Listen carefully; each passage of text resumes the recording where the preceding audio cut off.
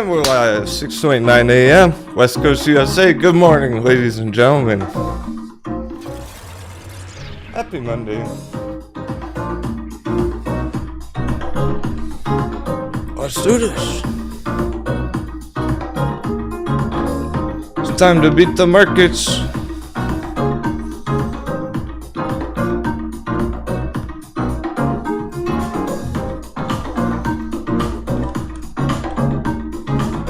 This week's gonna be wild. Fasten those seatbelts. And we're open. We already got alerts. What the fuck? Let's get some stuff into the chat. What the fuck? We already got alerts. Pop it off. AMC $14 breakdown.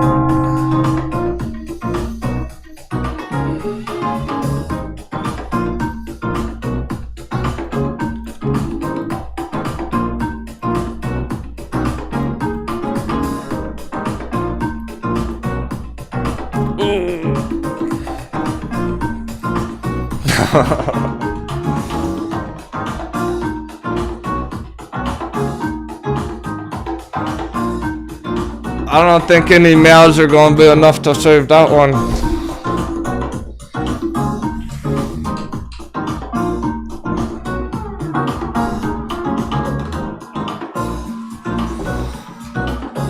Ooh. Oh boy. Here we fucking go. Ready or not? Ready or not? Single digits. My goodness. Dollar's red. It doesn't matter.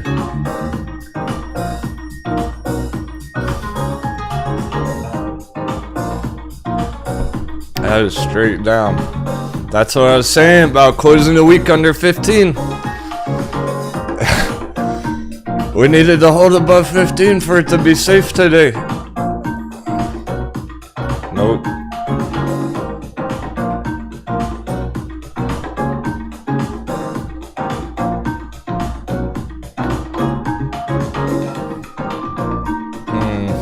Yeah, what was the other? Holy fuck! $12.90. Poor AMC. I can't look. MULN 50%. Go MULN, go! Go MULN, go! 777.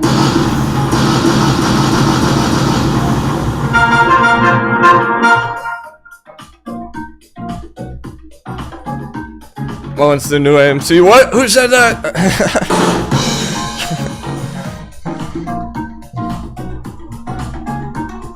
Naked Slavi, Lewis Smith, Kurtman, Null, Tamagato, Becky BNRC, Edgar Grizzly, Bobby, 43, Vitali, Javier, Just Revenant, Evo Toro, JD Perdiat, Hornet, Brian Waters, Mario, Gizmo, Headstock, Gary Holden, Andrew Wachowski, James O'Leary, J-Bake, Bill's Mafia, Robert Slicky, Travis Schaefer, One Nelly, 4420, Tom Ewing, Jarhead, Elton Kirk, DLG, Gregory DeWash, Stock Wizard. Or do we take profit on mullet? That's a good problem to have, my friend. But that feels good. Whatever you want, because you're actually in profits. So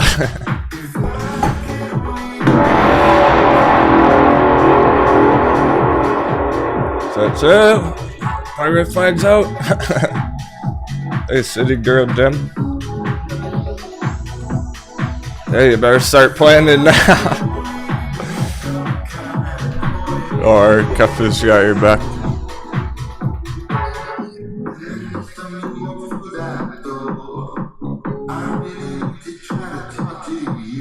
Huh.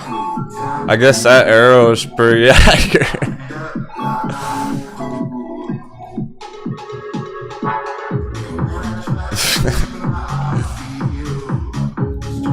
Well, if we just did this, here's what's next. 250.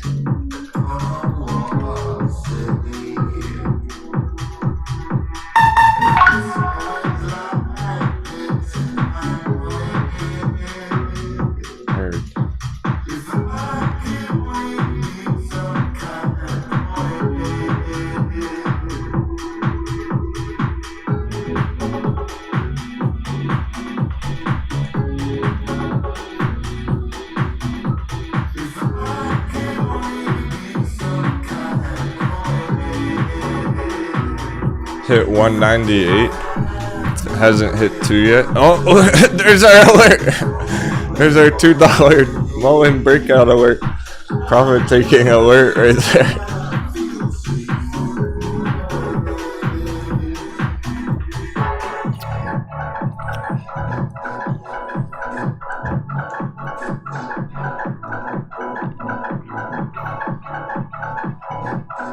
And that's how you beat the markets. You get a MULN last week before all the FOMO.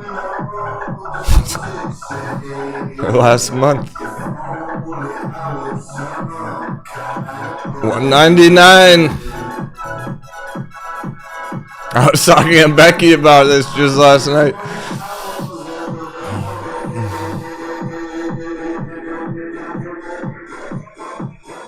ETH flowers, nerdy dork.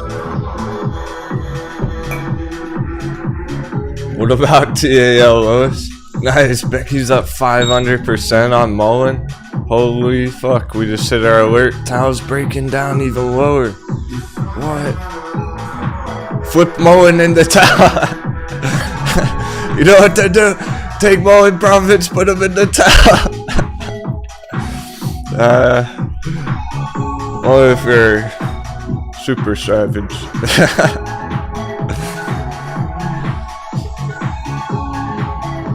208 MULN, holy fuck. We're going.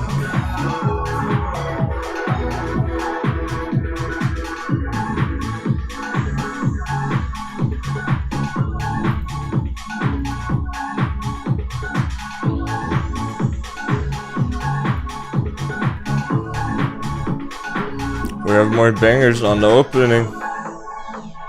Solid healthcare. This looks like a gold buy box.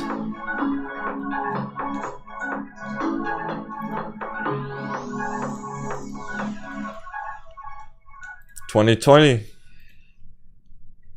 Here's 2020 HBI. Bull run last year, all the way back down. Full retracement. Baby bounce. 20%. AEI. Pirate wedge. Pirate wedge. Pirate wedge. Let's fucking go. This is gonna be an epic day.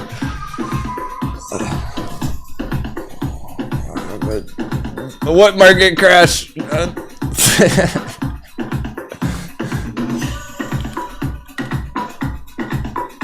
S&P barely at 420. Barely.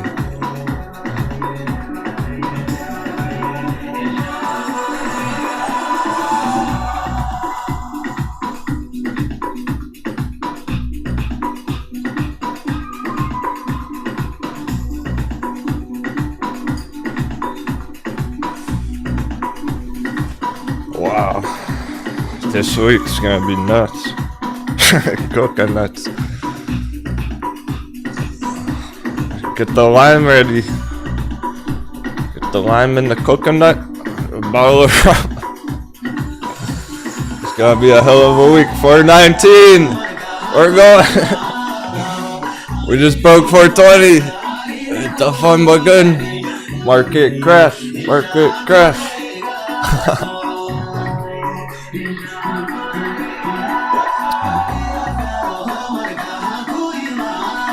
The big week, the big paper hand.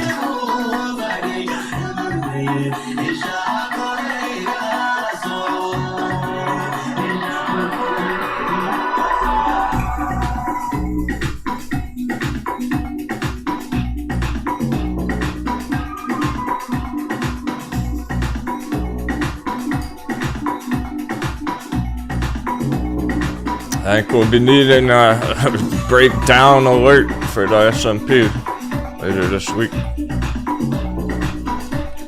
I might trigger today.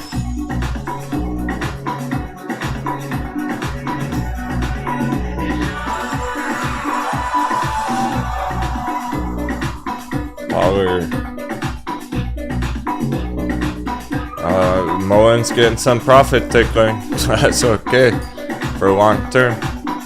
Some day traders taking profits, clearly. There you go, Swift Mischief. You locked in 115% on MULN.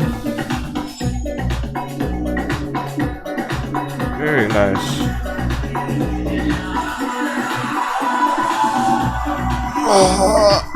Arg! Arg!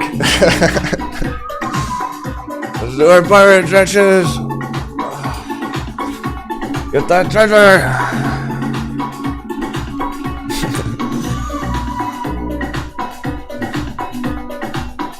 That's too early for FOMO. What are they thinking? Who the fuck's buying MULN at $2 this morning? Jeez. They just couldn't resist, could they? Remember all the buying pressure Friday afternoon?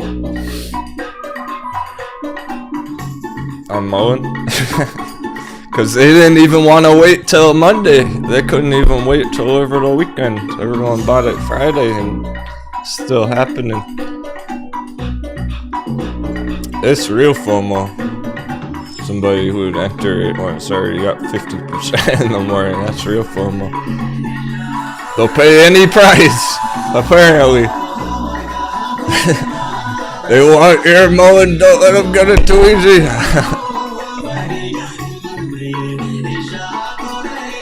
Get out of the shower. Stock wizard.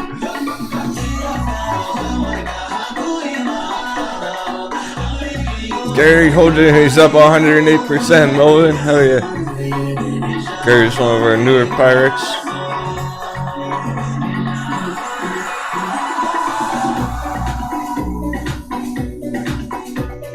Ed Paul Texiera, running up Camber Energy. Sounds good. That's valid or not. It's an active long trade. We on Teddy's up 85% on MULN. Nice job, everyone. So proud of you. Fuck yeah.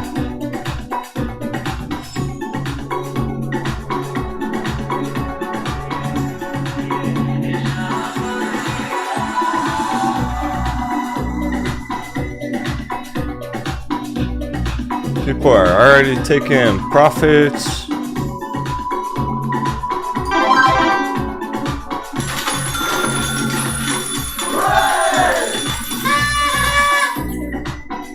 All those profit takers in the chat. I like to call them big brains, smart money. Got all that smart money in the chat.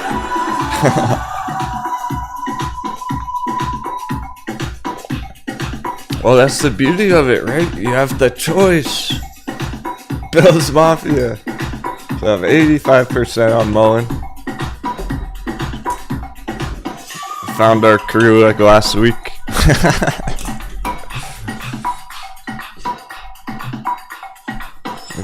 Those Mafia, didn't you start watching just last week, man? You double your money? That's a damn good start. Hear ye, hear ye. We must take MULN to the moon.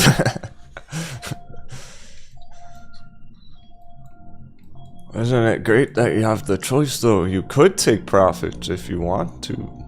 You don't have to take all your profit. Why would you take all your profits? I don't see a reason to do that. You might as well hold some of your MULN for long term at this point, right? But if you already double your money, you can take off your profits, just get your initial investment right back out, put it into something else. Like TAL on that super hot bevy. Ridiculous bevy. Oh, it's already bouncing. Tal, fire the fucking cannons, TAL! Go, go, go! There's no time. Under $2, TAL. Get that fucking treasure. It's already bouncing. You got no time. It's not gonna wait for nobody.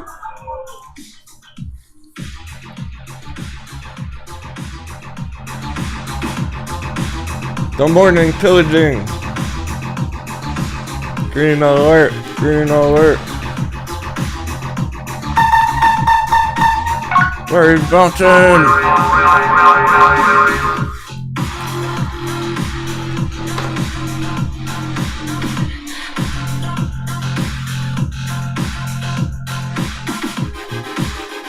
That's gonna look so stupid on the long term. We're at like all-time low.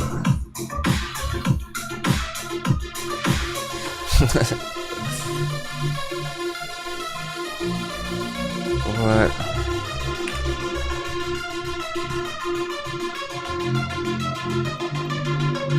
That's the only time it was below that price right here. Ever.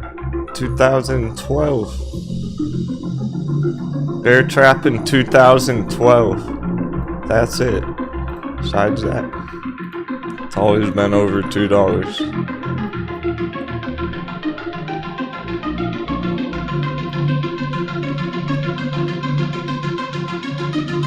Fuck this shirt.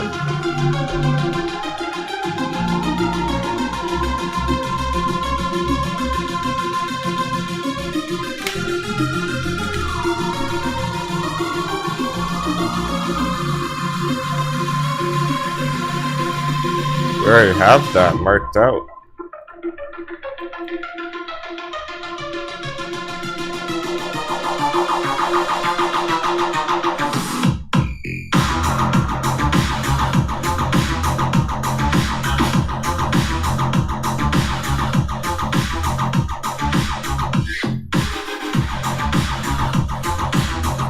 Thinking about sparking this shit up.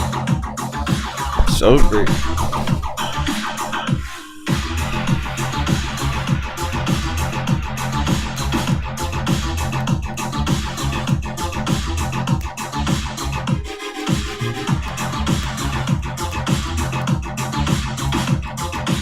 I'll be sitting in here all day. I can't hotbox the captain's deck.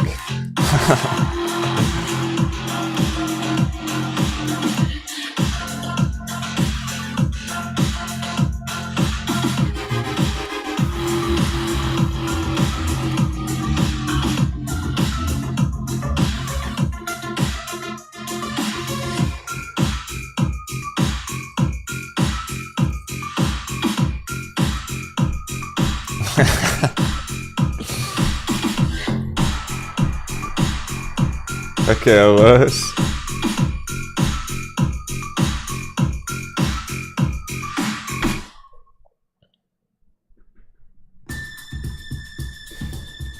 Fuck it for the crew.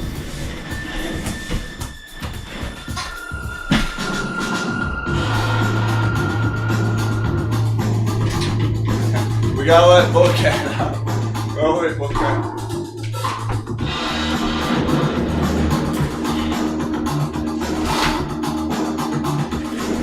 For the crew.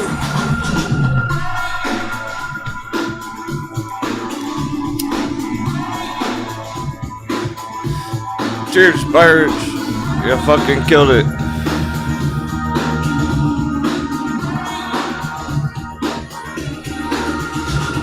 Bust open the sundial crane.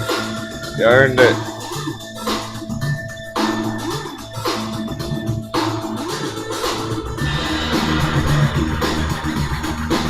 That's what happens when you send it in the chat last week when you vote 100%. Fuck it, always go.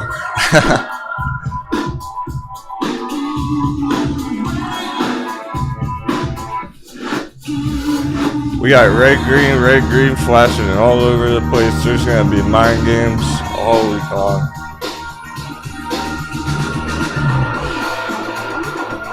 This is gonna test your emotions just right now, even if you took profits right now. It's still gonna make you question everything. Oh, should I get back in? Should I?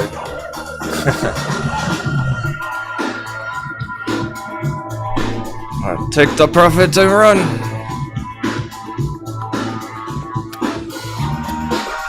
I say you're good to hold some. I don't see the point to hold all of it 100%. Let's say you took half, you took a quarter, maybe 25% to 50% of your profits in this box right here. 2 and 250. Why would you do that? If MULN can go to $10 long term, why would you take profit now? Well, if you take profits now, then you can fire some fucking cannons at TAL or something. You can enter another trade this week without having to wait any longer.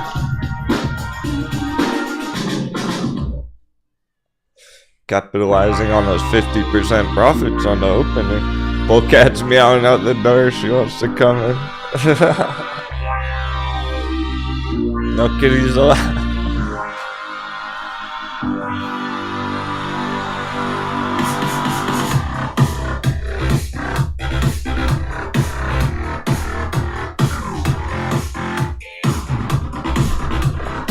She'll come save MULN later. It's probably gonna sell off a bit right now. It's getting resisted from the $2 box. That's all good. You can take some quick profits if you want. Otherwise, we're surfing the wave. We'll keep going.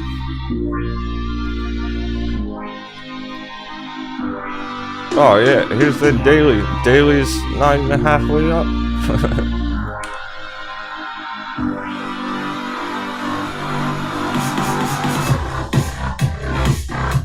Look how far we got to go on the long term. Here's the weekly. The weekly hasn't even started yet. Are you kidding? 777. Nice. Look at the weeklies. RSI still undervalued, oversold. It's got a long fucking way to go. We're trying to get this.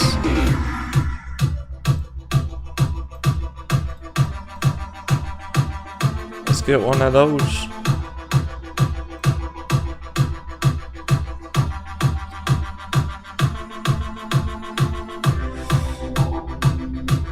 Yeah, let's be happy for all the wins, even if you didn't get in MULN yourself. A win's a win. Still a good experience. You're seeing how it's done.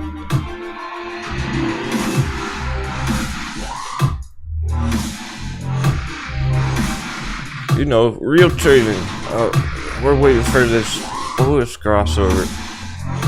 MULN's gonna pop real big when we get that weekly bullish crossover. I'm saying weekly bullish crossover. That means it might not even happen this week. Maybe next week we'll get a weekly bullish crossover. And then I'll keep going up for like 2 more weeks or something.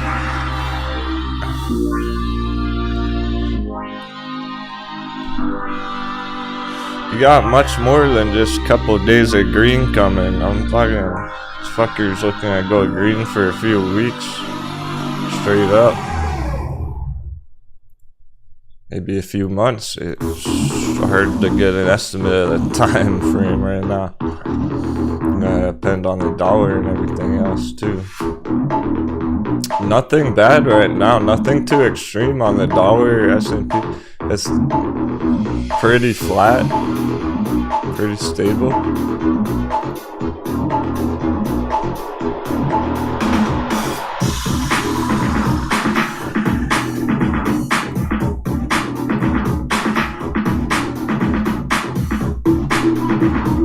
When there's nothing too extreme, things go green.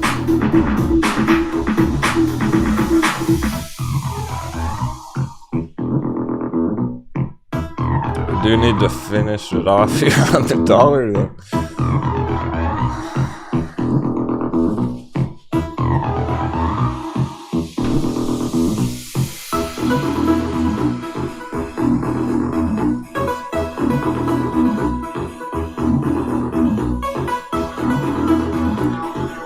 Yeah, see if you're holding $1 MULN calls, you're pretty much good to go. I don't think it'll drop below $1 again.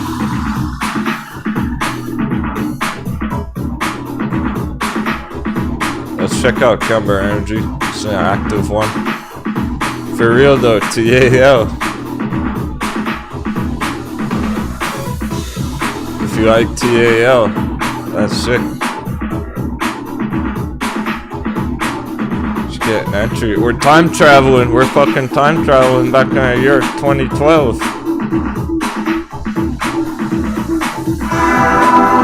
Who says time travel doesn't exist?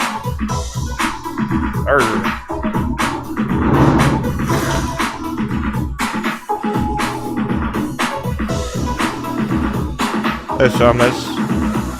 Yeah, we'll check out Hoth. And check that out too.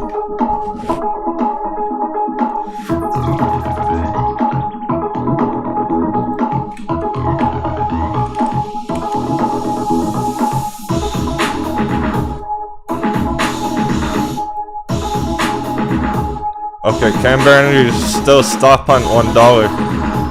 It's still fucking around the stop hunts at $1. Shaking out paper hands. That's fine. So it is like MULN last Thursday. MULN was right under $1, popped over $1, kept going.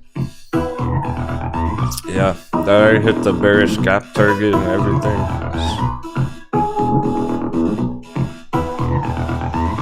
That looks as low as it's gonna go for now.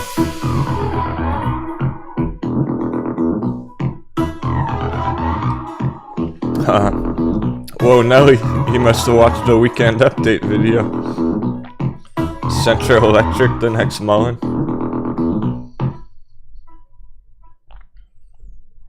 Make sure you all watch the weekend update video if you haven't seen it yet.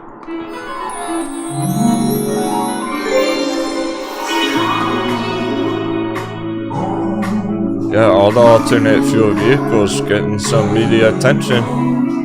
Central Electric's bottomed out.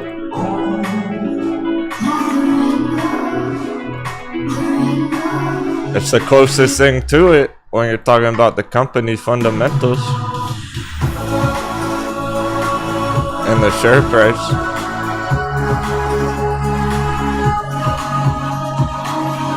Yeah, CNN is the next MULN. Awesome, Keith Denmark, MULN's your first profits of the year. Yeah, that's why such a good win. I'm so glad. So even if you just got into it last week, you're crushing it. Glad you enjoyed it, J Big Man. Yeah, I was busy all weekend, of course. There's early notes slowing down right now. We got another hardcore month ahead. Got an intense month going into April. After that, I think things will normalize more.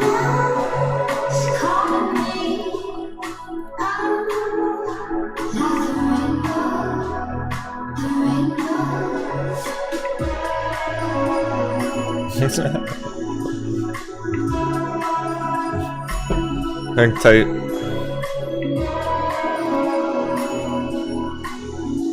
Be right back.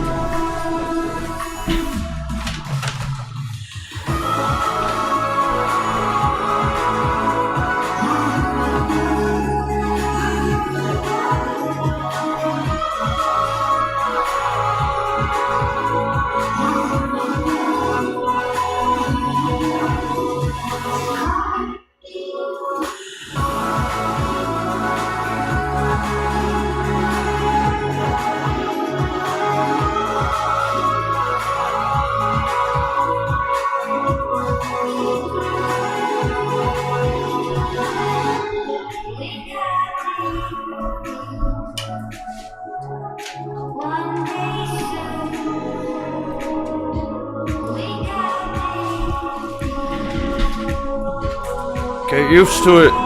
It's just what we do. Get used to seeing that green. It's more where that came from.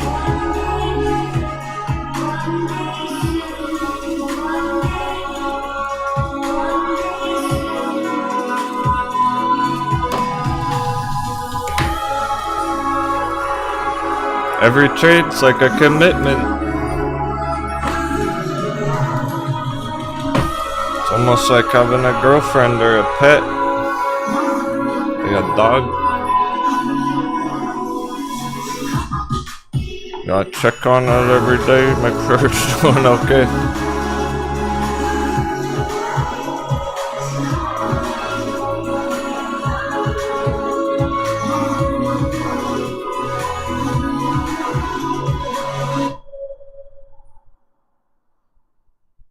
Don't fall in love with any one stock. Just because you're winning on MULN. Fuck MULN. Fuck MULN! How's that? Oh, we better get some 7 in the chat for Captain dropping fire. 777. You know what? Fuck MULN. You're happy about the profits. It's not the company. Who cares what the company is? You just double your money. It would feel just as good if you double your money on AMC. Anything. It's not about MULN. MULN's just the vehicle right now to get us to those bigger targets. It's the rocket fuel.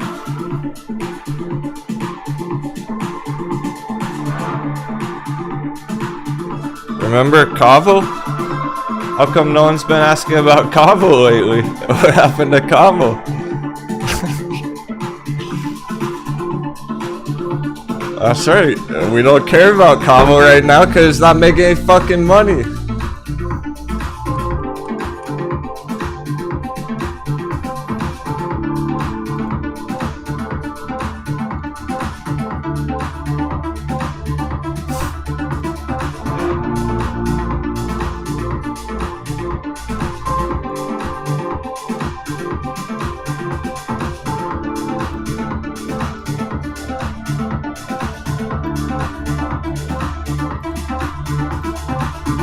Everyone loves Kavo and it went up 500%. Now we don't really care about it. That's my whole point. That's what MULN is. Use it while you can. Take advantage of it. The Moon Boy FOMO. They want what you got. They want your MULN.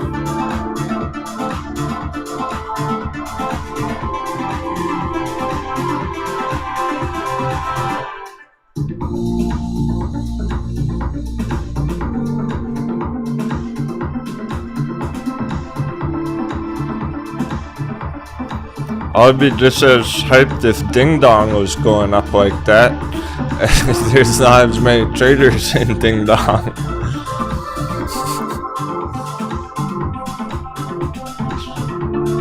I'm psyched about MULN because there's so many of you trading it, riding it up. And CNN is going green right now.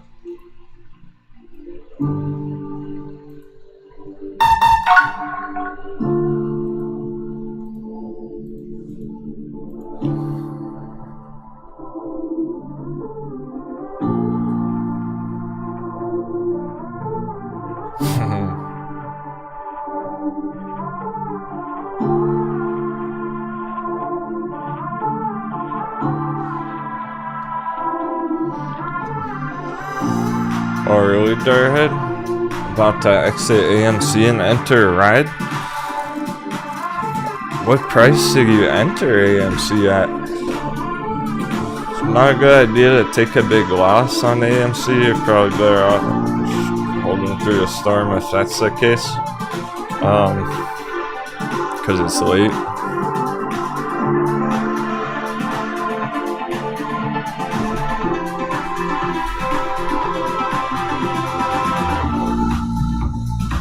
The only way to exit AMC that might make sense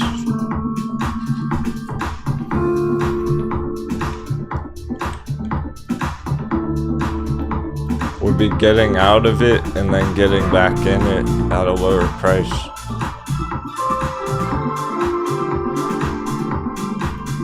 If you get out of it, you should probably plan to get back in or a retracement.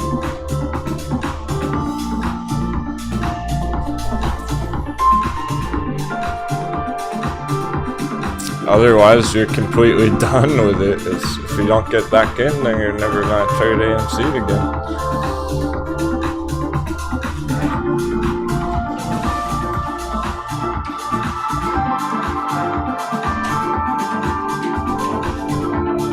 The wind! The wind! It blew up in the door.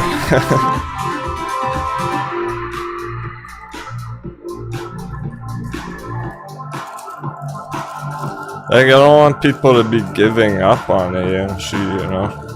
It's not like that.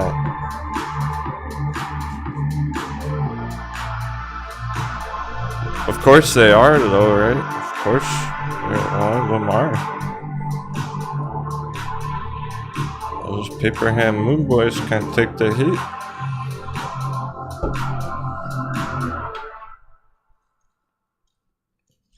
At least Jarhead's talking about getting in ride instead. There's a lot of traders who are just exiting AMC and the markets completely in general. And they're going back to work at McDonald's. Arg.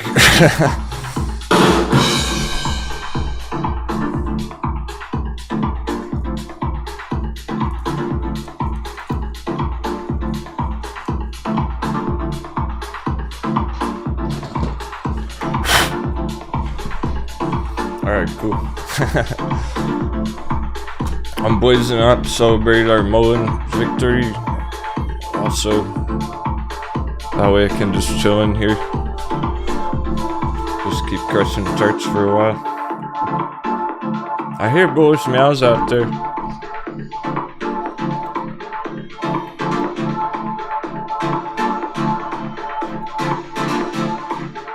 I'm ready to crush some charts. Centro. We're right on. Could we be any more on top of it? Watch, Centro's gonna go like 50% today. I'm seeing it right here as it's happening, getting started.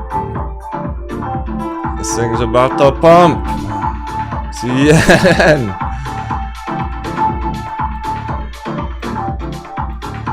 We got the bullish meows. People are taking MULN profits. They're buying CEN then. She wants to join the party. Alright, cheers, J-Big. I'm not the only one.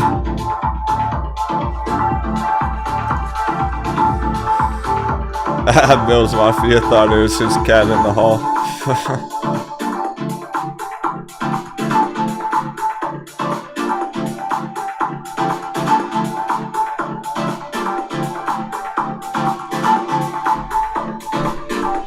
I'm glad a bunch of you already took some profits right there. Why not? You could enter so many other different trades, it's worth it. Bullcat broken! You can't be in here right now.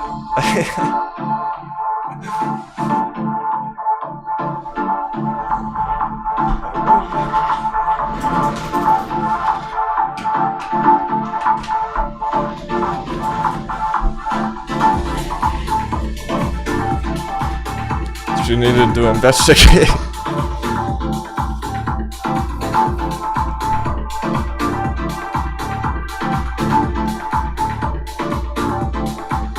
There's a good selection of green ones right now.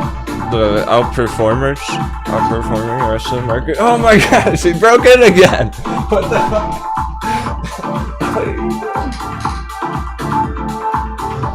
Oh my goodness.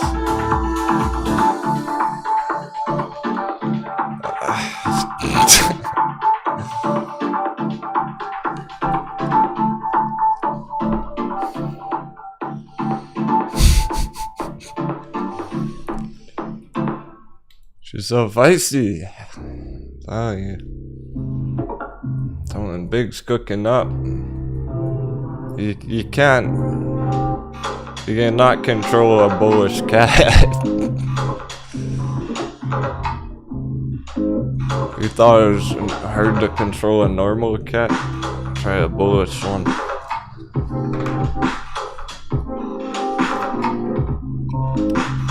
If you're still holding all your MULN and you didn't take profits, Don't even sweat it. Just ride the waves. See if we finish the day with a bang. It's only Monday. This is all the weekend buying pressure.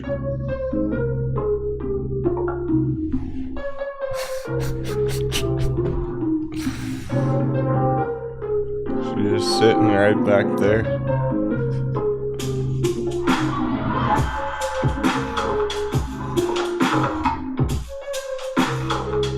Yeah, just serving it, doesn't even look at his AMC position anymore. That's the way to be trading it.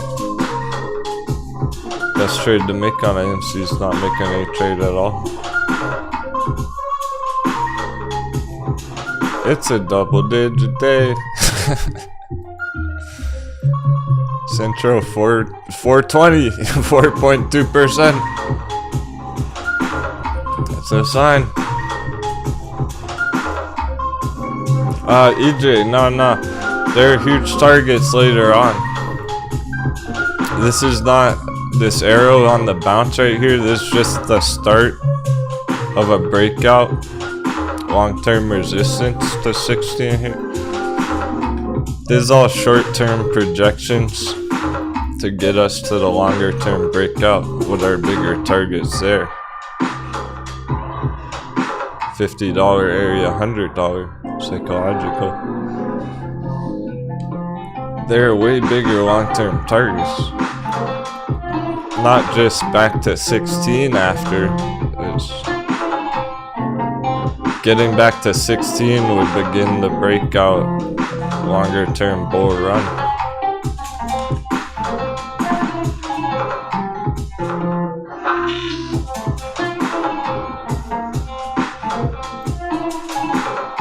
If the targets weren't very good, we wouldn't even bother trading it.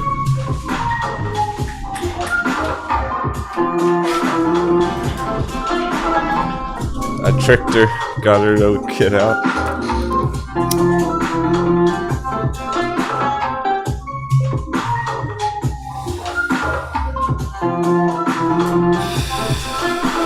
GameStop long term, go back to the all-time high, 500, potentially 1,000, double that, double.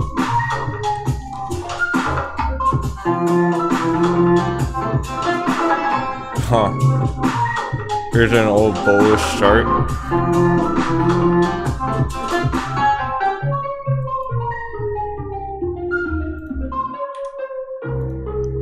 Pretty clear that's not happening, right? Dunk! We're gonna dunk it. It's like donuts in your coffee. Hey Freddy, nice man. 87% green on MULN.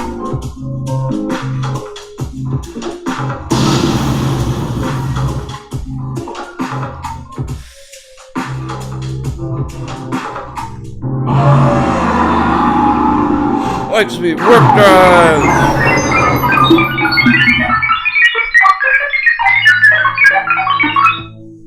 The win. Trading gods are pleased.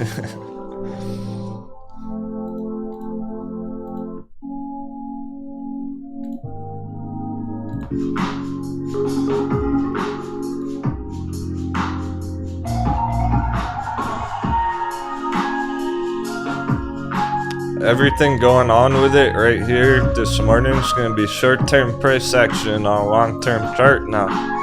MULN's not a day trade anymore since the first run. The first pop here was the only day trades on it, up and down. Now it's a hold, it's a swing. And you're just taking profits when you hit targets. That's all there is to it now. Just plan which targets you want to take profits at. That one made sense on the morning because it went too far too fast on the opening.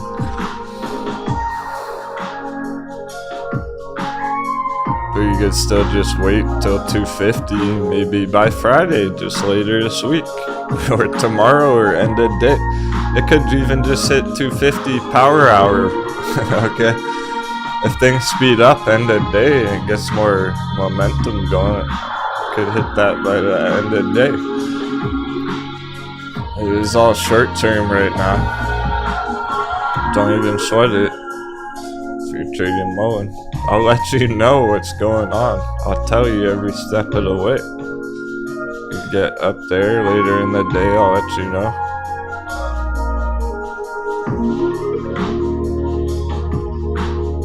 Since so many traders are in it, I'm going to be charting it actively, frequently all week long. Helping walk everyone through the whole steps, every step of the process. From beginning to end, from the very beginning of the trade to the very end of the trade. That's what other channels don't do. They might have a chart prediction, they might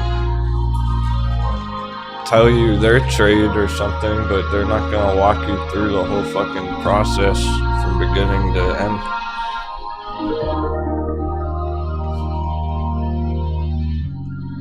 Exactly, just Revenant. Why is TAL so low? WTF? It shouldn't be. You know what to do. There's only one thing left to do. Fire cannons. It should not be that low. Sometimes things don't add up, and that means it's a good time to enter. It's already bouncing like a mofo. That's a huge bounce already. Who entered on TAL there? We already fired cannon shot. I did the whole animation and everything. I was like, take your MULN profits, put them in TAL.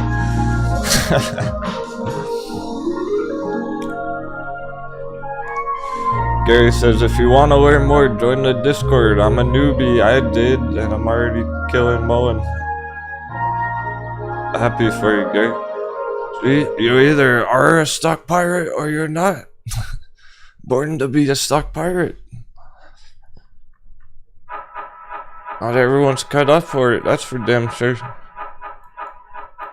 I believe in you all. I do. Maybe your family doesn't. Maybe your friends don't believe in you. Maybe your kids don't even believe in you that much. I believe in you. You can do this shit. If everyone in the chat can do it, they're your peers. They're just like you. Showing you what's possible. You're seeing what's possible. If you don't know what you're capable of, how can you accomplish anything? Now you're seeing what you're even capable of. Doubling your money on MULN in 1 week.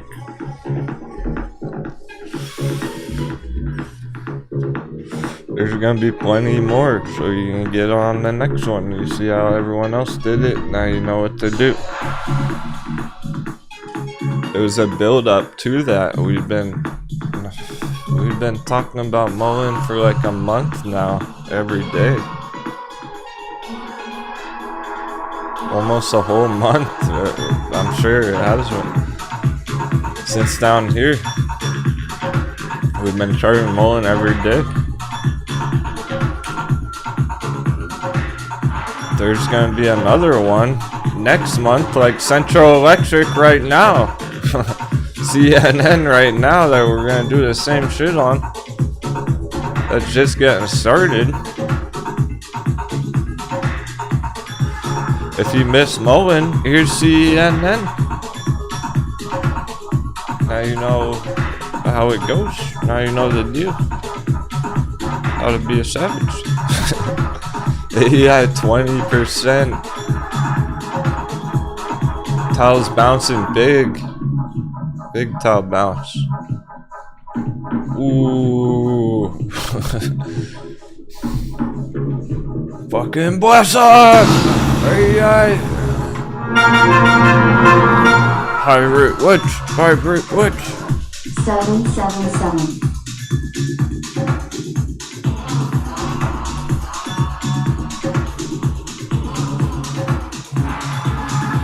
It's a beautiful day in the Matrix.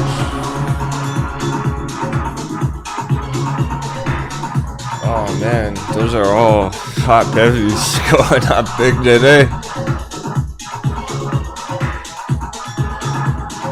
Allied healthcare is the least attractive out of those.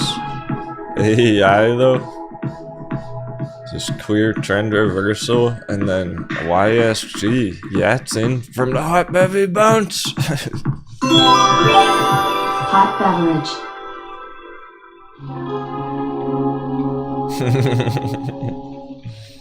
Hey, Michael Mercado. Should we get into AI now? Well,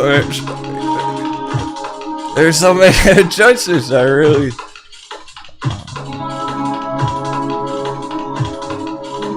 Yeah, you could get into AI now, but you could also get into Yatsen now, or you could get into, or you could get into any of the other ones. You gotta pick your favorites. That's where reading about the company is gonna be an advantage, because maybe you'll like something in the business plan. Maybe you'll like the fundamentals, and that'll make you more confident about holding it long term. So since CENN's an electric vehicle company, Central Electric, that's great due diligence fundamentals that you feel confident holding CENN from this cheap share price, as long as you're getting that deep fucking value entry, which you are. You can feel pretty good holding those shares even if you don't get a good move on it soon. So let's say you entered CENN for a swing trade 100%, but it doesn't happen for 3 months. That's okay, you're still cool holding it because you like the company.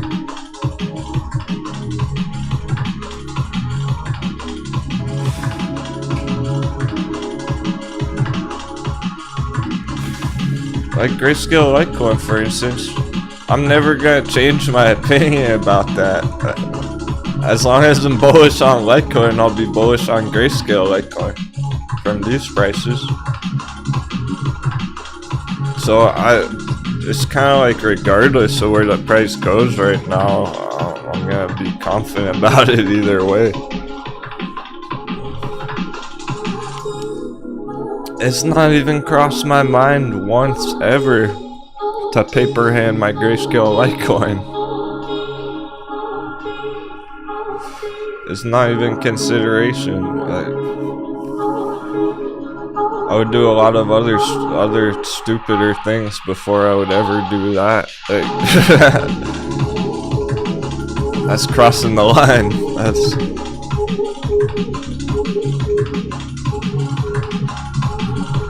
Stupid isn't a strong enough word for that. That's fucking idiotic. The long term so bullish. Who even cares about the short term really on that thing, on Grayscale Litecoin? See what I'm saying? The fundamentals do matter in that regard. That's why AMC had the $5 buy box last year made so much sense. Because of the fundamentals of the theaters reopening across America. They hadn't done that yet. And the world, globally as well. They hadn't really started opening globally yet. Now all the theaters are open. That was the whole idea. It gave you a reason to feel confident about holding AMC, not just a short squeeze every day. I got a meme that's actually so appropriate. Captain always got meme ready. So appropriate.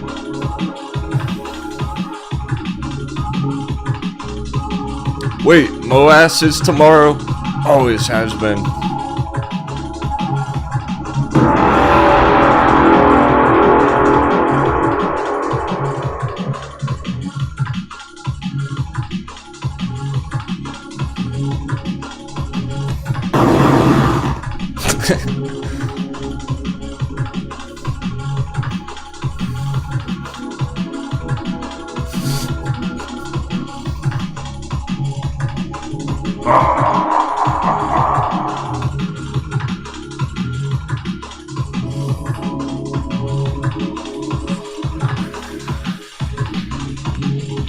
picking up while I'm throwing down.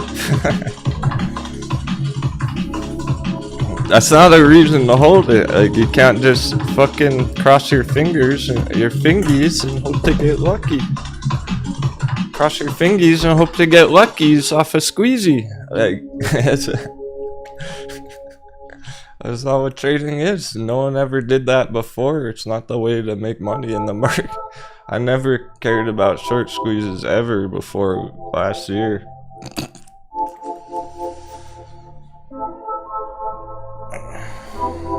I only care about it because everyone else is talking about it. You can trade the narrative on MULN. MULN short squeeze, let's go! I don't care what you call it. MULN's green as fuck, short squeeze or not. It's not a short squeeze, it doesn't matter. It's just pumping. People think it will, so it's almost self-fulfilling prophecy. As the legend foretold.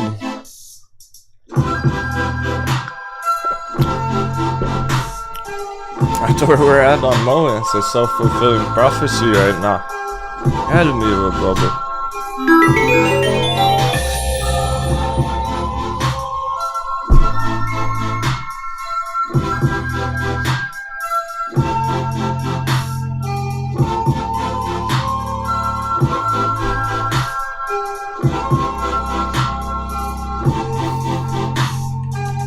Okay, let's pull up the MULN chart. Here's the MULN chart.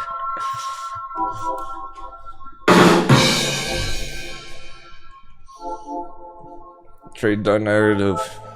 That's our new motto right now. It's one of them. Stay calm, hold strong, but also trade the narrative.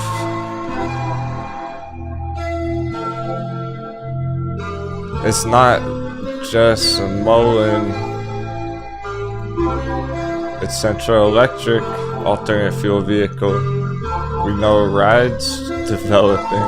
We like how Ride's developing. Nikola.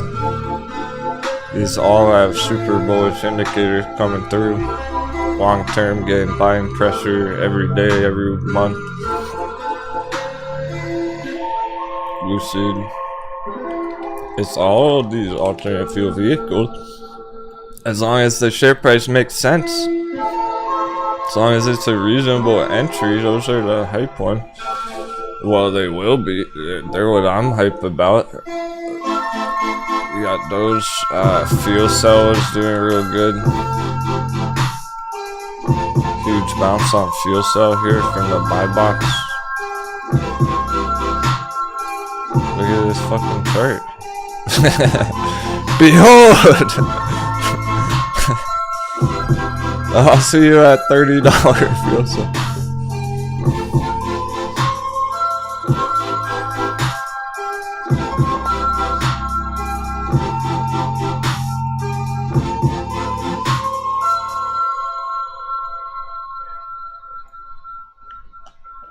That's the sun.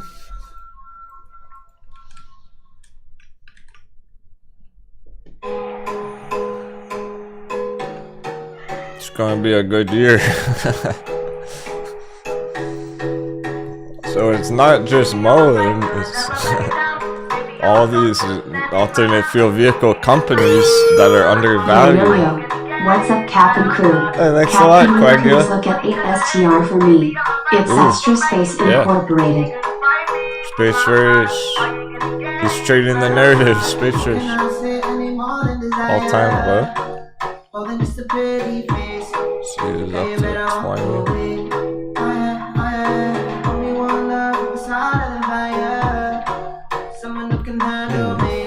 This might fit the requirement. Okay, so before we even measure, bullish, yeah. It's the real deal, collapse, Tina. Is this the bottom? Oh, man.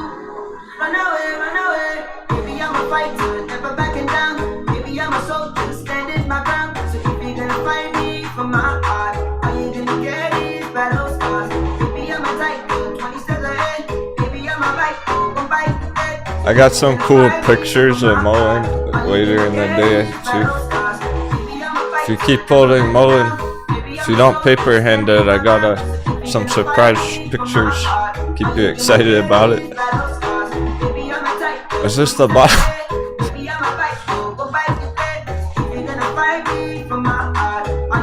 Flip it upside down. Wait, there it is. Kinda. No, that's still the top up there. There we go. Now it matches.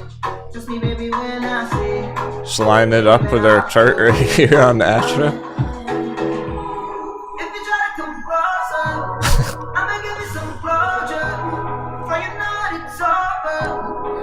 Maybe it fits our requirement on an IPO. I want to see 55-65%.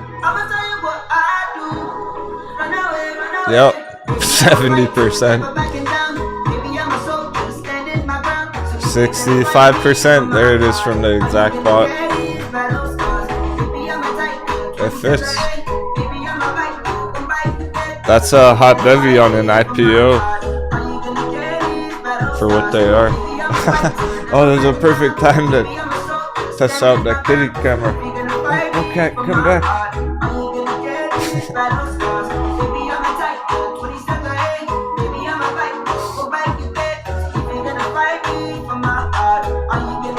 Wow, kitty camera.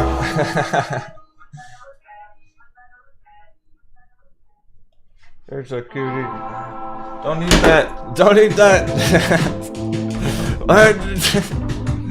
Why does she always eat plastic bags? Look at that.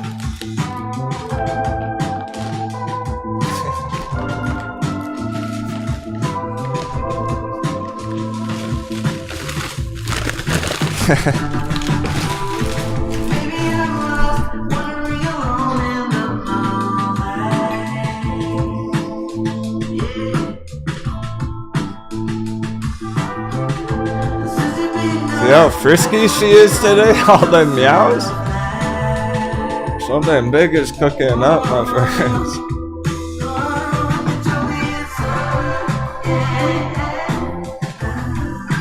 If we got that 65%, that makes it an attractive entry in IPO. I don't want to see 35% down, that's not enough.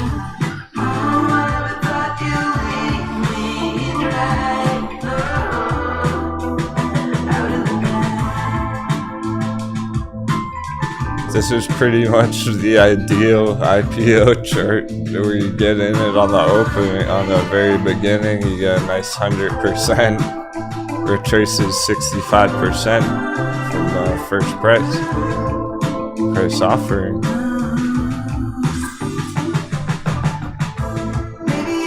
Let's see if the indicators do anything. Oh, bullish crossover on the daily.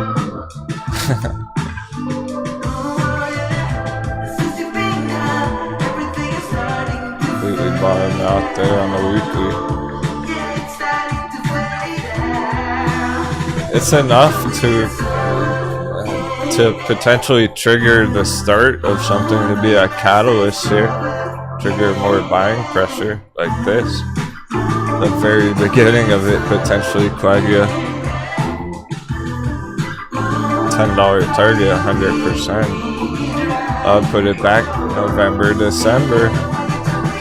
Last year pirate wedge on it.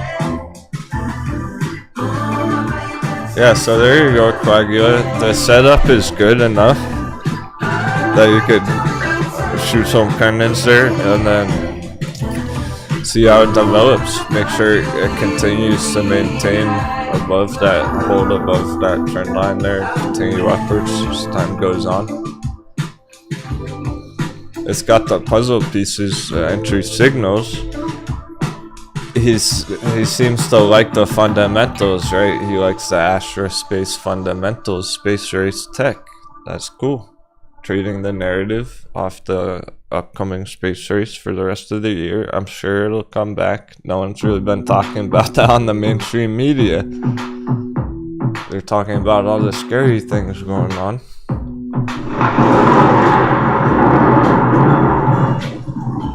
talking about fun rocket ships going up to orbit. They will when it's happening again. Yeah, I guarantee the space race is not over. How about that? Let's put it that way. Guaranteed there are gonna be more rocket ships going up there one day. And these are the companies that are in the lead. These are the ones that everyone, they have the name brand recognition. It's kind of like Bitcoin and crypto.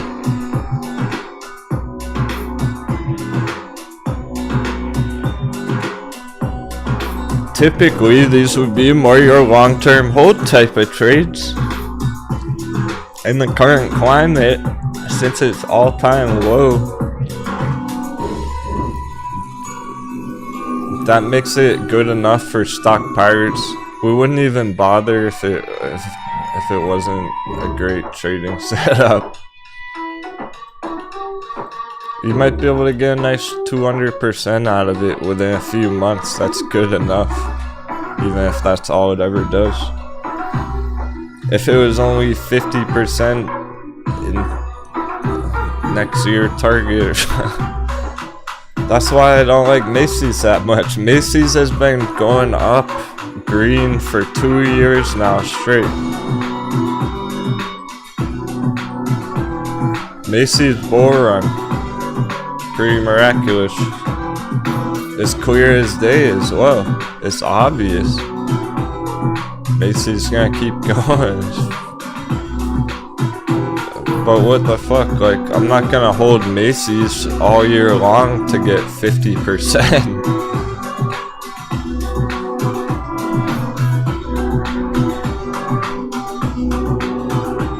If you're an oil tycoon or something, if you're a real estate mogul like Pam the Trader,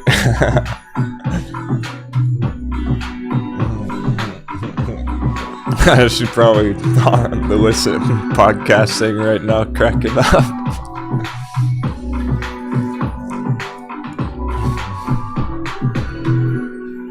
If you're a real estate mogul, maybe it would make sense to long-term hold a bunch of Macy's.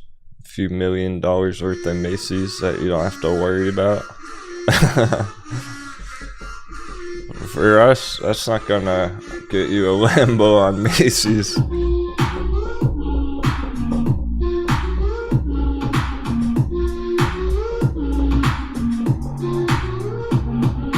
Thanks for joining me today, everyone. It's a big week. Double-digit day, too. I'm impressed. S&P, nothing too extreme's happening, so that's how it's been going. Where so long as S&P's not going straight down on the day, things are going green. Like Bitcoin can pop 40K right now with this.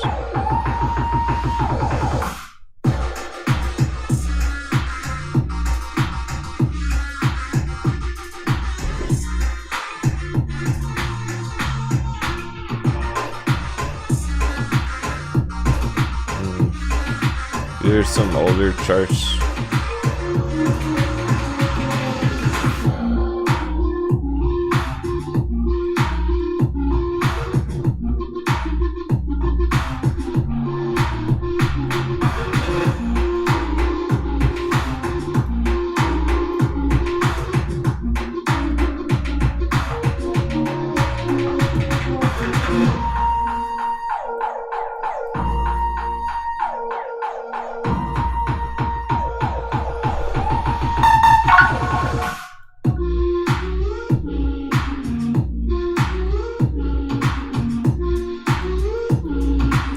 How we're holding a higher high from August.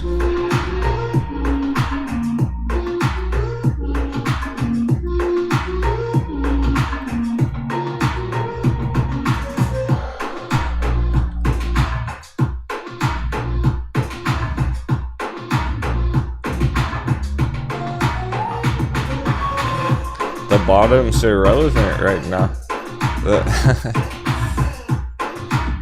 during something like this is irrelevant.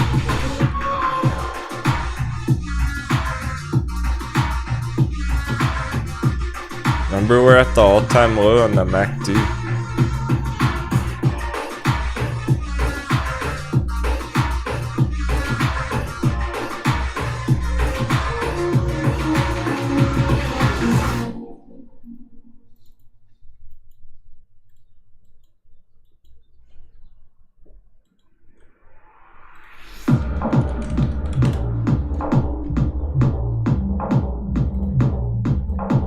Just under 1T on the altcoin still.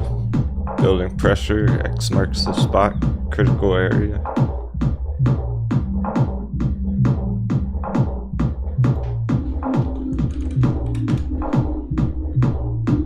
There's our crypto total.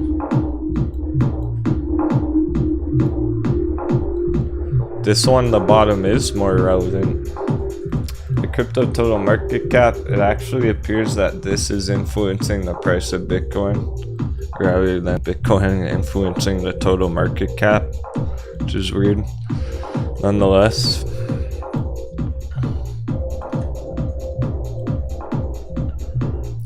the bottom here is more important.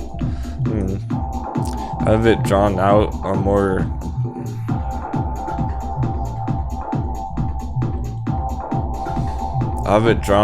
more pro type of way. This is how I would draw it, but that's not really what I wanted to demonstrate. Talking about this, going back to 2015. That's why the bottom's more relevant on the total chart actually than it is on Bitcoin itself.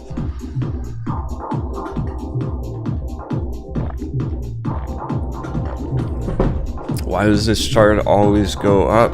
Because crypto keeps growing and growing and growing.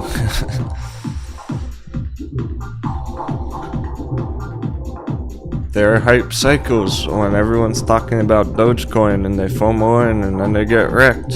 It slows down and things crash for a while. You get those hot bevy entries. But in general, crypto, there's no stopping that freight train. More and more people are just gonna keep talking about it as time goes on. Especially the younger generations growing up, getting into the markets for the very first time. They're gonna be getting into crypto 5 years from now, 10 years from now.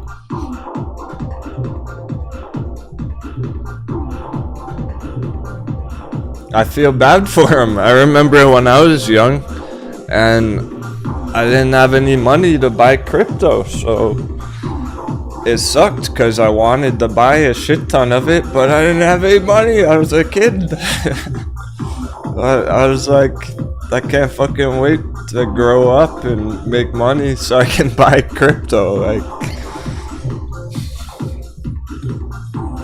And I had to pretty much live my life until I was able to do that and get there eventually. But there are a lot of younger folks out there who aren't able to buy crypto, but they fucking want to, and one day they will.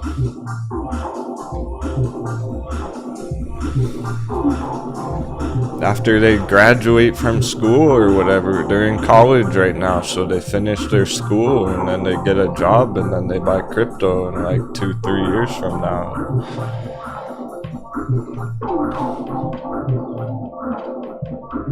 Yeah, for sure, Tina. That's the irony. I definitely would have been a crypto millionaire by now if I had been able to do that way back then. But I've lived life in the fast lane. There's a lot that's happened since then too. Like, it's not all about money, right? I didn't even really expect to live this long to make it this far. I never planned to get this far. I was just living day to day, and I was young and reckless. It's a miracle I haven't lived this long, so I'm just happy to be here in general. some of my friends didn't make it. You know, we all have those stories. Just people you grow up with and stuff.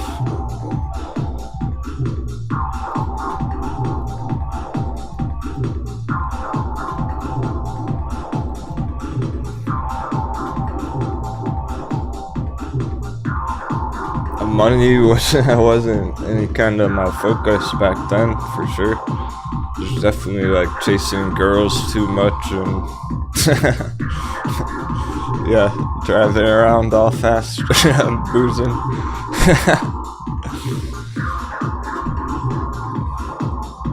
This is the most this far removed from my lifestyle 10 years ago. You know, but pretty much the only thing that maintained, one of the only things that actually stayed consistent in my life was trading and learning how to beat the markets. through everything that's happened to me with life, I've always gone back to that.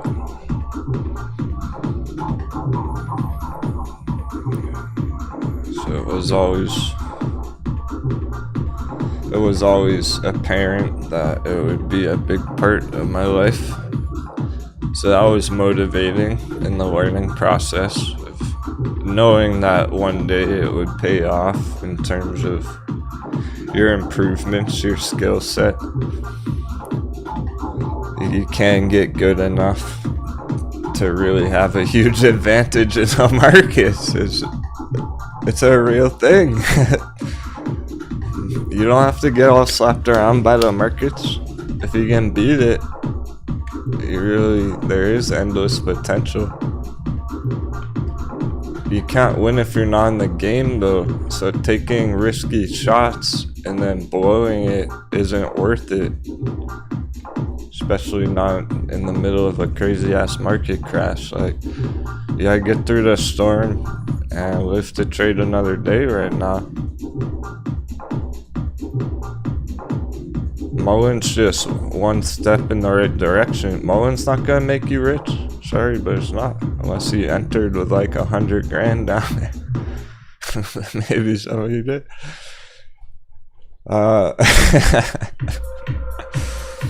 I doubt anyone entered that heavy on MULN.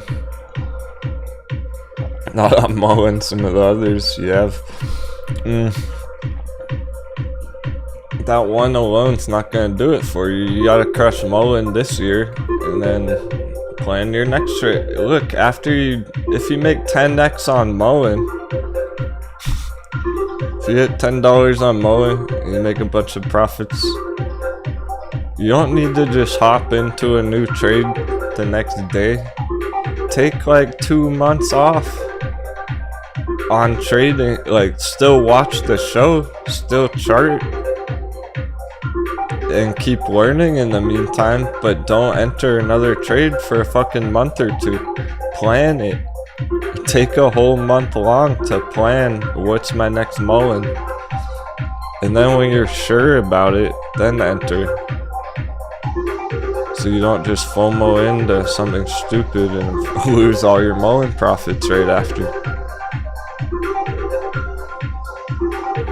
You gotta conserve this after you get it. So don't just FOMO into GameStop, like. So glad you're here and brought us all together, Captain 777. Cheers, Gizmo. Appreciate you, man. It's been great to have you along the journey. Really from day one last year. Gizmo made the whole custom indicator for our crew and everything. We gotta fine tune that. Let's work on that some more, Gizmo. You and me, we can make it official. An official tool, secret tool for the stock pirates on Discord. It's really cool. It's a way to compare the charts, kind of like our versus charts with the strength, but with the indicators themselves instead of the share price. Comparing, kind of like comparing the MULN RSI to Tesla RSI. Haha, David. Without the captain, I will be lost at sea alone, so alone. Yeah. There's no sugarcoating that one. No, it's the truth, guys. I have a vision. I had a vision. I had a dream. We're talking about it on MLK Day.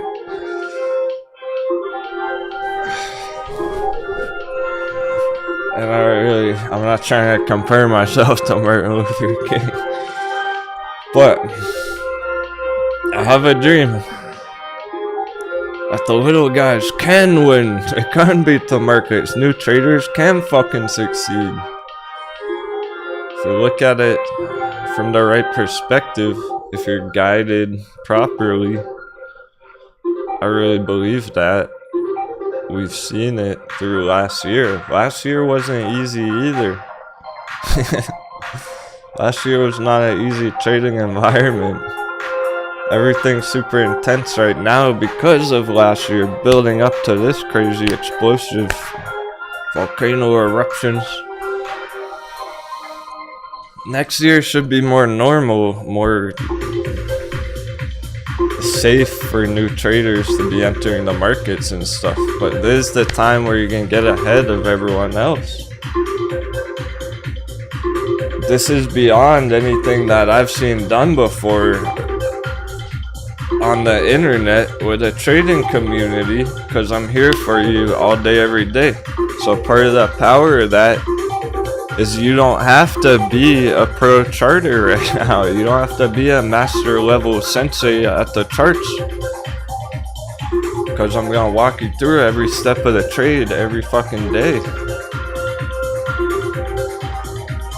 A big power of this is you can go to work all afternoon and just pop in on your lunch break. Be like, hey Denwo, what's going on with MULN? It's the easiest trading's ever been.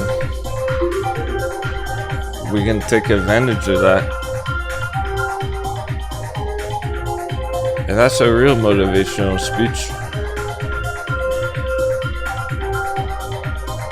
No phony, no phony BS.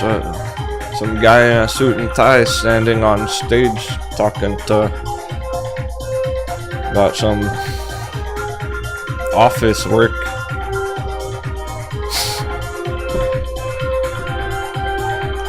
No. You gotta be motivated. You gotta want it. You gotta go out and get it. You gotta find the trades and make it happen.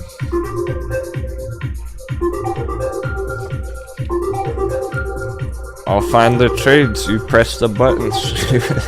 I can't press the button for you. That's just unfortunately.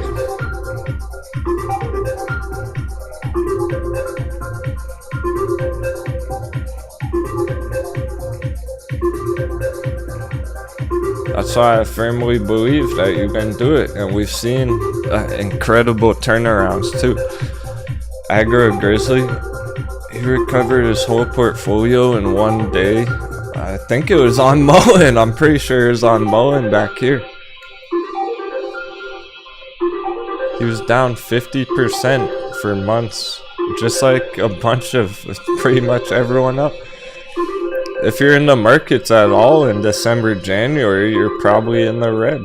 Like anyone in crypto and the stock market. So just like everyone else, he was holding red, down 50% for a couple months. Boom, he got in the green in one day on MULN. Back to the business.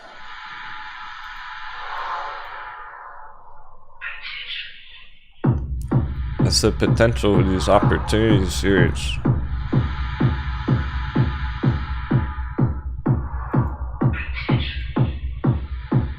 Maybe it has been really hard testing your emotions the last couple of months.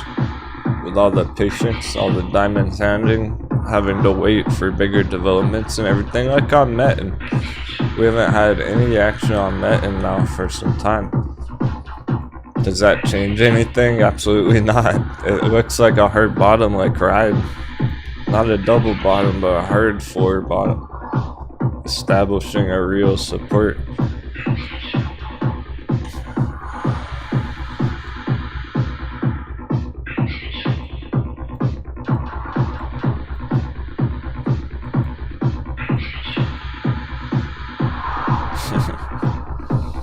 Maybe it really has been testing our emotions, and every day you're not sure, oh, should I keep to the plan on Metin, or should I get out of it and FOMO into MULN? Let's be real, that's probably what everyone's thinking. Should I sell my Metin and FOMO into MULN, basically? No. No, don't give up on these. We gotta give them till April at least to start kicking off the party.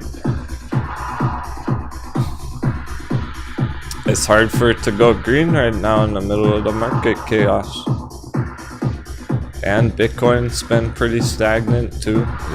We need to hit like 50,000 on Bitcoin to really, for these crypto stocks get rolling.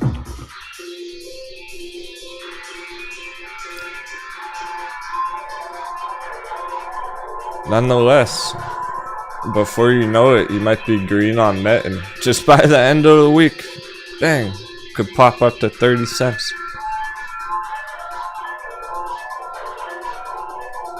All of a sudden you're green on it, so stick to their convictions right now. We're more confident than we ever have been about these popcorn bounces. A Central Electric. I'm not doubting this. I'm not doubting this at all. You can trust the process on these right now, because it's been working. Asia Broadband. AABB.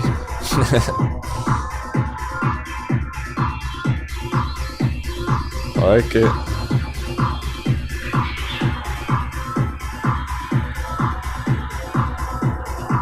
.099. It's like a joke.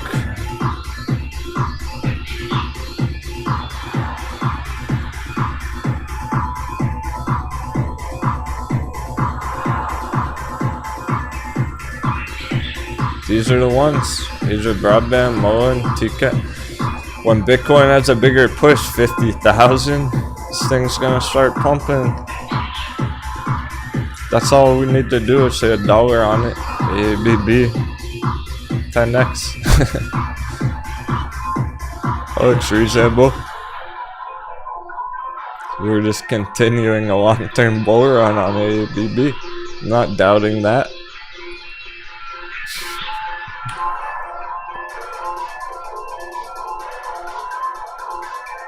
Here's the linear.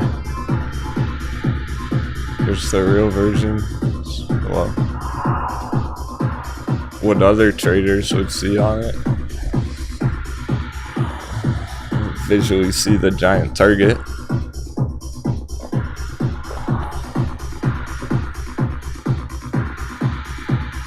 From 10 cents to $1, all-time high.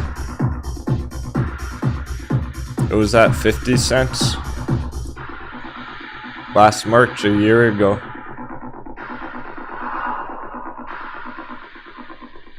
That's what makes it a good entry right now. It's down from 50 cents here.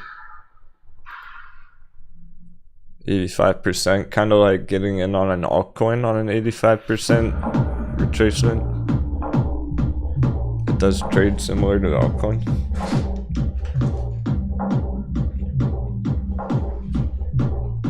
Okay, yeah, don't worry about Color Star and all those ones. There are gonna be mind games on some of these. SPCE under $7 today. Nom nom nom nom, gimme gimme gimme. Don't get me too excited. Nice. Not bored enough keeping that one on the radar. Let's check it out.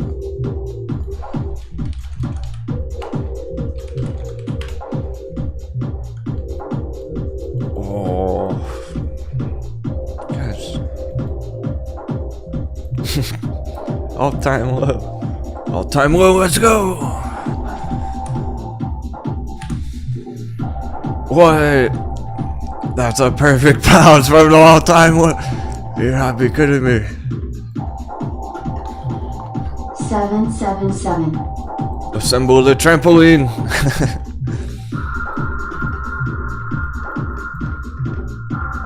That's too perfect. It's so perfect. It just might work perfect. Like that. We're gonna have to watch that one. I'll put it on word if it goes any lower, but damn, probably not.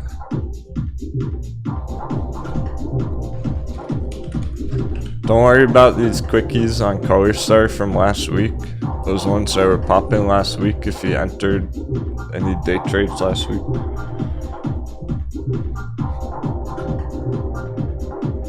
Well, let me know in the chat if you are concerned about any of those ones. Like, just give Color Star more time here and everything. It might go green end of day.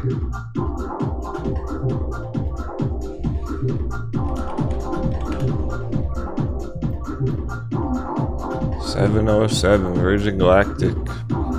Very bottom of our buy box. Okay.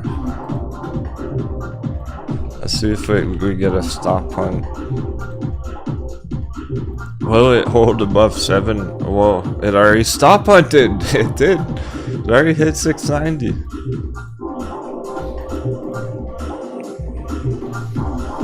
Now that the paper hands are out, we can go green. Premature back here. It almost went for it a month ago. We did hit $10 a month ago already. But now it's legit all-time low.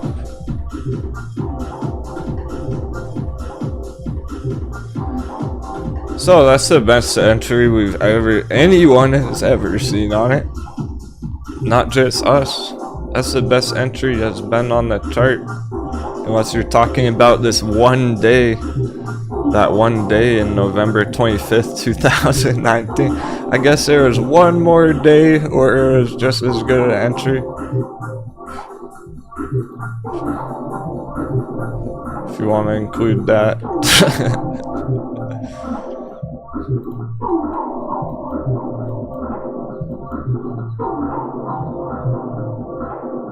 I'm sure you didn't catch it back then. I don't think any of you entered it that day a few years ago. Therefore, it is the best entry we've ever seen on it.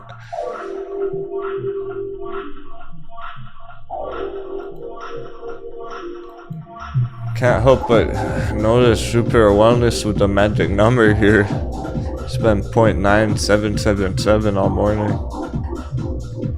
Where it got a bit of a pirate wedge on it. That was, yeah, nice 100% pirate wedge already. It's looking like continuation.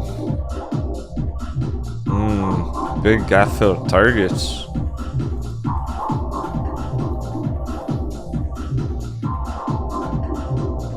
$250%. Interesting.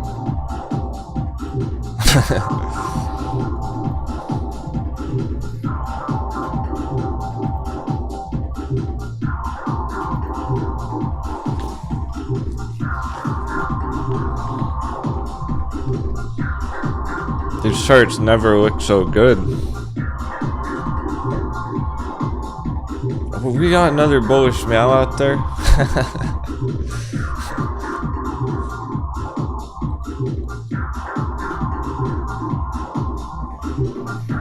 Something big is cooking up.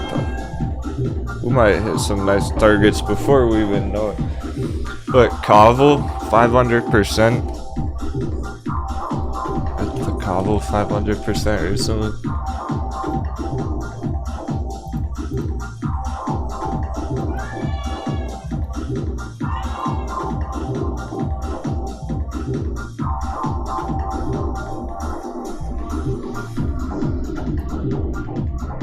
MULN, 250% MULN.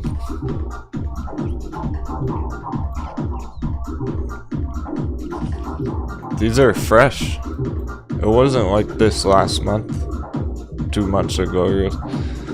Let's just say last year. Fucking last year sucked. This year's lit. It's gonna be like this all year long. Seeing nice rallies on our favorite Wall Street bet stocks. It's just very selective. There are 4 of them right here that are up double digits today. It's the same 4 all morning. Those are the ones that are likely to keep performing for the whole afternoon. Will the other ones see bigger targets? We don't know because they're not moving. If it's not really moving, it's hard to say right now. We got Asia broadband. Awesome, we're gonna have our first coffee intermission. Go check what's up with Bullcat. Thanks for joining me today, everyone. Happy Monday.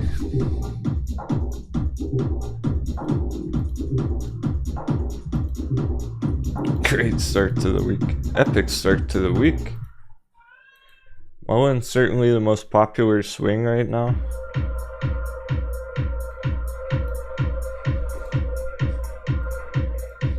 Congrats again if you took some profits this morning. Badass. Yeah, George Galliano, why did Virgin Galactic drop so much in the first place? There was lots of bad news back here. The company was doing share dilutions and stuff, selling, profiting on the rally. Investors didn't like that, and there's been no hype about it ever since. There's been nothing exciting happening with the company ever since. It's flying under the radar. Bokeh, okay.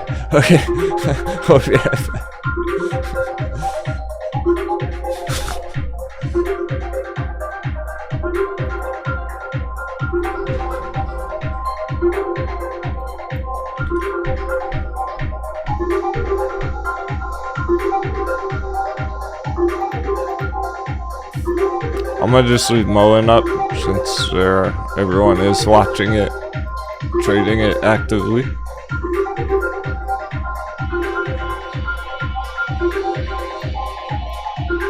Support's down at 140. Stop hunt 150. It's like $1.50 stop hunt.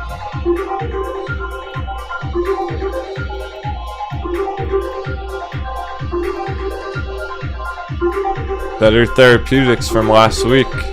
The therapeutics companies have been going straight up. Bear trap confirmed.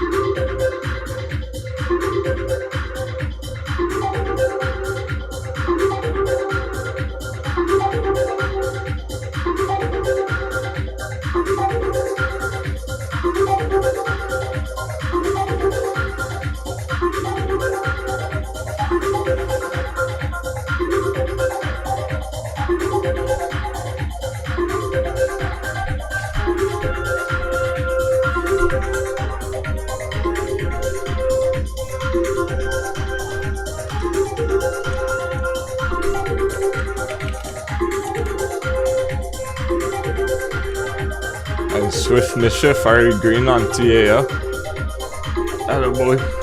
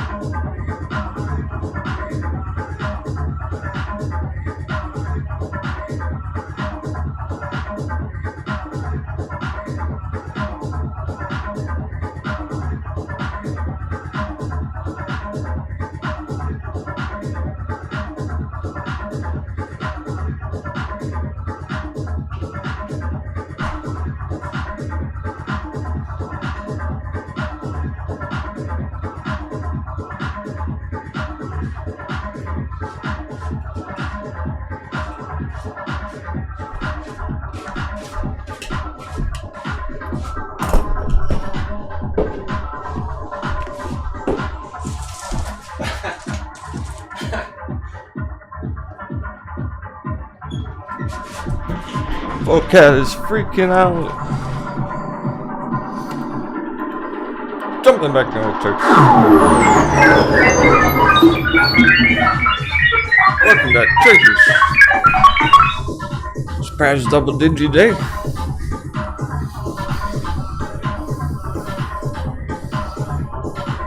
Yeah, now all the moon boys are talking about MULN, right, Robert?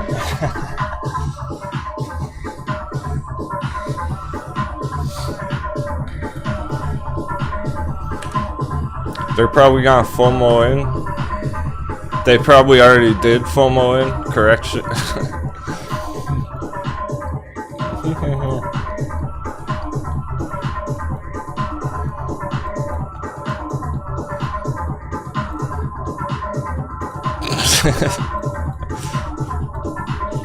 That desktop's lit. They probably already FOMO'd in at $2 and they're in the red right now.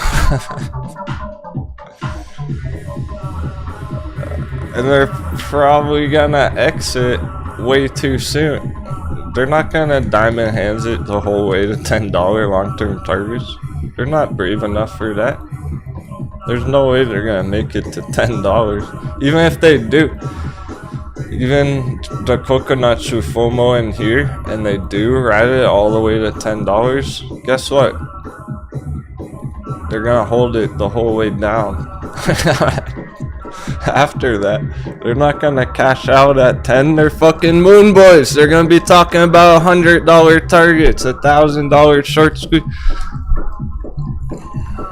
They'll get stuck holding the MULN bags, guaranteed. After the trade's over. Who's gonna be the one unloading all the cargo on them? Let's get this treasure back to town. Go unload all the fucking MULN cargo on the moon boy. They want what you got, they'll pay any price. They think it's gonna go to who knows what. Let them have it. Give them what they want.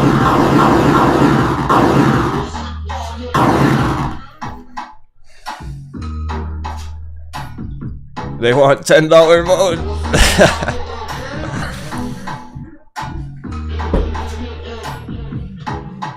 They can have it up there, okay?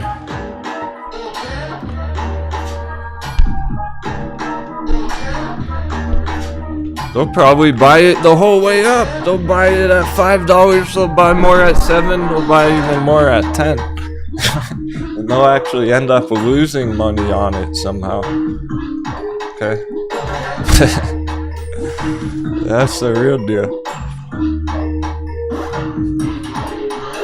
That's what causes the movements on the trade. It's people who FOMO'd in this morning are already like messed up. They're already paper handing. Imagine entering MULN today and instantly losing 20%. Like, you don't do that. That's not what we do here.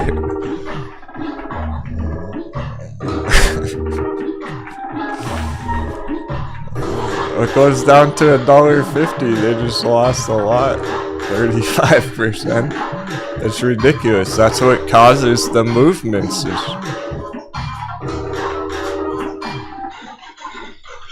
Overexcitement, and now some panic, and profit taking. Like all you took profits this morning. People are doing that still.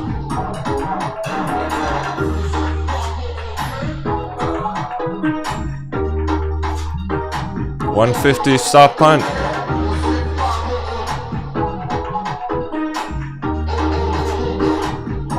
Red alert, MULN. For short term. Evil Toro's probably already crushing puts on.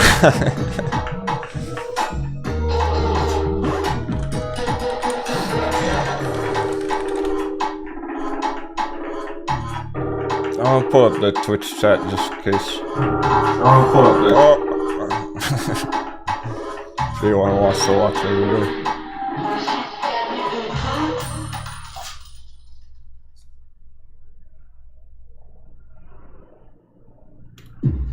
Try not to completely ignore it. For the one viewer over there. Let's go.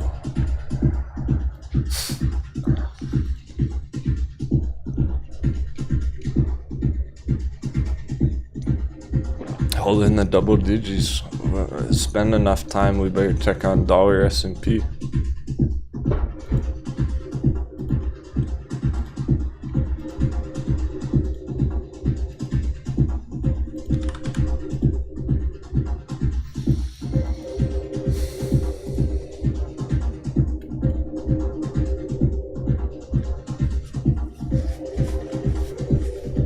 Here's what we're in the middle of.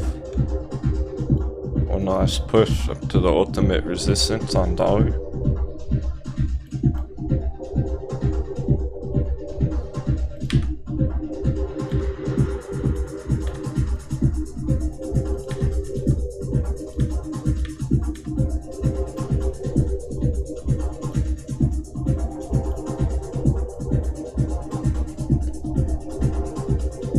Here's where we are.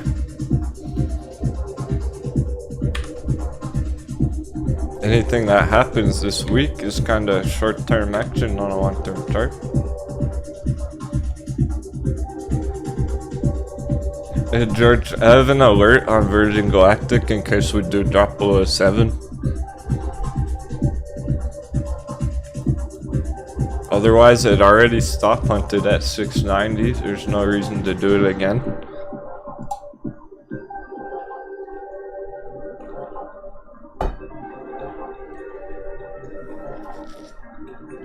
That looked like a one and done on Virgin Galactic. Now we got the trampoline assembly.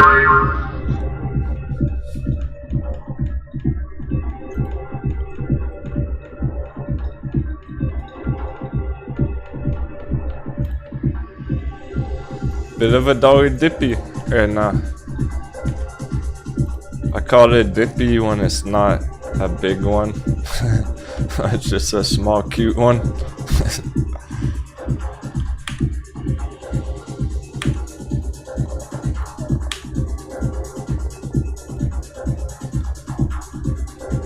Get a nice rally for a couple days here early in the week. That's what happened last week. We had major rocket fuel last week. And then come Thursday, Friday, things slowed down. Even MULN wasn't moving much Thursday, Friday till the very end.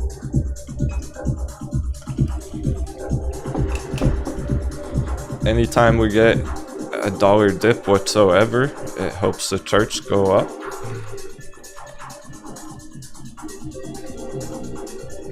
That applies to S&P too though. So S&P is holding green all day. It's interesting. It's hardly a coconut bounce. We wouldn't call it a coconut bounce. This is what happened with closing the day at 420, alright? The closes on Friday really mattered. Now you can see what that meant. We were watching the S&P. It's a lot of fun on the candle close there. We almost got below 420. It did in the last 2 seconds. It popped right above 420. So we actually closed above the number. Slightly bullish. Okay. Going green on the morning today because we began the day over 420. The Crypto Pirate 72.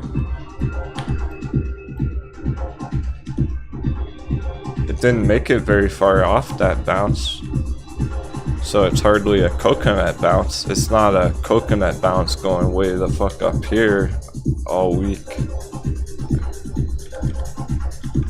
It just opened over 420 because of that close. Let's see if we drop right through. So I guess about to go red on the day. Interesting. Dollar dip's not saving it, huh? Yeah, I mean we're getting dollar dip right now. S&P is still going down right now. So it is looking weak on the S&P, even though it's over 420 currently.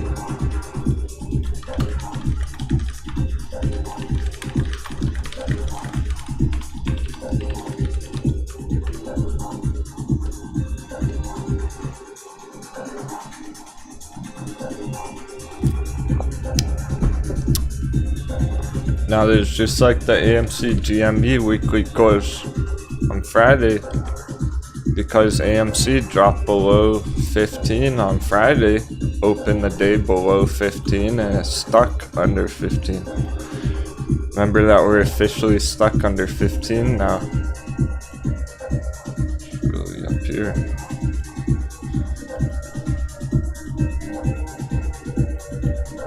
That's why the candle close on Friday mattered.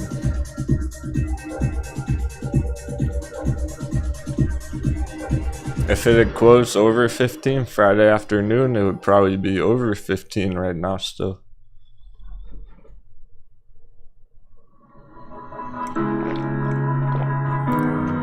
And of course with MULN, that closed with a blast, closed with a bang, end of day.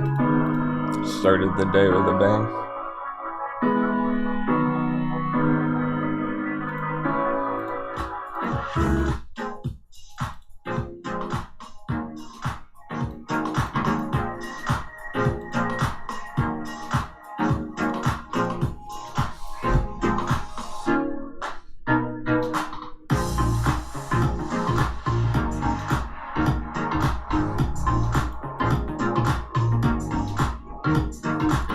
Okay, let's check if anything's taking damage. Waiter! Well, okay, actually we were talking about this over the weekend. This happened after hours. On Friday, Waiter got hammered off news. This actually isn't new today. It dropped after hours Friday, so we're talking about this is a good entry on Waiter. There's so many though. It's Waiter and TAL. Those opportunistic entries.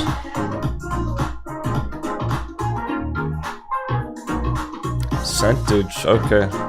Percentage. There's been some after hours stuff going on, okay. Percentage hit the target after hours too last week. I saw it at 2:15 one of those days, right on the orange line.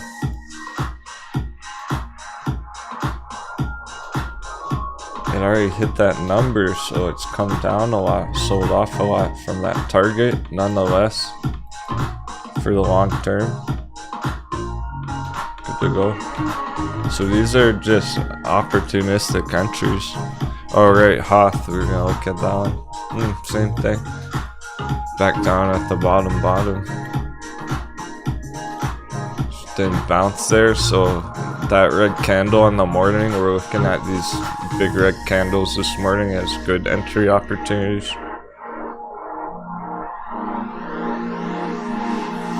Lots of these were green last week.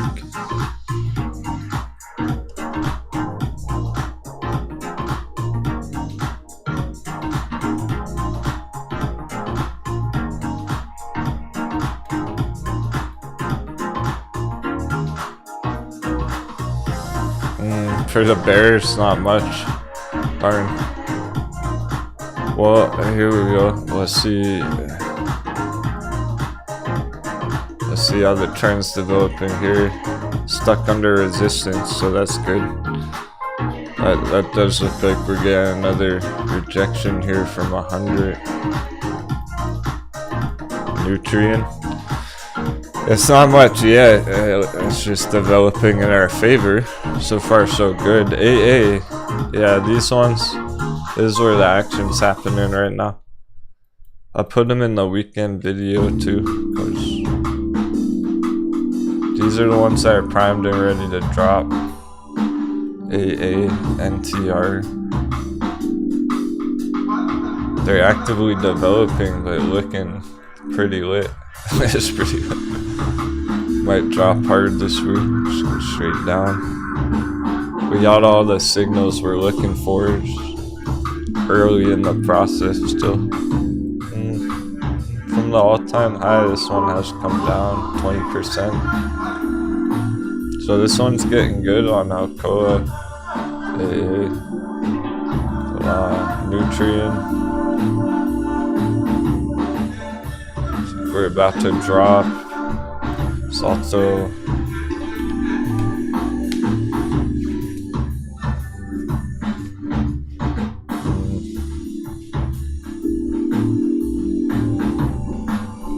Neo keeps going.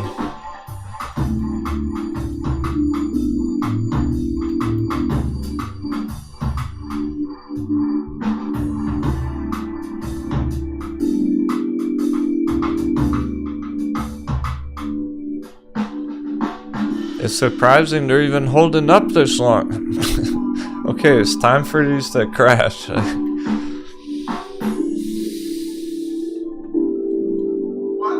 It is Neo.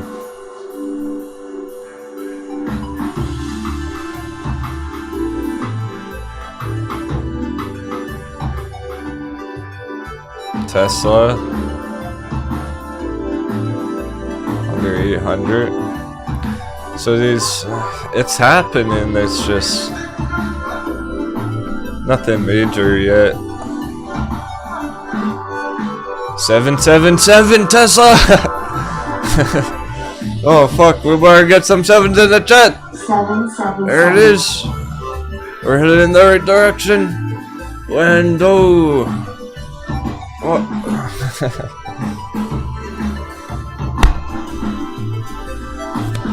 Wando!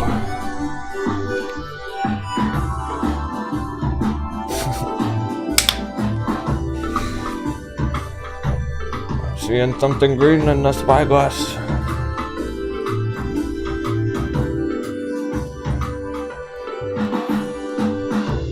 In our future. It's a spyglass of the future.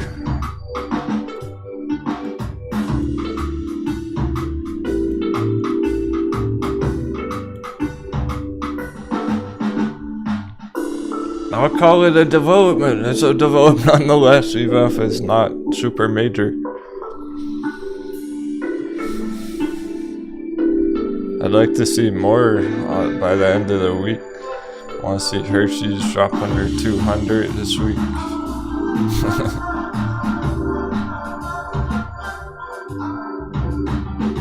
Etsy's nearly hit our ultimate target. Etsy Bay. Be great to hit our finish off the Etsy trade finally.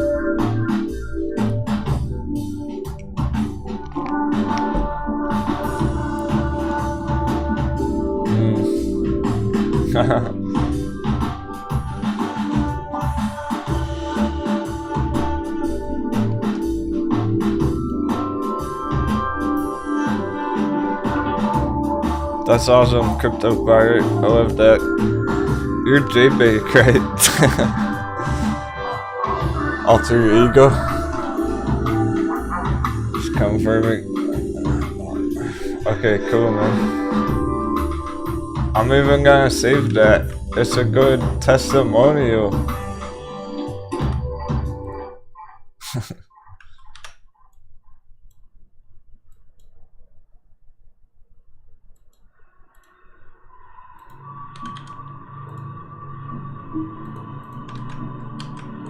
I need some of the OGs to write me nice testimonials about our crew. Said, thanks for the member update, bro. I was so ready this morning, taking profits on MULN. Weekend update for the past year alone has helped me so much, including the daily live streams, and I can't believe how much I've learned in a year.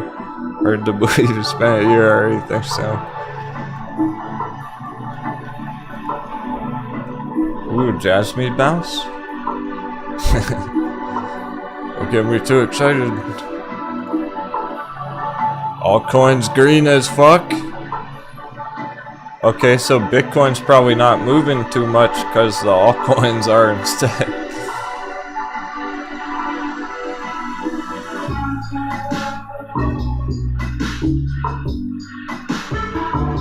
Probably is a nice Jasmine bounce. 10%?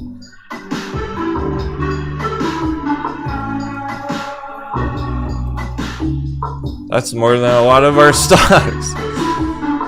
Hot bevy bounce. Hot beverage.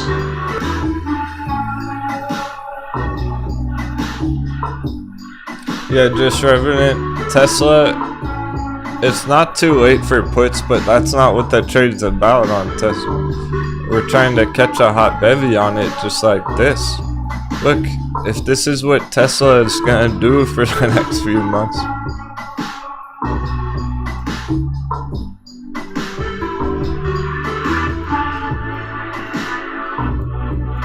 This could be Tesla right here. Oops. All the way back down to long-term support. The Tesla trade's about catching the bottom. Ride it back up with a low risk long trade. Cause that's when you can diamond hands and be excited about the company if you get it for the right price.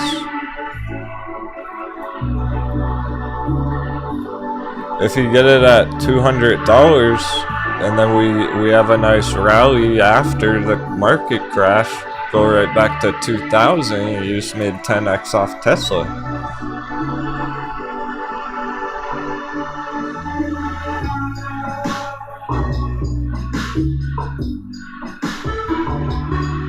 It's not about riding it down. You can do that with Neo instead.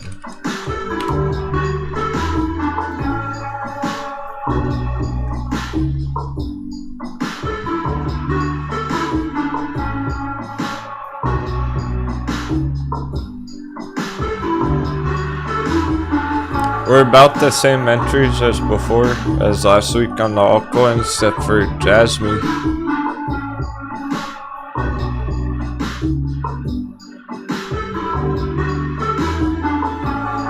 They're all about the same, which tells us that, hey, it's a overall, it's the total market cap trend. Not too many altcoins are doing their own thing, moving on their own accord. Bitcoin versus S&P, strong. Potentially about to pop right here. This week, this month. Bitcoin decoupling from the S&P.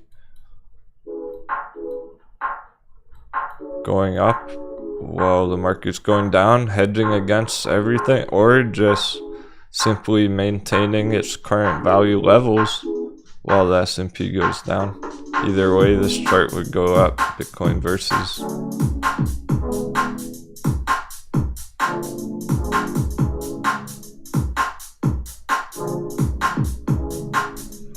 Yeah, we'll see later in the afternoon if we get popped through 1T on our altcoins. We're at 960, just under 1T.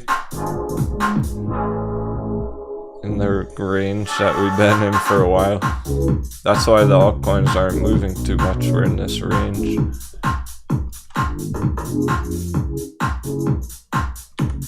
But if we get a pop through 1T this week, be the start of it.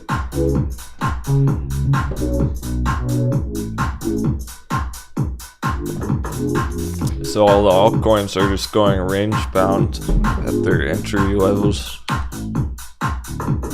waiting for Bitcoin to make a move. S&P's about to go red.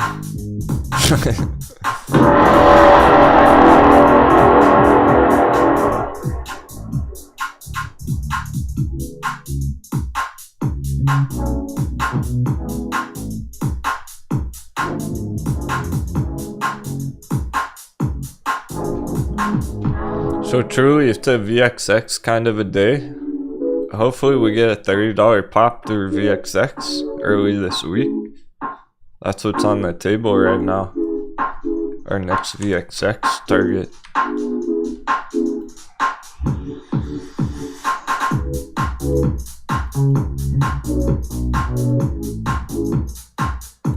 It's a VXX day. Yeah, we're having MULN open up 50%. People already crushed the target, took big profits this one. I love it. There's whatever you did, it was hard to fuck that one up. Either you took some profits and you're feeling good right now, or you just want to keep holding it and you're still feeling good because it's still up a lot. Hey, Jamie Murphy.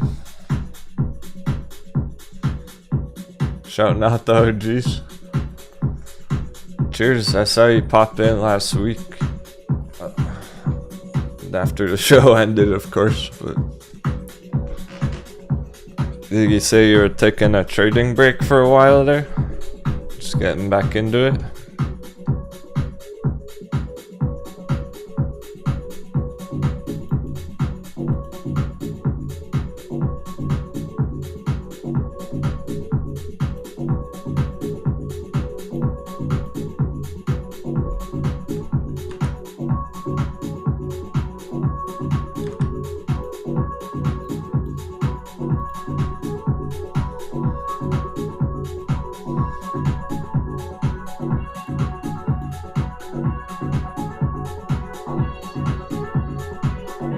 Also, it's great about being a captain.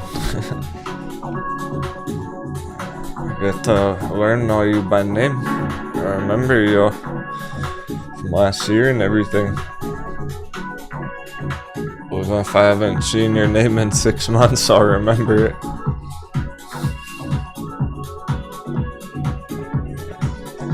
Jamie Murphy says, work's finally calming down for me, Capt.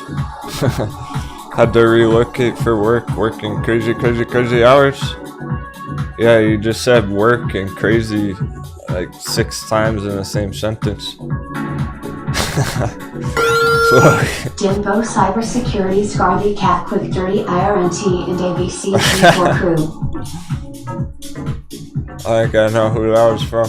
Puff Puff Pass Out Pirate. Thanks for 7. Alright. Yeah, I definitely know who that was from. Thanks, Becky.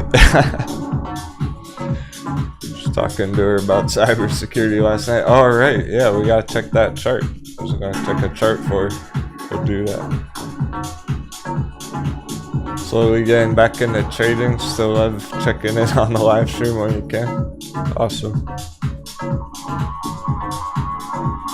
Yeah, you're not the only one who's been going through stuff like that.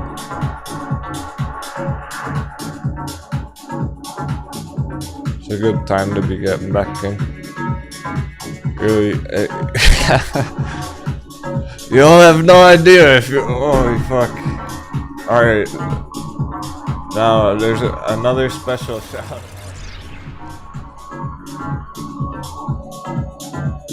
Y'all have no idea if you weren't here in December and January. Holy fuck. If you were here December, January, wow, that was insane. That was special. We did it. It doesn't get any harder than that. That was the climax. If you were here during December, January, let's get some sevens in the chat. Shout you out. That was worth an applaud.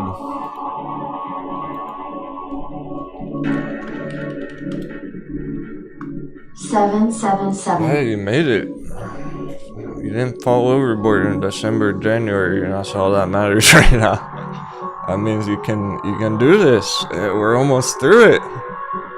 We're getting to the finish line.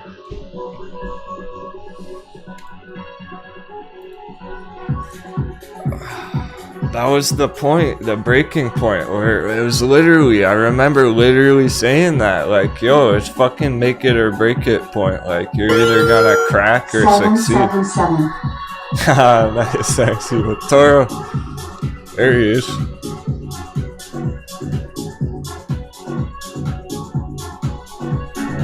It's like he's probably crushing MULN puts right now. On that day trade. That was it. That was the turning point. Something magic happened. I remember the day it happened too. It was like, I don't know what it is, but something magic happened today on a random Tuesday, like a month or two ago. And then we saw Kaval and MULN. Incredible. Alright, let's check out Becky's chart for. She's trying to potentially make a play on it.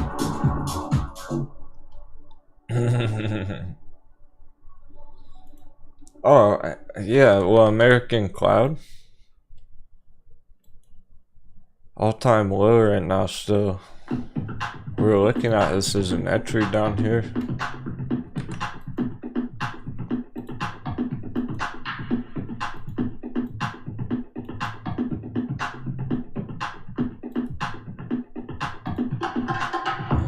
%, popcorn bounce all the way back down. Is it still valid? Is it still maintaining? I'm okay with that.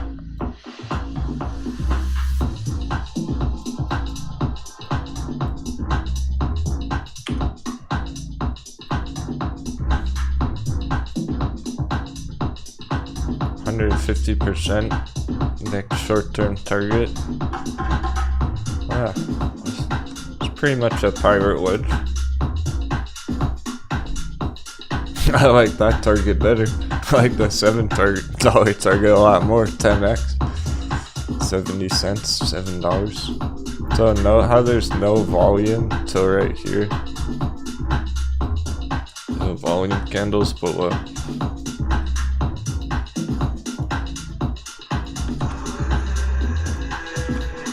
There's none back here. Till it bottomed out. Does appear to be the start, something bigger on the long term.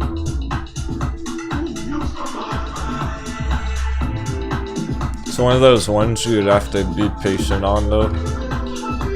Going into April and everything.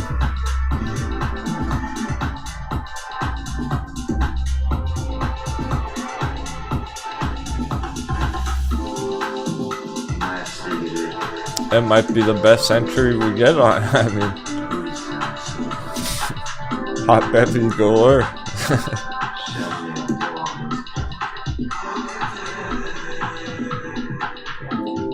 about the other one? IRNT. Oh, Iron. What's this? We have an old line. It looks like we had charted this last year, and we probably were saying, hey, let's see if it could bounce, and then nope, rug got pulled. So that would be your target on a recovery. That's the IPO price. Actually, I have no idea what we were talking about. We could have just been illustrating something there. Doesn't matter. Let's check it out. 65%. That's what I was looking for. Just wanted to measure, are we 60% down from the IPO? It is.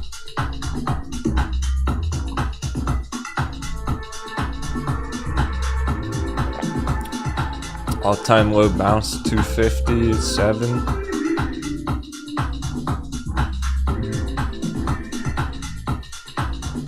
Got the bullish crossover. Yeah, these are more long-term though. They look decent enough, Becky.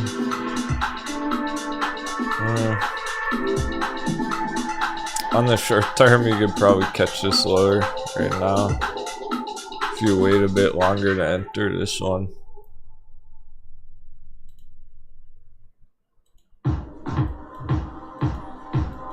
Get it under 350.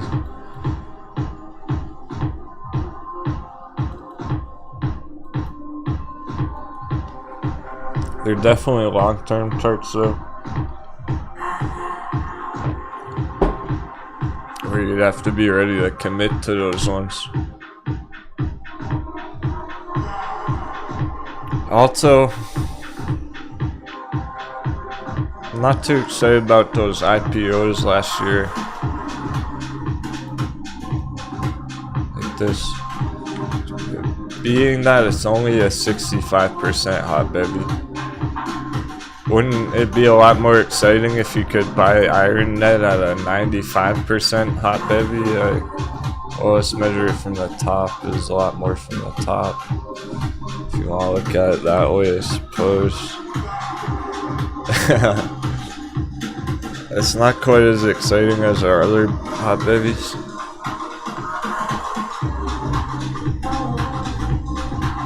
Because, alright, well, fuck, if you're gonna long-term hold something like this, what about Great Panther Mining?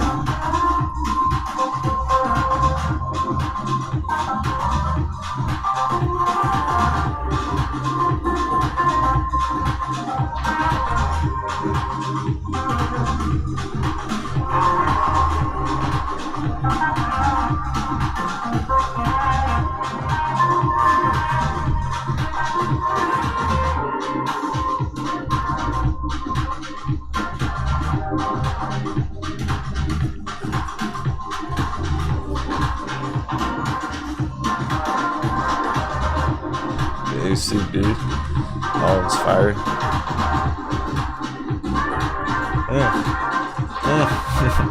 We have a new late entry on ACB. Bottom of the buy box, stuff like this. This looks more attractive than the IPOs, where it is down like 98% from the all-time high there. Hot baby. Rather than a 65% IPO electrician.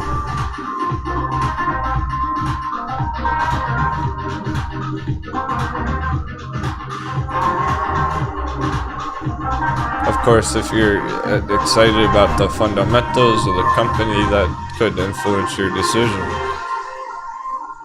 It's not all about the best looking chart. Yeah, if you're ready to commit to one of those for the whole year, basically. Don't think you're gonna necessarily be hitting big targets on those, like, in a few months. Hopefully. You'd have to be ready to keep up with this all year. See if you get a nice uptrend starting soon. Going into the rest of the year.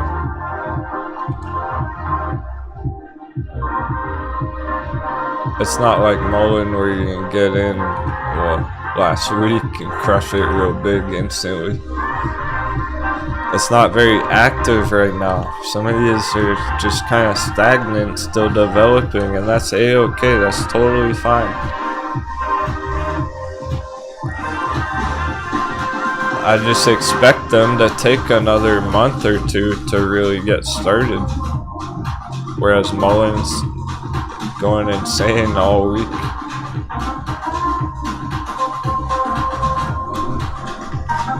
It's not even selling off that bad.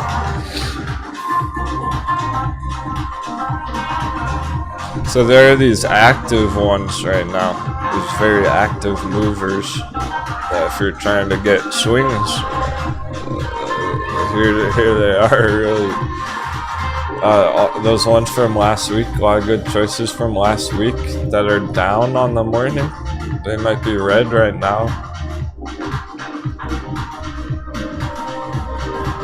Right where we want them. If I can find a couple from last week we were talking about. Yeah, Color Star was one of those. By the way, S&P is flashing red-green.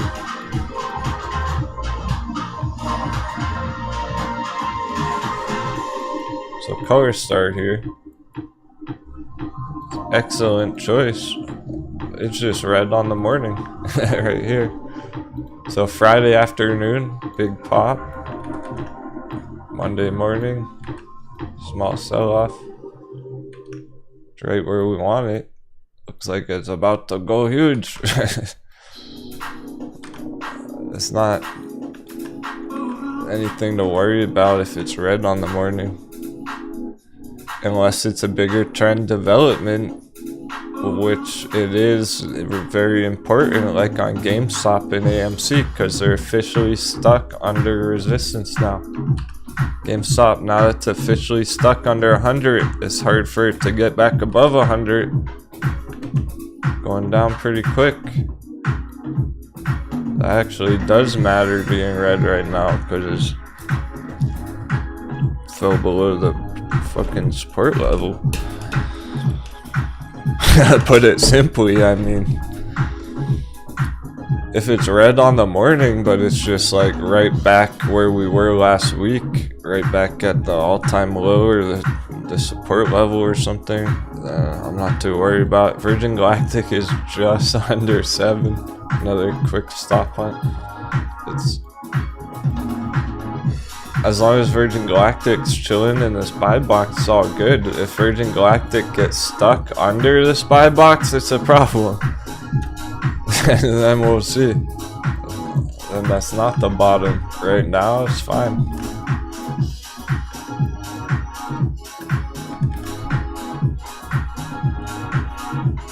Not to worry about the red opening on a bunch of those. And those are the ones that we do have to be patient for another month or two, March and April. We always knew that. We've been talking about that for a long time. How it's gonna take till April to really anything good start happening on some of those more long-term holders.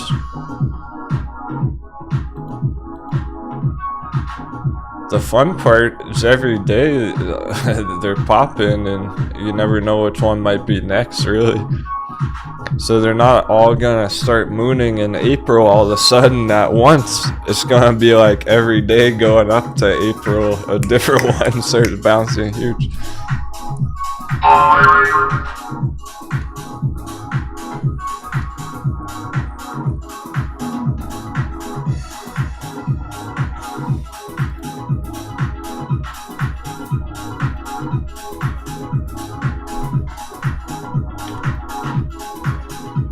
Yeah, it's really. Try not to change your mind about anything really until next month.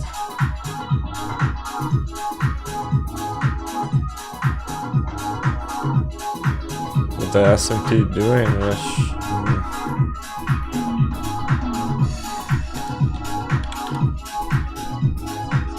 You gotta keep in mind, halfway through this monthly candle, March, 3rd one in a row. We got 17 more days.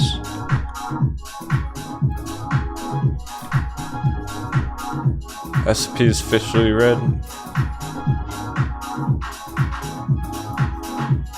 this thing might go down for 17 more days. Just like completely obliterated.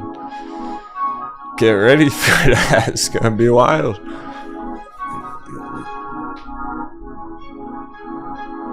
That's why we needed a nice win on MULN, green in the sea of red. This all speeds up for the rest of the month. The monthly candles. Long term. It's just by April, we might be all through the market crash, you see. 17 more days downwards.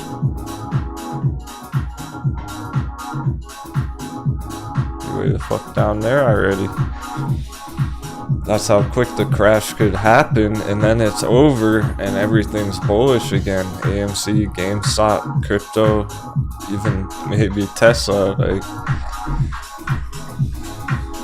we might have a Tesla hot bevy just by the end of the month. This next month. We're firing cannons at it. You really don't want to change your mind right now about anything. You gotta get through that at least. See where we're at next month with it all. How much distance we cover. Because you can't really expect Ride to go on a bull run until this gets done. Until all this is over with. How's Ride gonna go up right now when this is happening for 17 more days? Like, we gotta get through that first, and we're almost there. Really speed up now. S&P traders aren't getting any profits. It's a mad dash to get out. It's a mad race to the bottom. Last one left holding the bag. They're all waking up realizing, oh, all my SPY calls are getting wrecked. They're realizing, oh shit, that was a coconut bounce on Tesla. Like, it's about to speed up by the looks of it all. Also, it's important this week.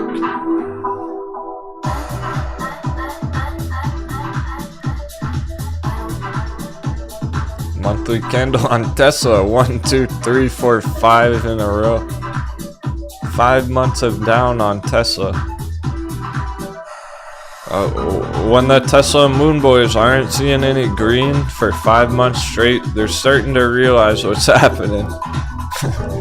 They're starting to feel the burn going, oh shit, I'm getting wrecked on Tesla calls, I better paper hand.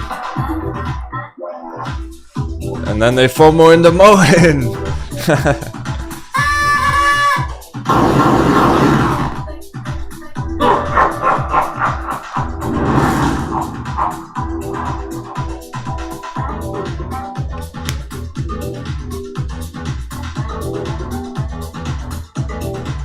Hey, John Jagumi. Yeah, YVR. Well, it was funny last week. YVR was the only chart that I drew a fireball on for a flaming hot bevy. And it bounced from the cup right after we talked about it.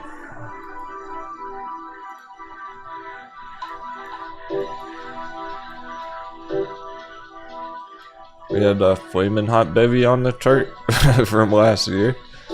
Sure enough, it dunked it. And already bounced last week.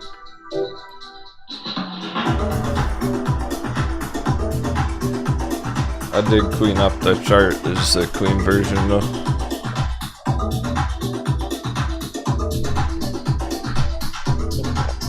Pirate Wedge, $1.50.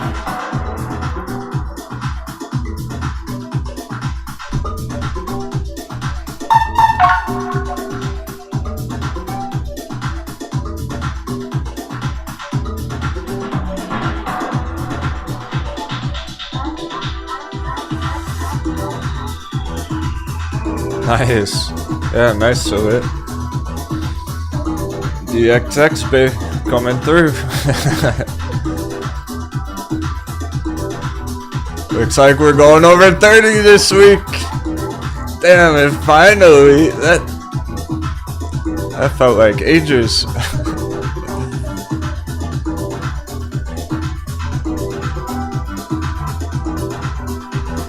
Yeah, the irony is a VXX kind of a day, but everyone's crushing MULN anyway. There are good opportunities still. Day trading paradise coming back. You like day trading paradise?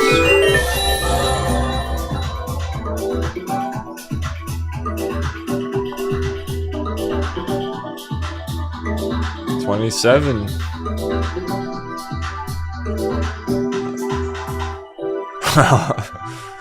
It's blasting off.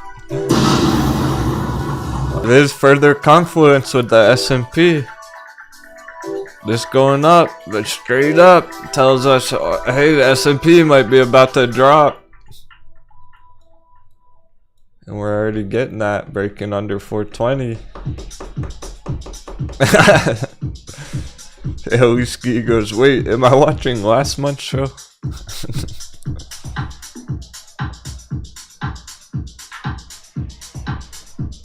Yeah, deja vu, right? That's what's important though. We've been here before at the S&P 420. This time is different. Last time we got a major fucking coconut bounce. And before that too, it was a whole month. This time it's broken support. So it's like AMC dropping below 15, S&P dropping below 420. I think we're officially getting stuck under 420. That's what's developing right now. It might not go over 420 ever again till 4 months from now, 6 months from now on the way back up. I think we're officially getting stuck under 420 today. If it closes the day under that line, that's it. Nail in the coffin.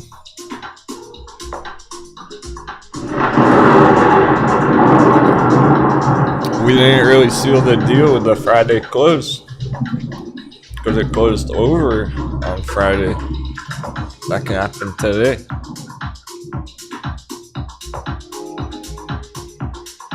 Oh, definitely Kevin Smith.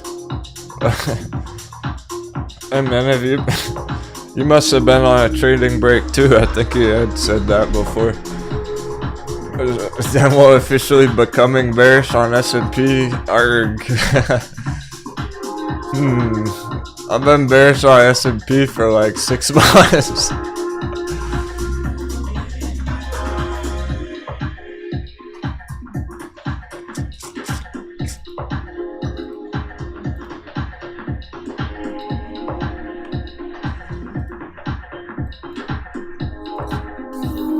That thing crashed into an iceberg.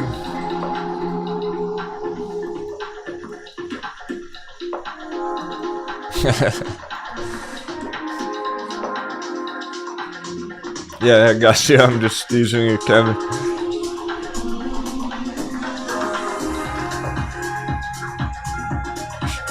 I try to not change my analysis on anything as little as possible. You gotta stick to the plan. We saw the way months ago, and I'm sticking to it. I'm not changing until the chart's ready. So really, I've been bearish as fuck on it for a long time now, and the chart's just starting to catch up. The price is finally catching up to our analysis. It's just at this point, right here, right now, it's beyond bearish. It's not bearish. This thing's like doomed. It's Mount Doom, the volcano.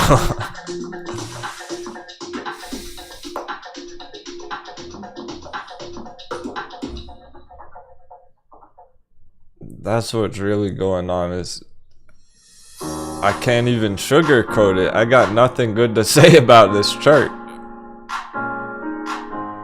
It's the ugliest thing I've ever seen in my life. And the most beautiful at the same time. Remember when we crashed into an iceberg? They were taking on water. They couldn't bail it all out.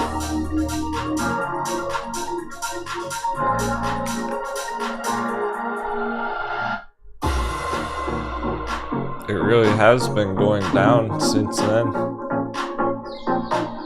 And VXX has been pushing up since then. And never cracked through 30. Got so close over and over. 29, 27, 29, never hit 30. Yeah, so that's why people were pillaging it down here. Under 20 a few months ago. Because we were feeling sure about what was about to happen with the S&P. Now here we are witnessing our validation. The charts are validating what we thought all along. We knew MULN was gonna reach a limit at some point after going down, down, down for December, January. And this is what I'm talking about with it being a special time and you want to survive December and everything. That was special because stuff like this happened where MULN completely crashed. So if MULN crashed there, we knew it would reach a limit where it couldn't go any lower and it's just too good to pass up that entry. And then it would be bullish again, and now here we are a month later, a few weeks later, witnessing that we were correct, we were right.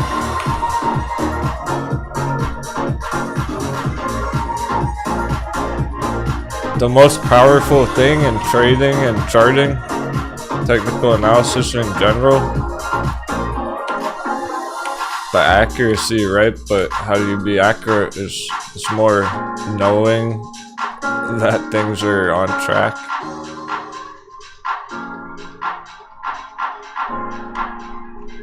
Knowing that it's heading in the right direction, even if it takes longer than you hoped.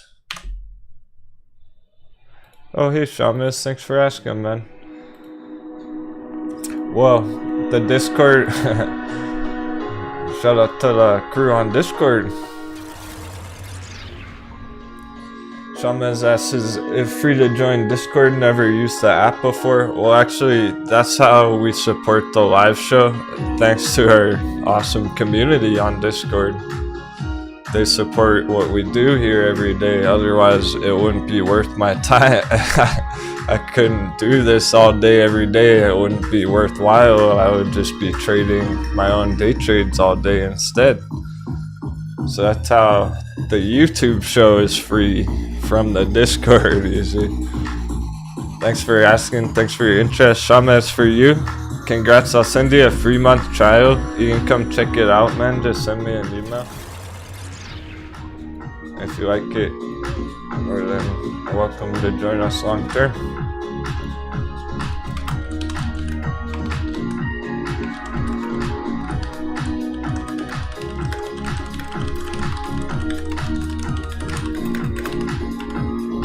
If you're interested, come check it out and you might really enjoy it. It's quite helpful.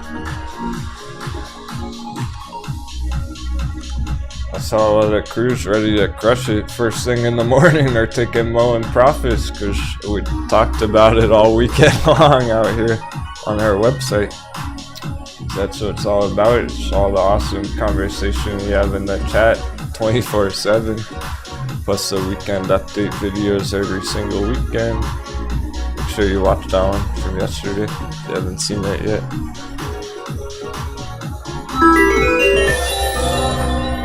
So all the awesome people in the chat are out here. Party doesn't stop when the show's over. Strategizing for MULN for the next day. I'm sure it's talked about. General general chat and everything. Yep, here's MULN right here, 5 o'clock a.m. pre-market this morning.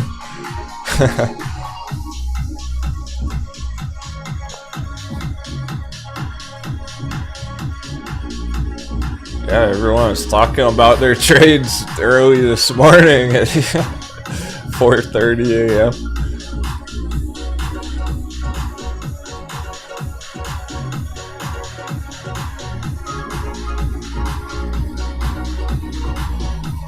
And we do Discord days on Wednesday as well, special for the crew. Get the extra attention from Captain. They deserve it.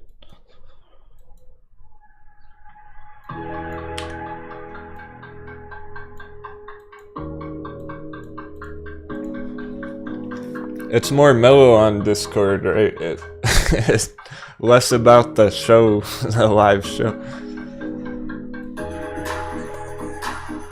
It's more life, real life, trading community, a bunch of friends and family, being a part of something bigger than themselves.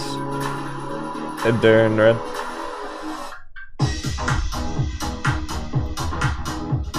Just Revenant says it's very much worth it.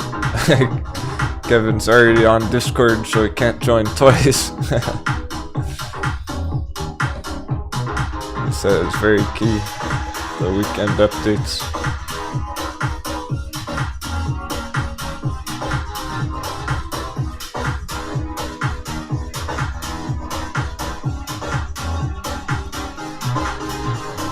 It's not that I'm hiding anything. There's nothing secret out there, really. It's just so much extra. It might be that one missing puzzle piece that you're looking for.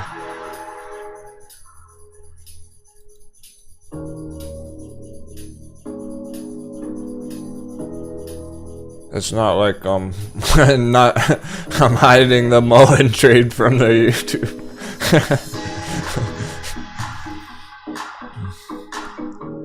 No, trust me, a lot of the Pirates crew has MULN. A lot of the Discord members are fucking killing MULN.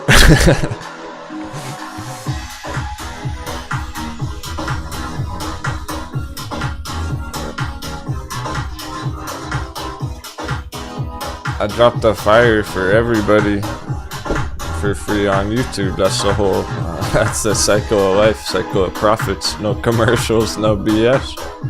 Community supported channel.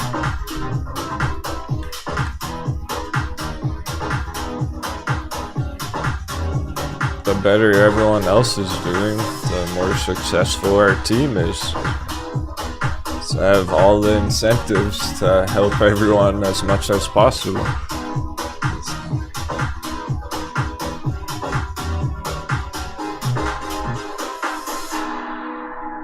So, you know, I'd never intentionally mislead anyone.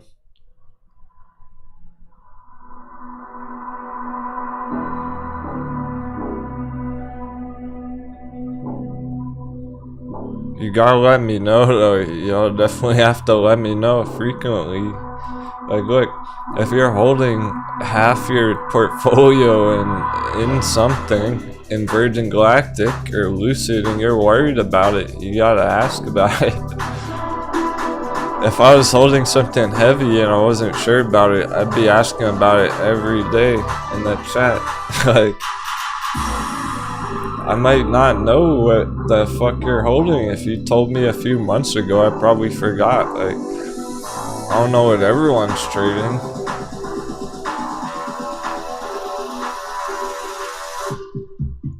Sometimes that happens where we might look at a chart and it looks good at the time, and then things change next month.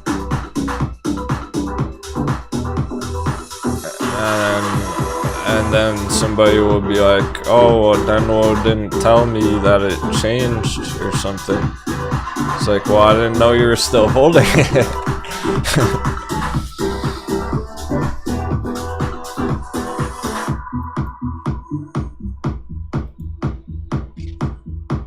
That's why we took the vote last week. So we took a poll last week on the fresh swing charts, which ones we're most excited right now, like MULN, Kember Energy, a couple others. MULN took the cake on that one. It's like 99% votes for MULN on that. I know there's a bunch of you crushing this one, all the profit taken this morning. We're gonna keep right on top of it. You don't have to go it alone. I can't walk through every single trade though.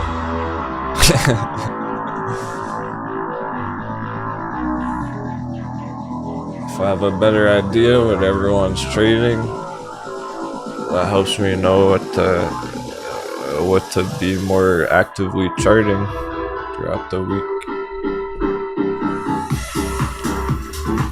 So communication is key. I care enough that I want to have that connection with everyone where you're comfortable sharing what you're doing. There's no reason to be nervous or embarrassed or shy about it. There's no bad questions, truly. If you're not sure, just ask in the chat and on Discord.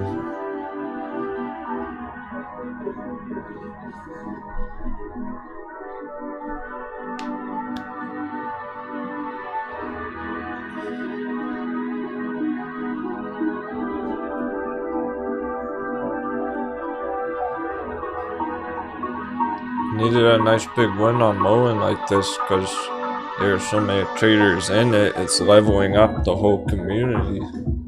Treasure raining down. It's much better than like one person winning a risky day trade on something.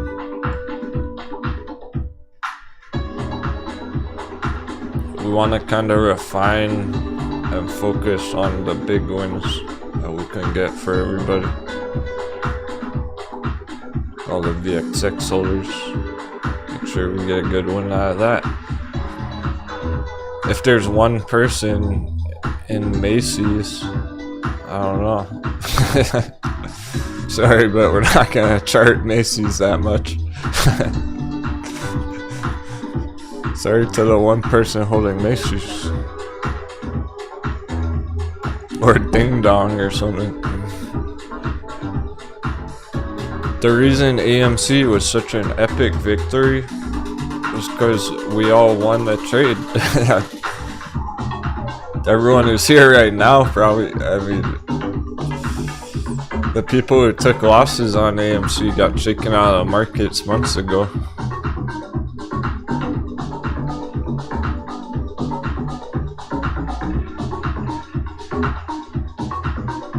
With that being said, I think we will do another vote. Yeah, I'd like to do another vote this morning on some of the more popular swing trades right now, the active ones, AEI and stuff. We'll run another vote, see which ones are more popular than others. We can pinpoint.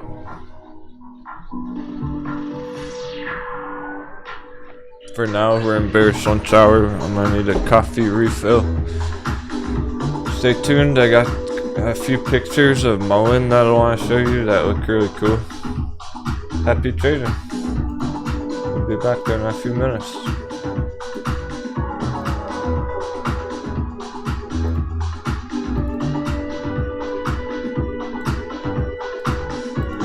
We're cruising, we're grooving. MULN didn't even sell off hardly at all so far. Interesting. So we got lots of buying pressure.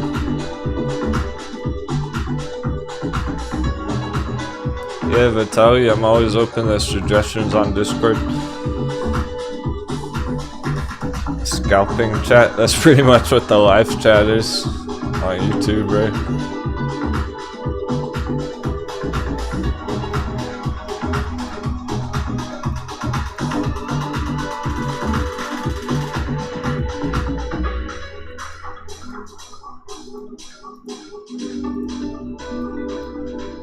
Go, Jasmine, go. Jasmine is the point of the altcoins. That's what we've been saying about it all week last week.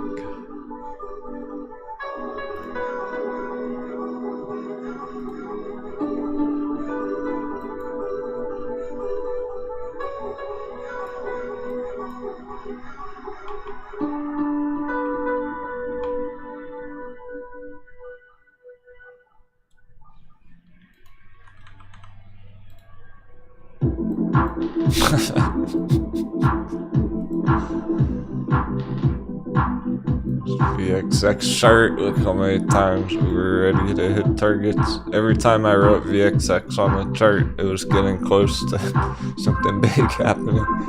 Hey, Firefly.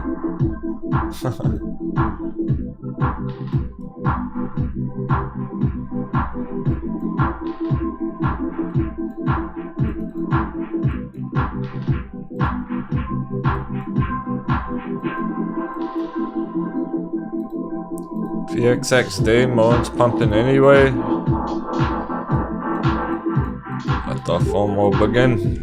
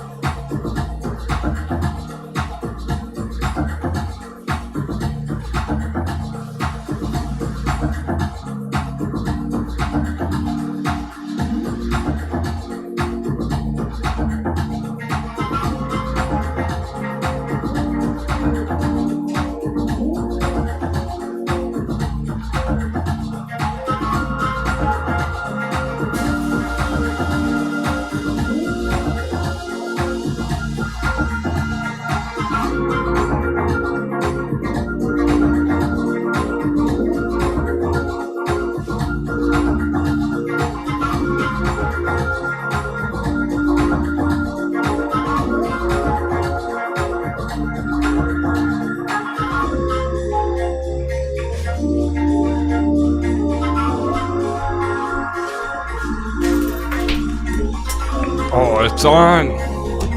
MULN. Let's get some sevens in the chat. Give it everything we got.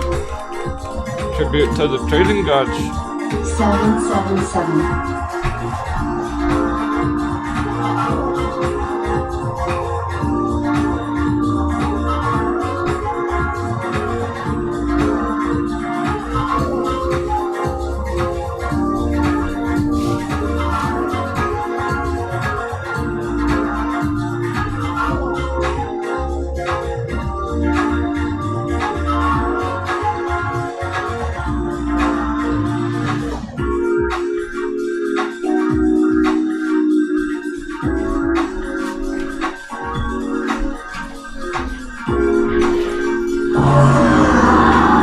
Rocket fuel, engage!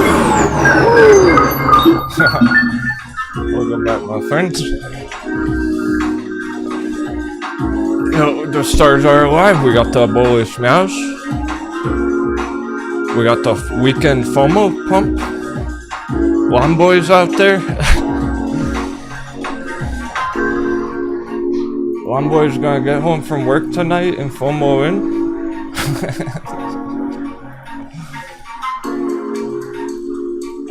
He's gonna hear me shouting about MULN on the through the window.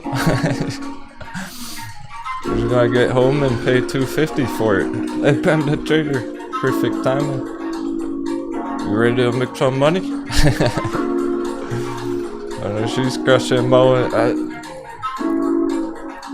We're gonna have a vote, but I know MULN's gonna win. I still wanna gauge the sentiment.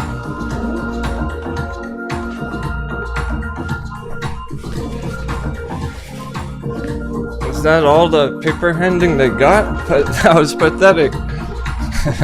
That's all the bears got? Huh.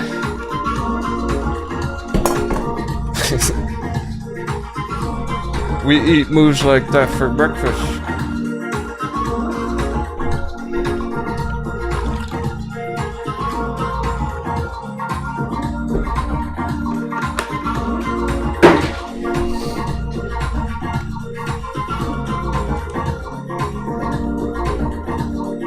I have some nice pictures. Hope everyone get excited. As if you're not excited enough about that tart.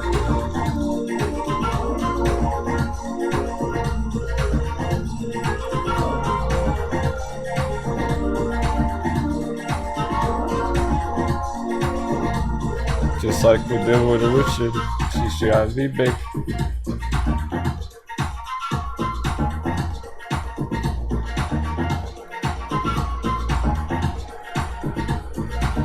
Check it.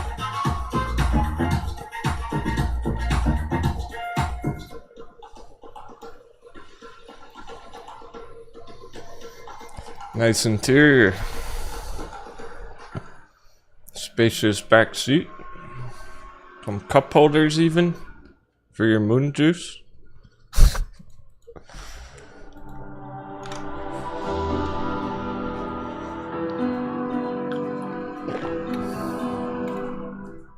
Here's the driver's seat. I'll have to zoom in on every one of them.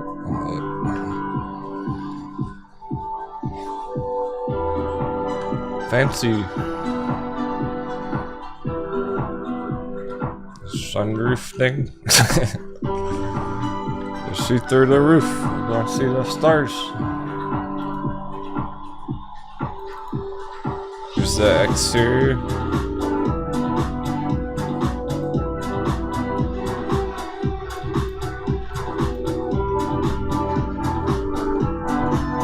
This is what you're holding.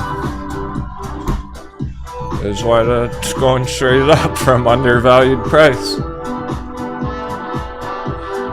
Investing in that company for undervalued price, no wonder why it's going straight up.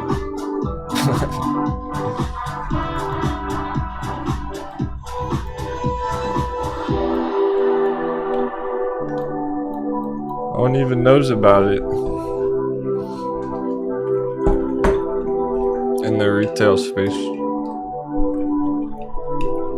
We're all still talking about Tesla.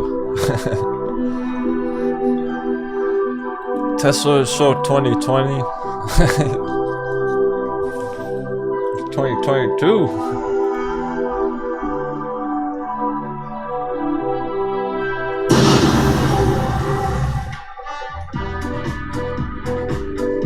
Yeah, you like that, Firefly? Would you drive one around?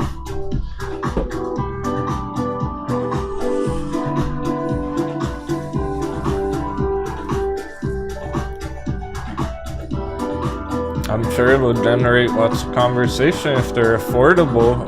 Think about if they're affordable enough and you have some families driving them around. It's like, whoa, tell me more about that cool electric vehicle you have.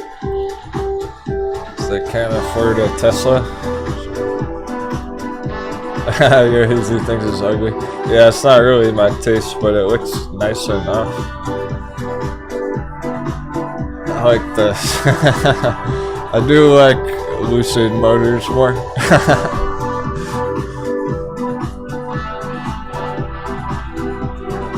You know, Lucid Motors are fucking expensive. I don't know how expensive MULN are gonna be, but I think they'll probably be more affordable than Lucid. $77,000 for the base model.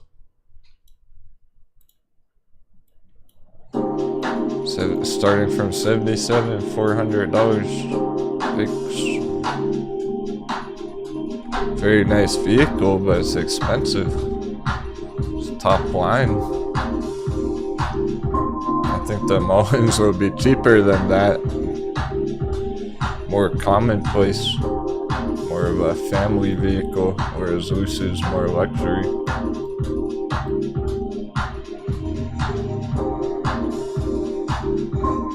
We got D-Pro out of nowhere. Not out of nowhere, hot bevy, I'm sure.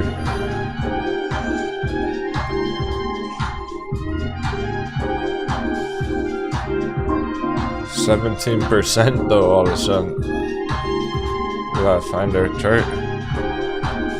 Where's the treasure map? D-Pro.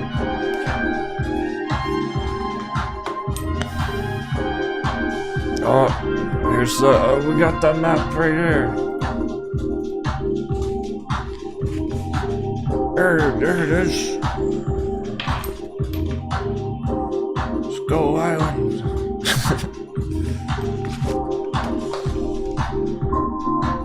Hot baby bounce.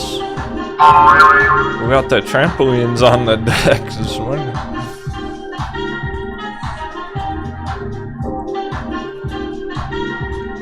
Didn't I tell you the pirate ship's made of springs?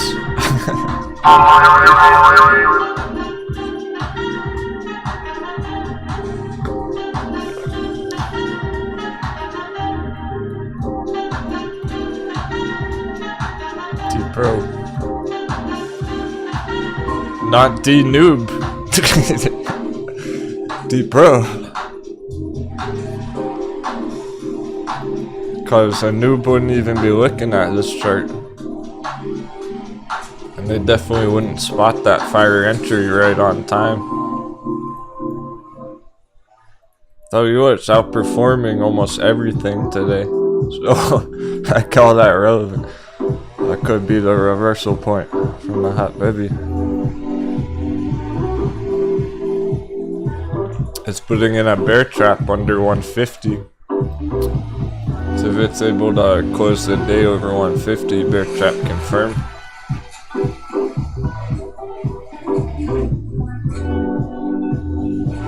Turn 150 into a support.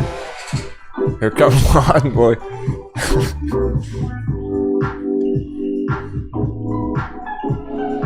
I hear a weed whacker. Short squeeze confirmed.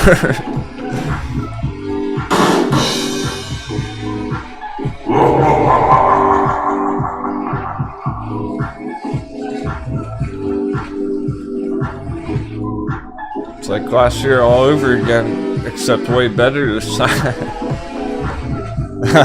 Y'all hear that? It's cold out there today too. There's no reason for them to be here today. can only mean one thing.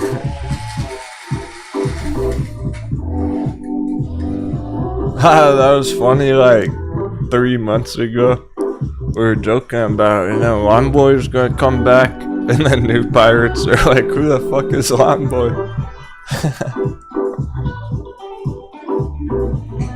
They're about to find out. Start yelling at him. Yell out the window, fuck off. I almost bribed him last year. I was ready to go give him a $20 bill to go into the other neighborhood.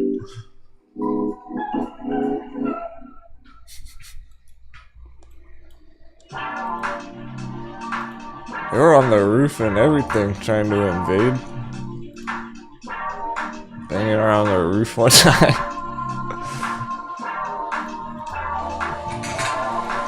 Well, the show must go on.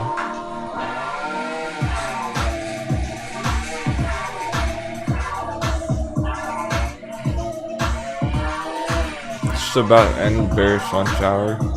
S&P is quite red now. It's going. Officially stuck under 420. It's so fitting since we sparked one up early. Obviously not that though.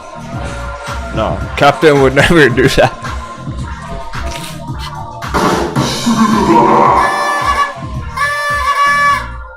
I would never. Oh, we're gonna go like that. I heard a cannon. We gotta keep firing cannons. It's a battle today, a pillaging.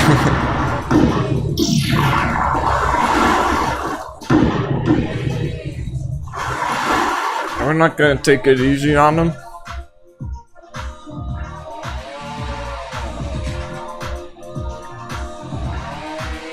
If you got any dry powder, you know what to do.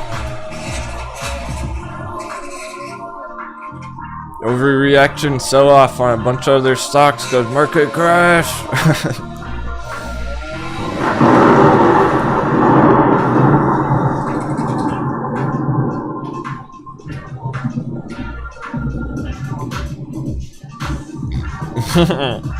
We have a weed whacker's like a volatility indicator. It's the solar eclipse. Once a year, the Lawn Boys come back, and you get a solar eclipse. This sounds like a dirt bike.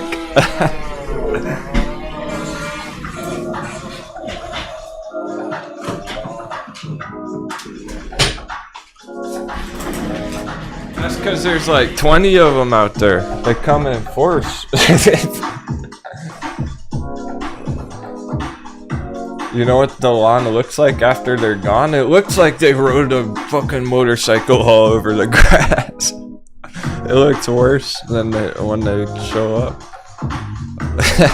After they leave. AEI magic number 0.4777.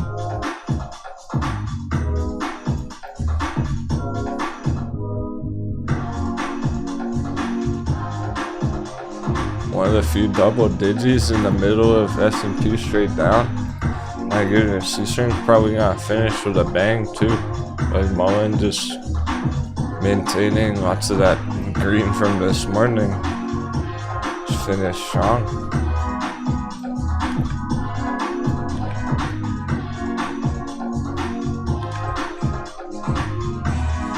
It'd be really cool if we hit another target on MULN by the end of day.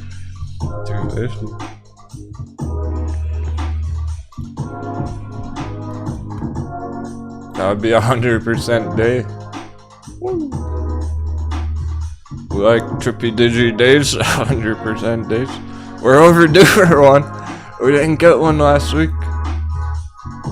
Almost hit 100% on one or two charts last week in one single day.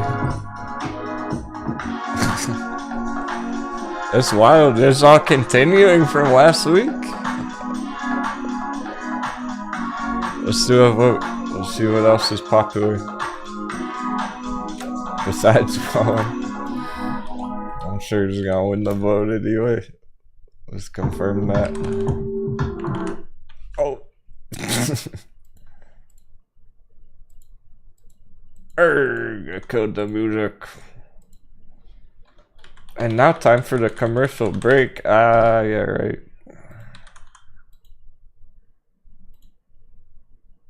That must be so awkward, talking on camera in a quiet fucking room all day. Those other guys.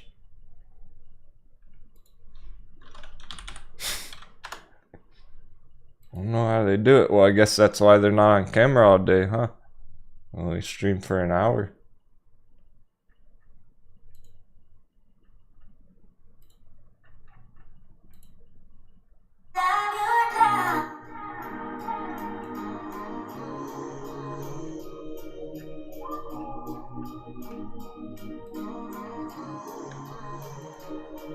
I got overexcited, clicked too many buttons.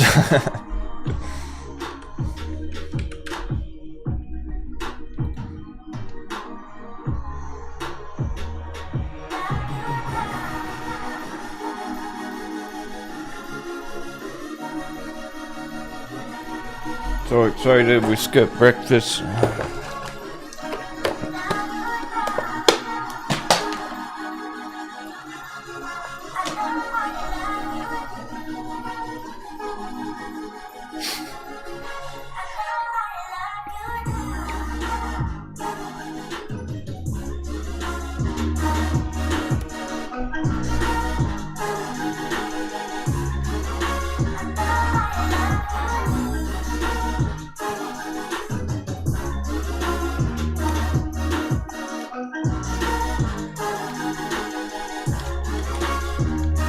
I'm adding AEI to the vote.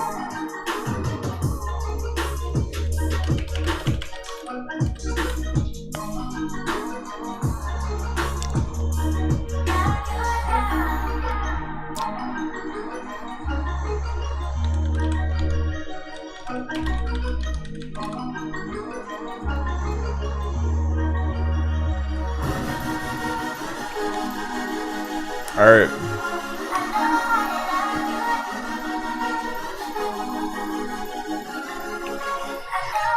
These are some active trades this week that we're voting between. That way we can know what to focus on more and everything. So, it's gonna be between Camber Energy, MULN, Zella, AEI, and VXX. Do exclamation mark vote. And then the ticker that you are actively trading like MULN. I think I know which one's gonna win.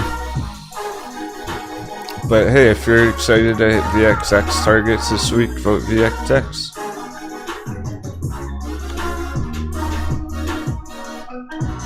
That's good too. There's no wrong answer. Pick one of them, which one you have the most riding on right now. I'll leave it open for 5 minutes. One for Camber Energy, one for MULN.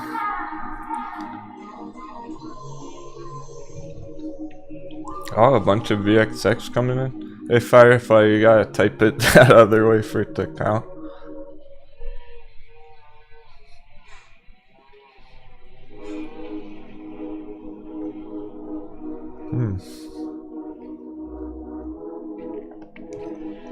Sorry Vitaly, I took C-Pop off. No, I don't think anyone voted C-Pop last week, so I took it off.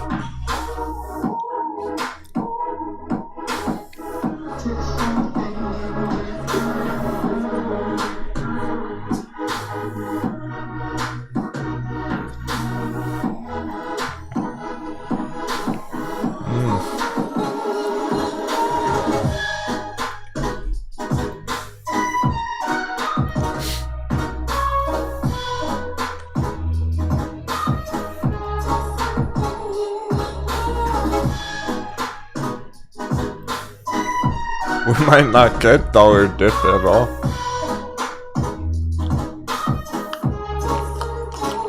Since S&P is going down, now dollar's looking to go up. No.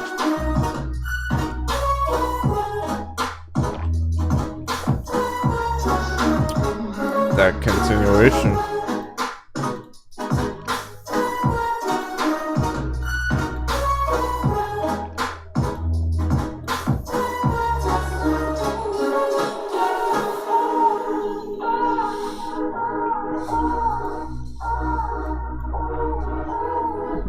CEI has been cruising all of March 100% so far.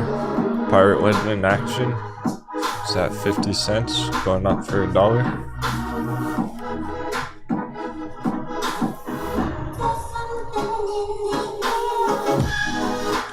Oh, I guess C-Pop is still on the vote.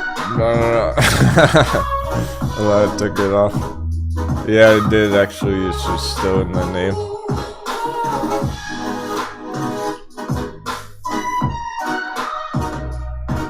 We're waiting on C-Pop, so I'll check it.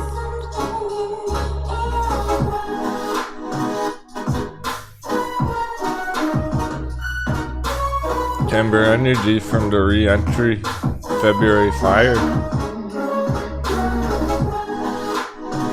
I'm all the way back down in long-term support.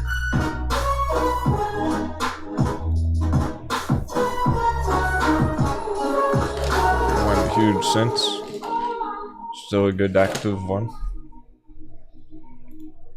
Oh, nice pan. Some VXX.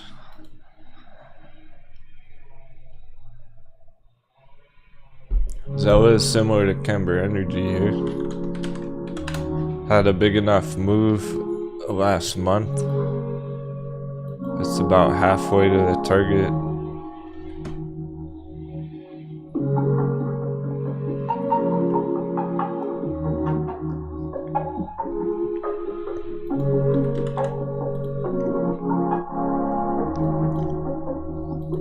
VXX looking like we're gonna hit 30 today. Get through 30 finally. It's been literally 3 weeks, maybe even 4 weeks where we almost hit it. I've been saying like end of week target $30, end of week target $30. Never happened. It's finally time. I just gotta hit it this week. There's nowhere left to go.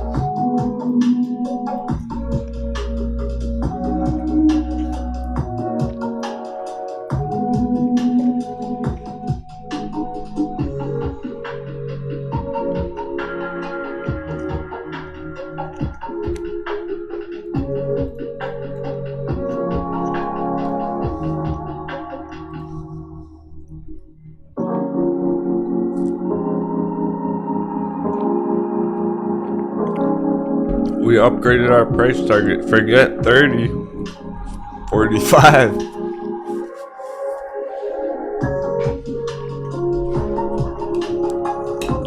Blast right through 30.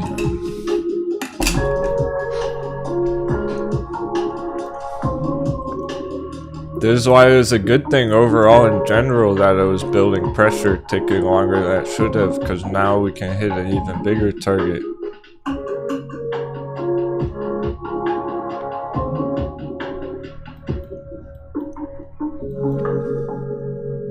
That's end of week.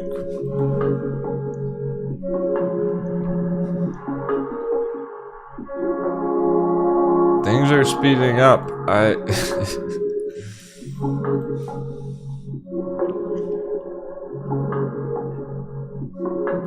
With the S&P today, where's the coconut bounce? It was barely green for like 30 minutes in the morning.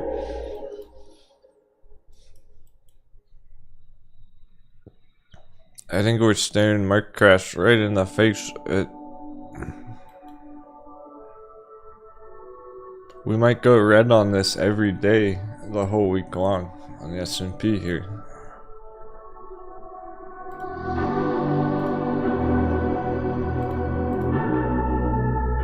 Okay, pulls over. Wow. It's pretty evenly split. but only between 3 of them. Zella AEI got 0 votes. Kember Energy, MULN both got 5 votes. VXX the winner with 9 votes.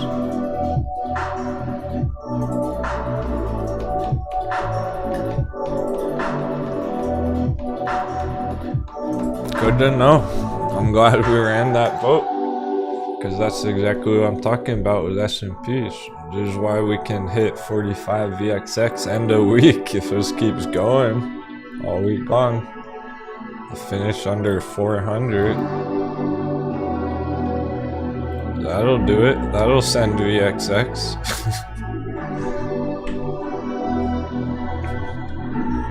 It's not really fucking around anymore. It's becoming more and more obvious heading in that direction, covering lots of distance.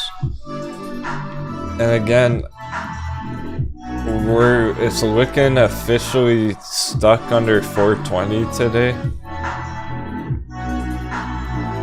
I'm sure there will be some bounces here and there, but is it even gonna get back above 420? It's looking weak. Get another rejection from there. Finish the day red. We might have that major development today where it becomes more official. Like, okay, it's not a speculative, it might get stuck under 420. It's hey, it is for sure getting stuck under 420 is what we're looking at. So it is similar to AMC GameStop there. I have to point out where last week 1350, I think, guys. That's a long way down from 15 already. 1350. It's not even close to 15 anymore. See how fast that started melting after it got stuck under 15? All it took was 1 day. We got the early warning signs last week when it fell below. Broke the support, and then here's where we got stuck under 15, and now it's just rug pull, like straight down for this next part.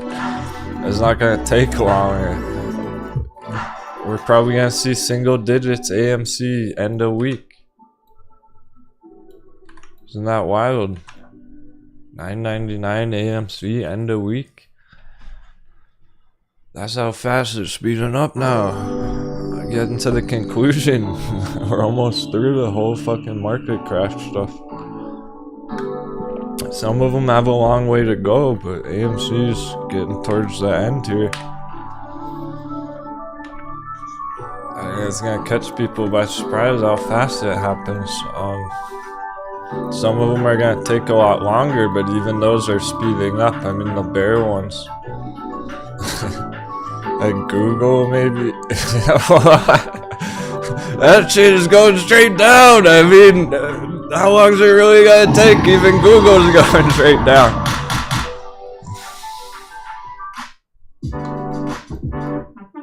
They're not fucking around anymore. Google's crashing right now. That's not gonna take that long, even if it is Google.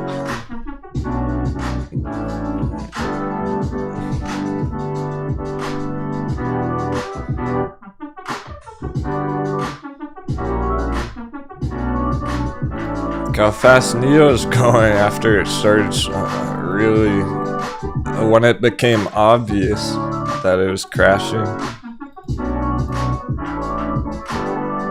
It's not messing around anymore. There's no green on that chart at all.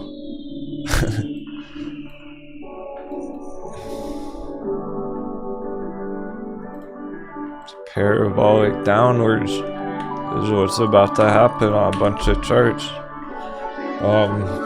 Tesla, you would think it would take longer. It's pretty wild.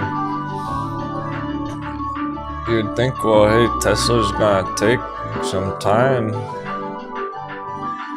to come down, but will it?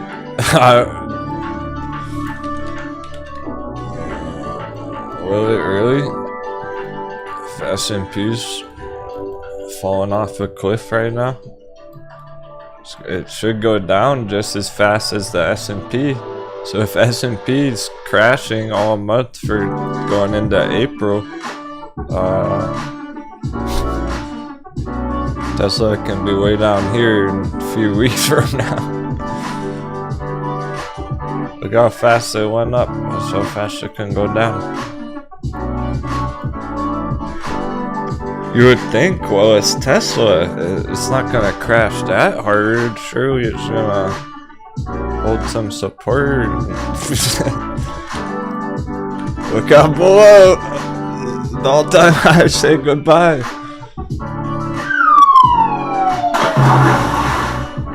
Throw your common sense out the window. Yeah, you would think that when you're a beginner. When you've never seen a real crash before.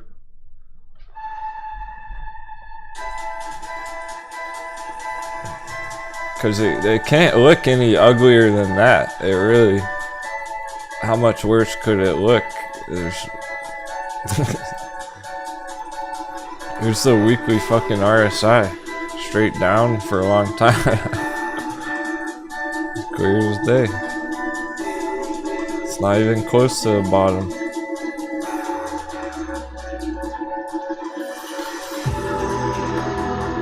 About the MACD.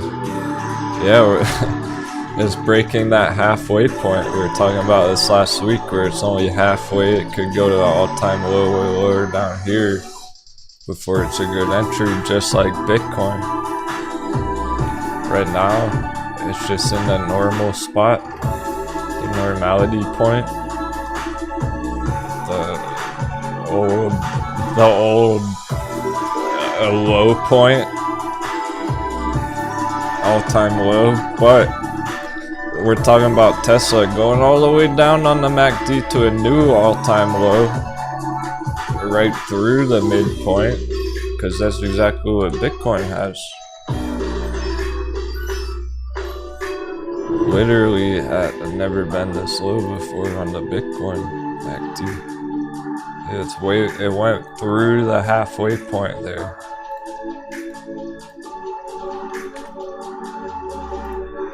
That's where Tesla wants to go before it's a good entry.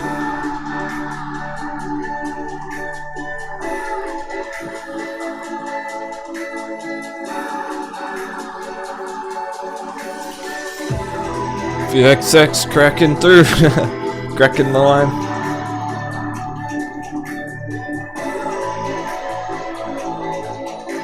Oh, hey, Travis Schaefer, where's the Lucid support? Anything under 20.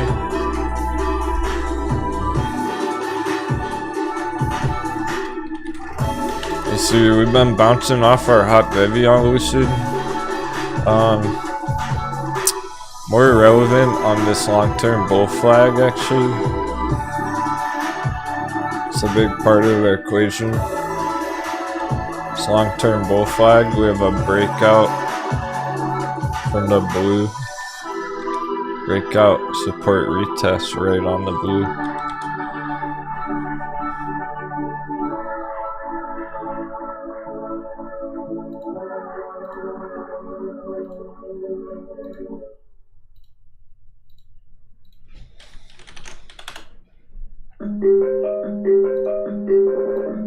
Okay, we're right in our cup. Really, anything under 20 is hot baby Lucid for re-entries. Here's the real entry from like 6 months ago. It's nearly down there, as close as you can get to that bottom. Right under 20.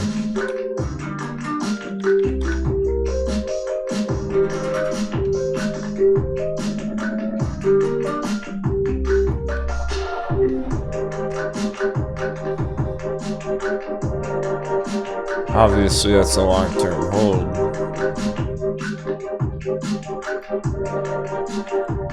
We're talking about trying to enter under 20, and then Diamond hands it $100 long-term, 500%. moderate risk, moderate reward. That's not exactly a high risk, high reward, which is part of the benefit. That's something it's got going for it. It's a bit lower risk than some of the others. The irony, though, the real mix-up, what new traders get lost in, they think Lucid's risky and Tesla's safe. That's the mistake. I think Tesla is the safe company to be holding right now during a market crash, and that Lucid's the risky one. It's like, no, Lucid, the share price is undervalued, so it should stabilize and actually maintain around there, whereas Tesla can drop all the way down to the 2020 prices.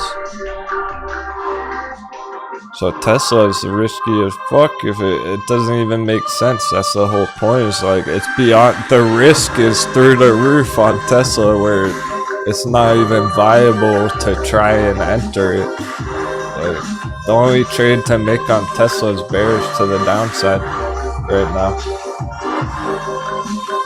With Lucid, you wouldn't go bearish on Lucid. That would be a dumb idea too. Like, you would not go long on Tesla, and you wouldn't go short on Lucid, so they're at completely opposite sides of the spectrum. Overvalued, undervalued. And then you think about how MULN's been performing, it's like, okay, well, that's confirming our speculation about all this money in Tesla. There's hundreds of billions of dollars in Tesla that's exiting Tesla and then buying other alternate fuel vehicles. So that is a lot of money coming from Tesla that you would think will be entering Lucid, because they're looking for their next Tesla. Just like the AMC traders last year, you're looking for your next AMC. Like, they crushed on Tesla and now they're not making money, so they're gonna get out and FOMO into MULN.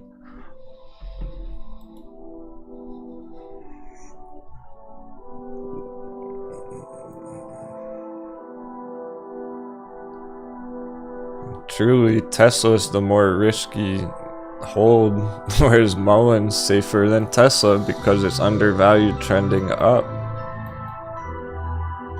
You know, the trend's up on MULN is actually seeing green.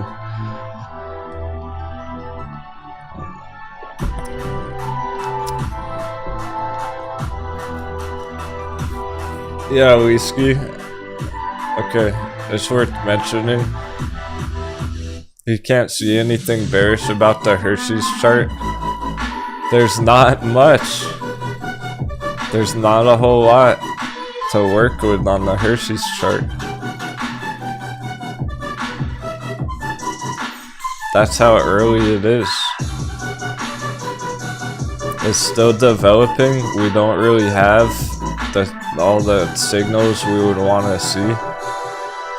That's what we're waiting for. That's what we're hoping to have happen here soon. Some more bearish crossovers on it and everything. That's what's tough about Hershey's. You have to really trust what is here, this giant bearish divergence.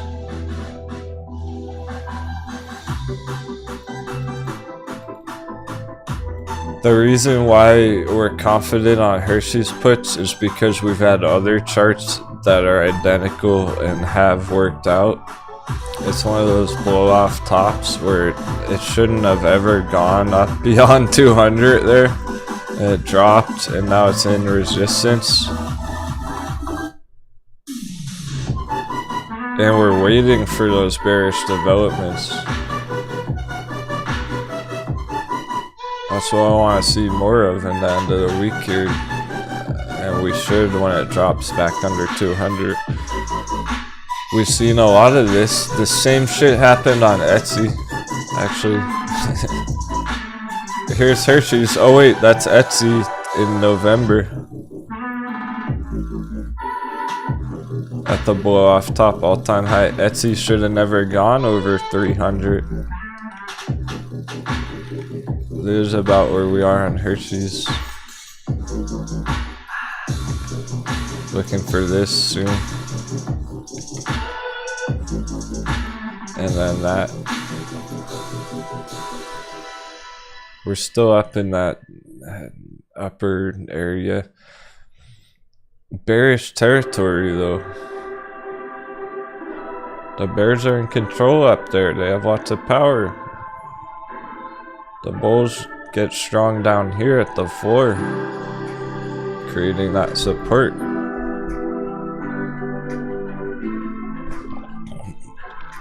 In the long term, the bulls won Hershey's for 2 years straight back here. Seeing profits, profits. Now the bears get to win for like 6 months. And the bulls come back for a couple years.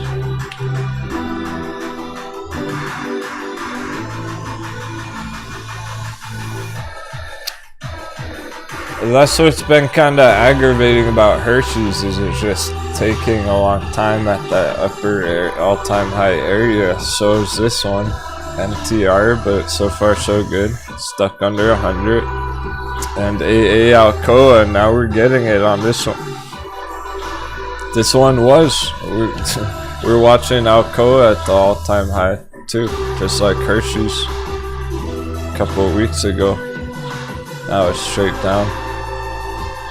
The one with all the upside down coffee cups.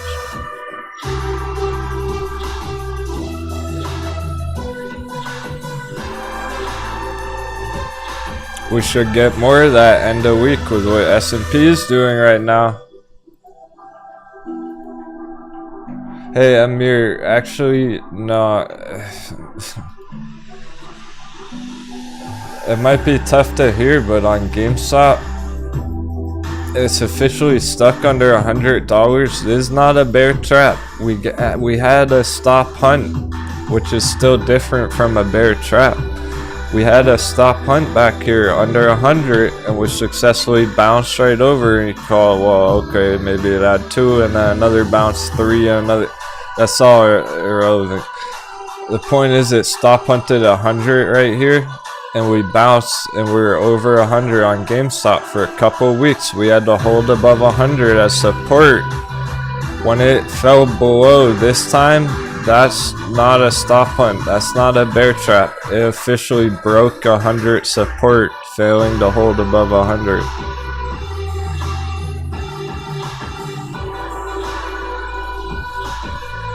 It's heading down to 50.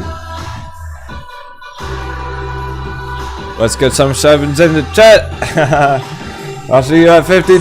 GameStop, our fucking old buy box for.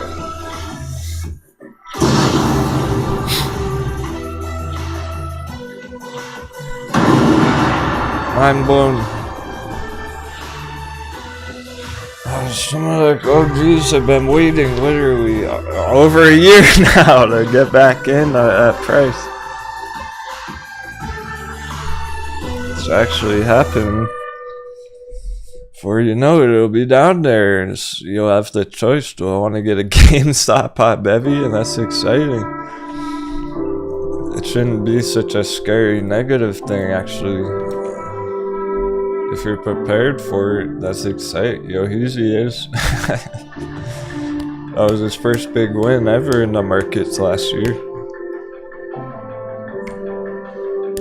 There's 10x potential here if we can catch it low. Because think about it, if you can get it, what's our target? All-time high, $500. If you can get it at $50, 50 to 500, 10x GameStop. Let's go.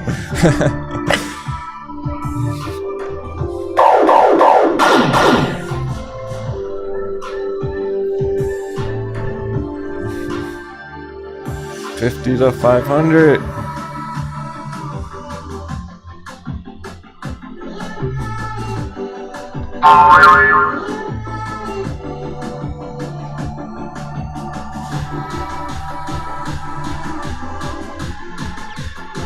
That's why the lower we can get AMC. If If you can get AMC under 10, 10 to 100, 10x. Anything lower, even bigger. Let's see how much we're down from an all-time high. 82%. We want to get it 90%. 95%. We want to get it at deep fucking value.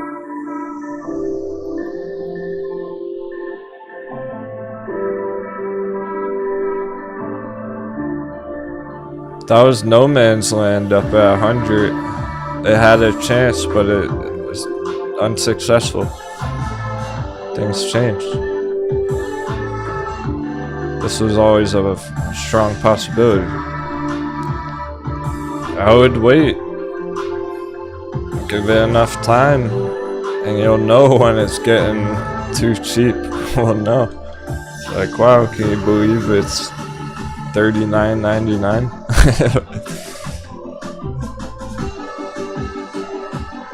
That's when you're gonna strike. That's when we're pillage. Those paper hands better watch out. Bulls are getting hungry.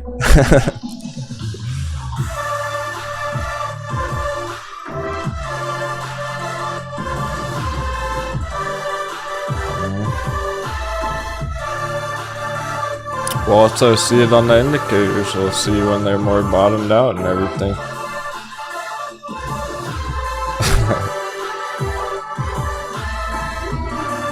Almost there. Cover a lot of distance. I wish there was more word on MULN and for life. There's been no action on it. Well, okay, what is happening on MULN is just maintaining. Sure, it's like stop hunting, fucking around, but nonetheless, we're stable on MULN, and that's a good thing.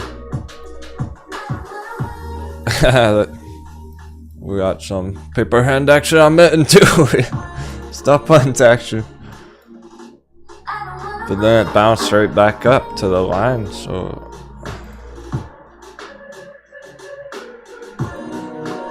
the important thing about MULN is it's stable.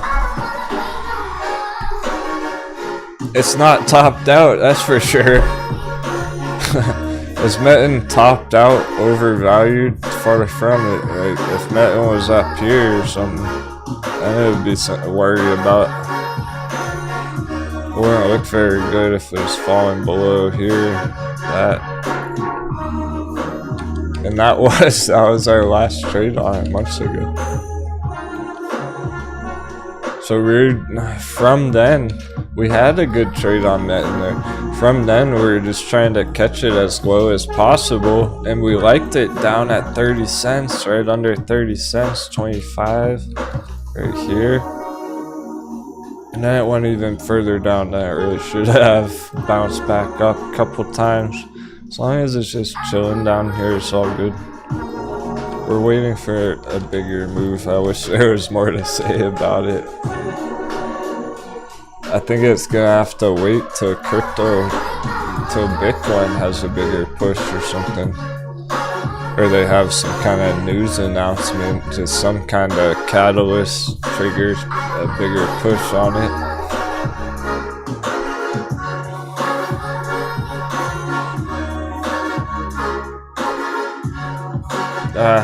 Don't worry too much about delistings either.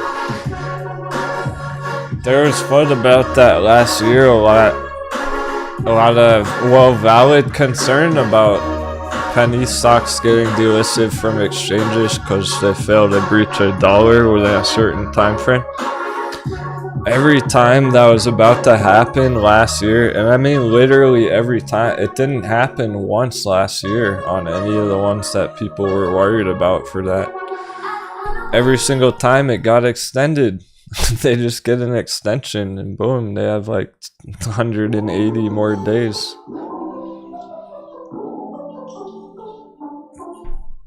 Watch, you're just gonna get an extension if that's an issue. Like,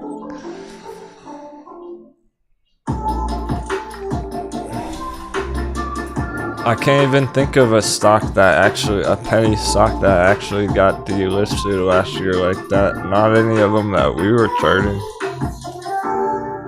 But there's a bunch of them people were saying that about last year. Naked was one of them, and Naked's been through so many changes. They had a whole merger since then, and a split, and it's not even a risk at all anymore on Central Electric. So, but these companies, they find ways to solve that.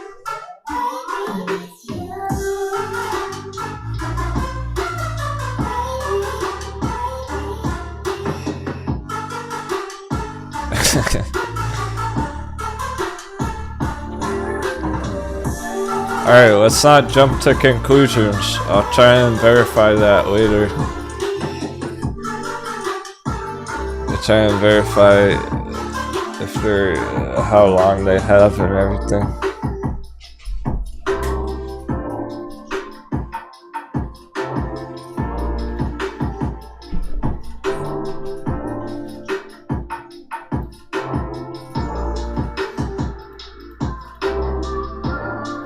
Companies are good at finding ways around problems like that. Alright, meanwhile, D-Pro is holding to 150. This thing's mooning. And AEI is 18% now.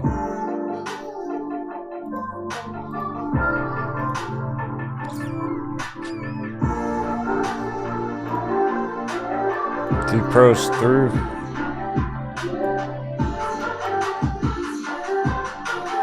Breach, crush the resistance.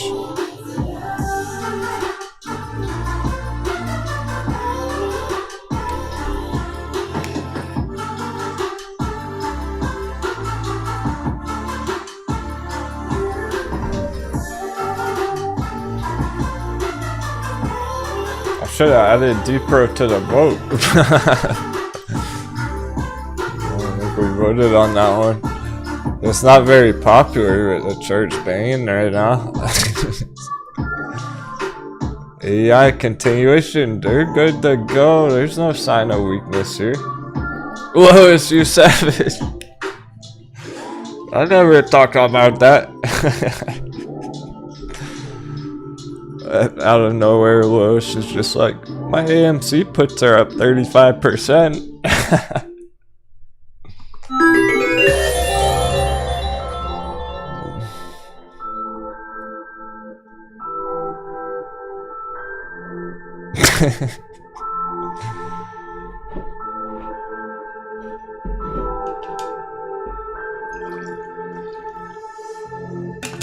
She got a taste of the dark side.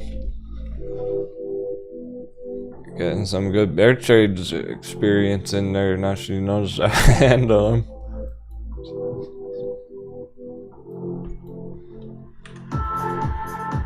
Leveling up.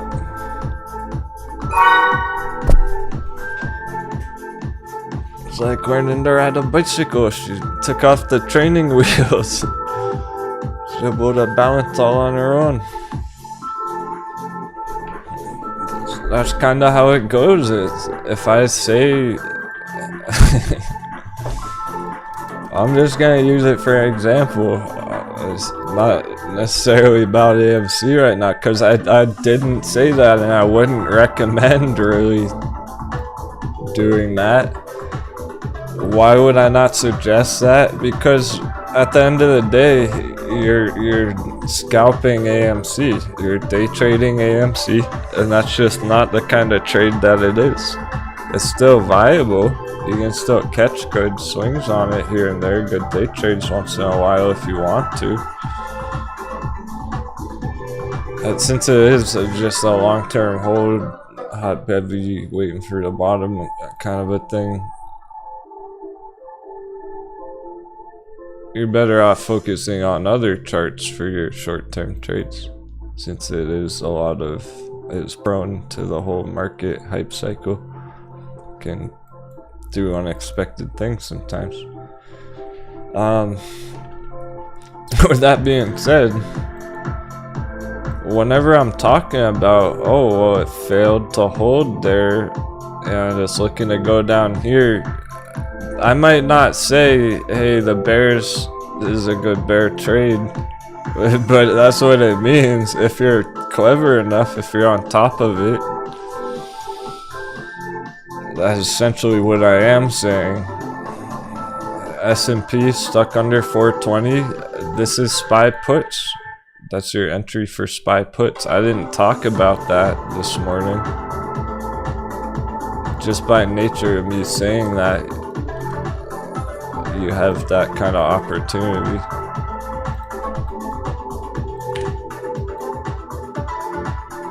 If we're hitting targets, if we're like on Kaval, we hit a big Kaval target. Oh, Kaval got smoked.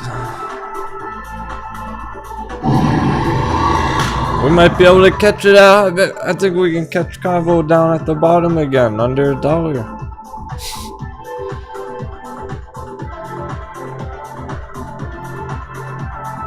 Who wants to make 500% again on Kaval?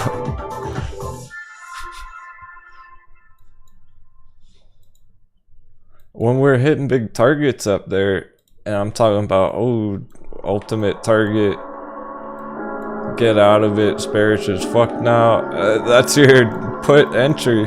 Like, I might not say Kaval puts.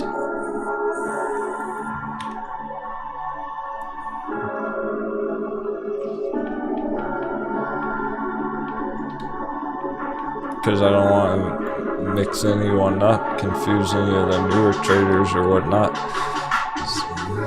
That's what the bears are doing, basically. That's what happened on MULN. It hit a big target, the bulls took profits, and then the bears stepped in, wrote it back down from the target. So you're not bearish on MULN, but once in a while you get an opportunity.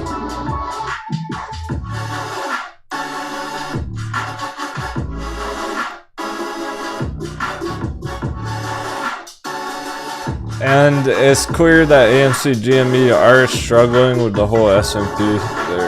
They don't like this right now. That's obvious.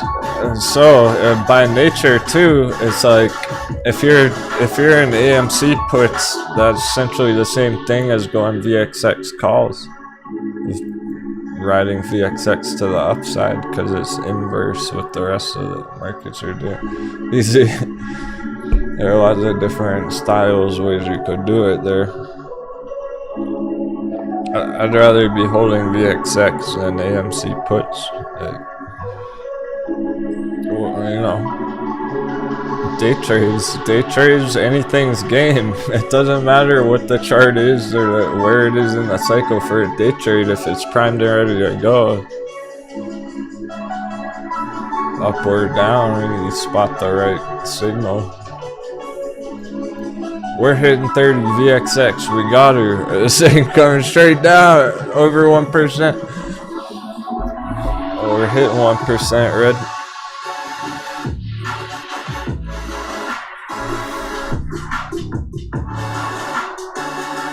We can still hit 410 today.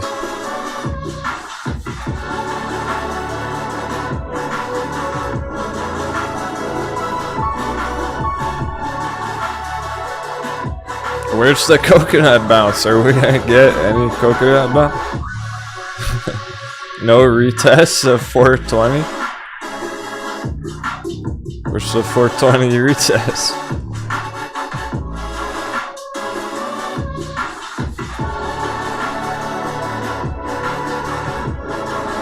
It's only 2 hours left in the day. Alright. Even if there is a coconut bounce here, let's see. All we were gonna check is S&P stuck under 420 end of day. Closes under 420, keep going down tomorrow. That means anywhere down here. The only thing that would prop it up tomorrow is if it coconut bounces, turns green, closes the day over 420. Seems pretty unlikely. Only a couple hours on the bell. It would need the dollar to change. We would need a dollar dip to see that, and there's no sign of a dollar dip. right now.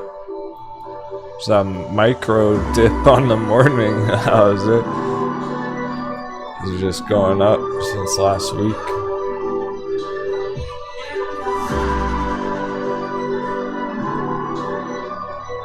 It very much is VXX kind of a day. I'm impressed with our other double-digit charts. Yeah, there's hardly anything green on the day right now. In general. We'll probably get more bearish breakdown developments on the bear list. This is how things could kind of be for a whole nother month. Like, it's gonna be a major challenge for these charts to go green, any of them, anything, for the next month while the market's crashing. If MULN can do this in the middle of a day like this, what do you think MULN will do when things are actually good?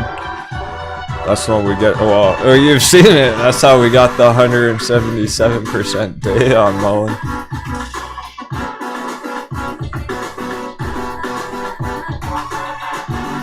That can happen when things are more mellow.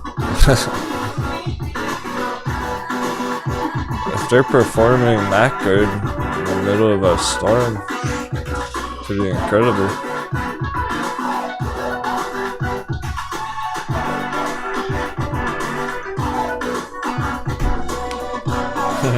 Yeah, we're about to hit our VXX alert, so I think we're, you know, it's not gonna really hit it right now, the end of the day, right next big target, all the way up at 45. We're talking about end of week. So let's see if we can smash right through 30 at least psychological and start forming more support here rather than resistance. See if we can turn this breakout box into more of a support by the end of the day. Finish the day above that purple box. Going into the rest of the week. Knowing VXX, she plays hard to get. Probably just do this all day. And pop tomorrow, but still. It's starting to speed up. I'm happy about that. There's no reason that shouldn't happen with how it's all adding up together, because it's not just VXX, it's the dollar chart, everything.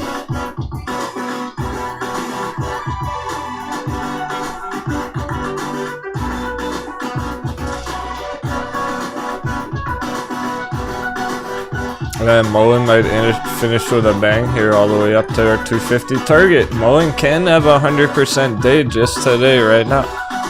So at 30%, still going strong. From the opening, where we were on Friday, to our 250 target's 100%.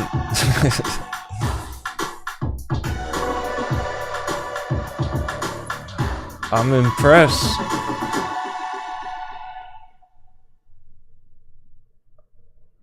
No sign of weakness.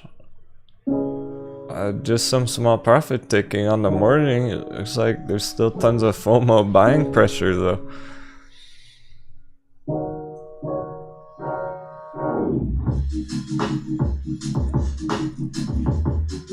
Very selective charts. Only a few of them doing that right now. They're more just priming up for what's to happen next. Just be ready during the whole rest of the storm. It's really, there are probably gonna be a lot of days like this for the rest of the month, where there are certain charts just absolutely fucking mooning. And then there are other charts that are just flat and like a little bit red on the day. You can't expect too much on Met until a bigger move on Bitcoin. We're getting closer and closer to that. It's all good. Take calm, hold strong. One of these days, Metin will be the one that's on the top of the list, going up 30% on the opening. It's gonna have its time to shine. It's not right now. Now it's the MULN VXX. Kevin, you're in deep pro, nice. Yeah, it's holding the. Oh, not anymore. Never mind. Things change quick. You see that? I was gonna say it was holding the 150. That's if it stays up there end of day, keep going them up. It just fell below. See where it's at end of day.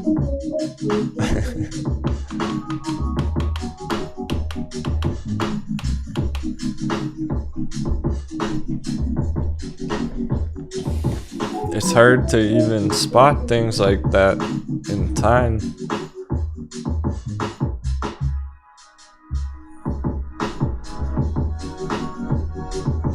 There are all these minor things happening that are making a major difference.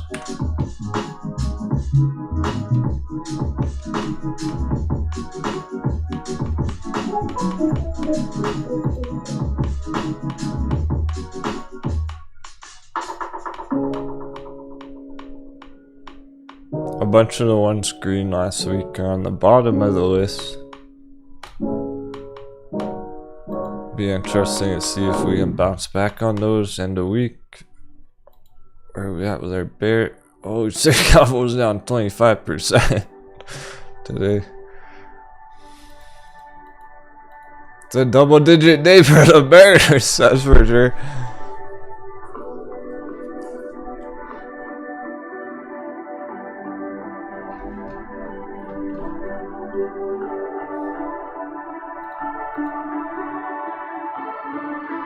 Hershey's about to go red, so it is happening here. Everything's headed in the right direction there.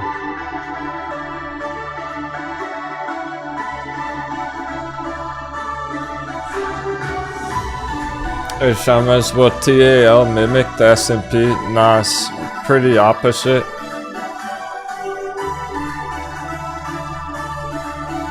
Here's the S&P VXX, restoration of balance. Throw up the buffs, we gotta restore the balance in nature. It's like fucking Captain Planet.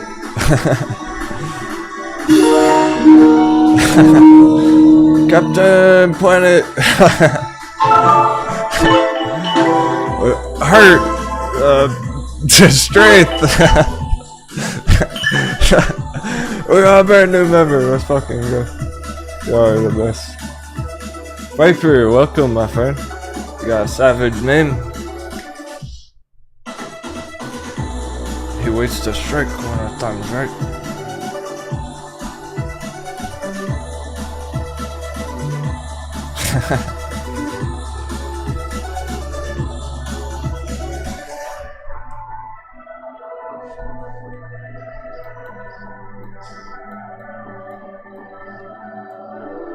Okay, we're cruising. See how we're curving up?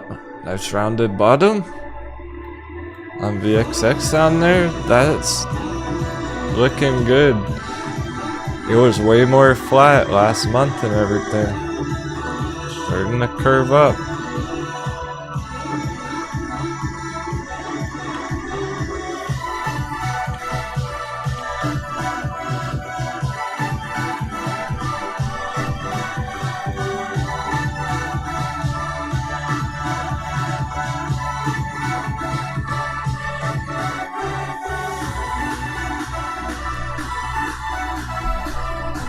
Alright, that's VXX, S&P, but overall it's representing the whole concept. Overvalued assets on the top, with the large market cap companies up here, hurting, taking huge damage. Even Apple or Amazon would not, yeah, Amazon we were looking at earlier, straight down. That's this. We can compare any other chart we want and see Does it look like this? Does it look like the red one? The overvalued S&P charts that are bearish going down? Or does it look more like the undervalued hot bevies, VXX? The ones that are looking to recover. Cool, let's throw TAL on here.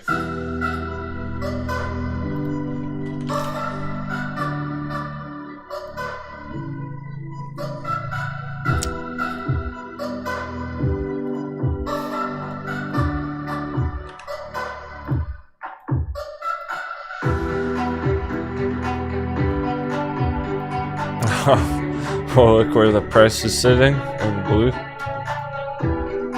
Right where the bottom of the wedge is. A huge falling wedge from VXX.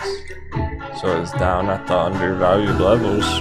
It's not gonna follow the S&P because it already crashed. TAL already crashed 6 months ago, last year. Right here.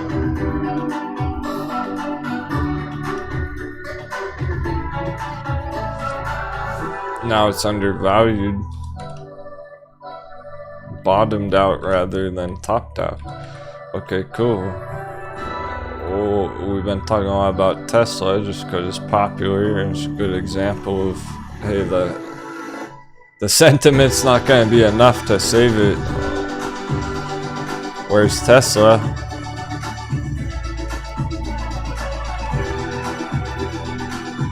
Well.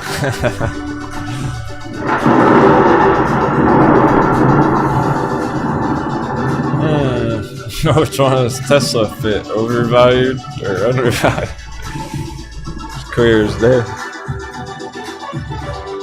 There's no question about it. So Tesla is gonna follow the S&P. Tesla is the S&P. It's like rank 7 in terms of the market cap. We could put any of those top 10 on here.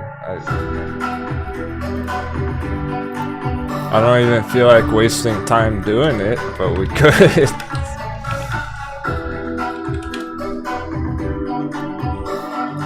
I could put any of these on this chart and it would probably look exactly the same. Apple, Microsoft, Amazon, Facebook. Facebook's already crashed.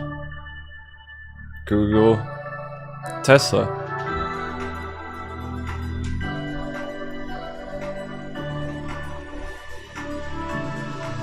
Those ones are screwed.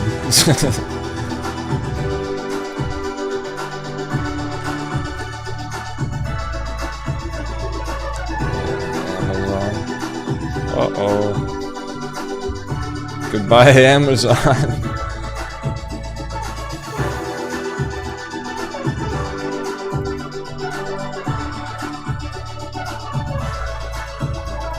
Apple. Whoops. Oopsies. Life savings in Apple. Uh-oh. They're not even gonna know it hit them.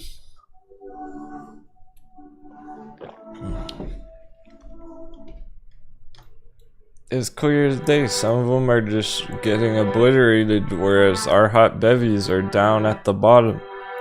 Okay, let's pick a couple of our hot bevies. How about Ride?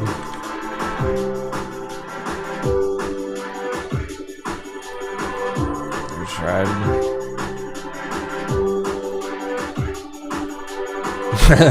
Does it look like Ride's overvalued or undervalued? It's at the bottom with all the undervalued assets. Not here. It already crashed. If Ride was up here, we would never touch it. We would be talking about Ride puts.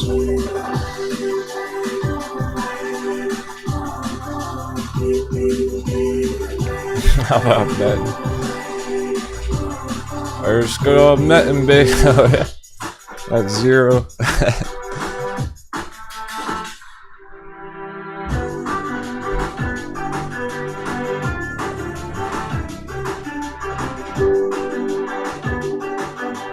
Virgin Galactic. Got a nice entry on that right now today.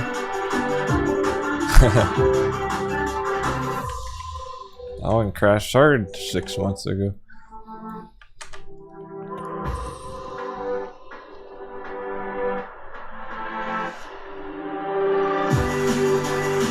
ACB or rare cannabis.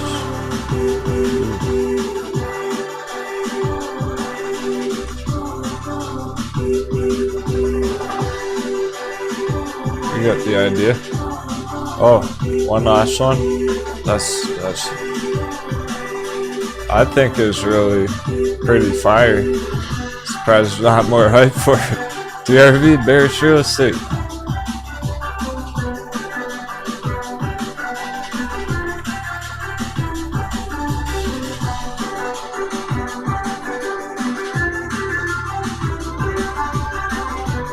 What that means is real estate, since it's bearish, right, DRV goes up when the real estate goes down, it's actually meaning the real estate market going down.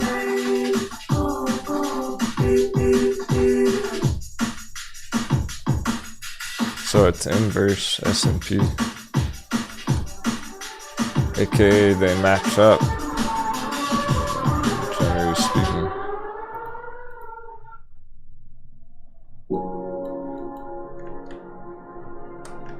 There are lots of good choices there.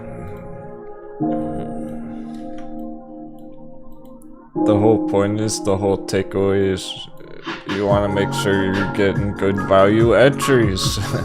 So don't even sweat it if you're red for 2 months down here. If this is about to happen on your favorite chart. As long as you're not in stuff like this, about to lose all your money and then never recover, like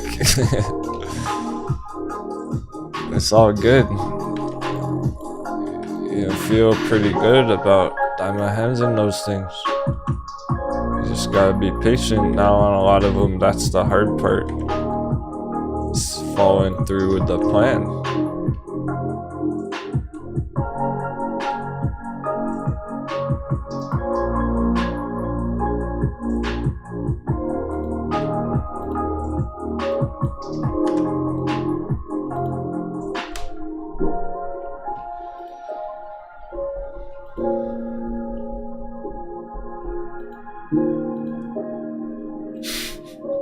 Everything's winding up for power hour.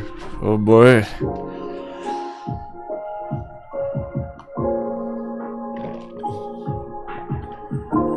I'm sure we're gonna get some end of day surprises.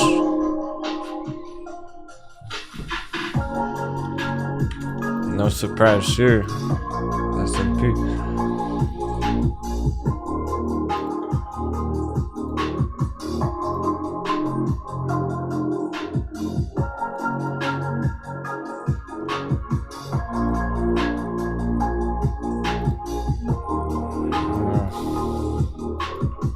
That Jasmine bounce that makes it all a bear trap here,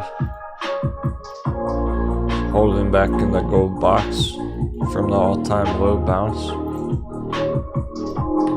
Altcoin,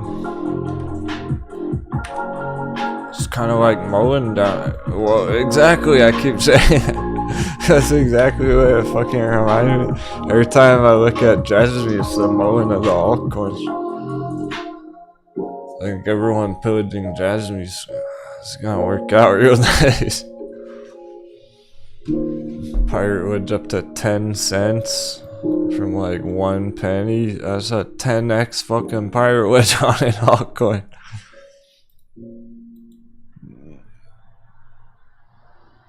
I wanna see Jasmine just slam right back up there. Keep going in the long term. It's a good sign. I like what they're doing.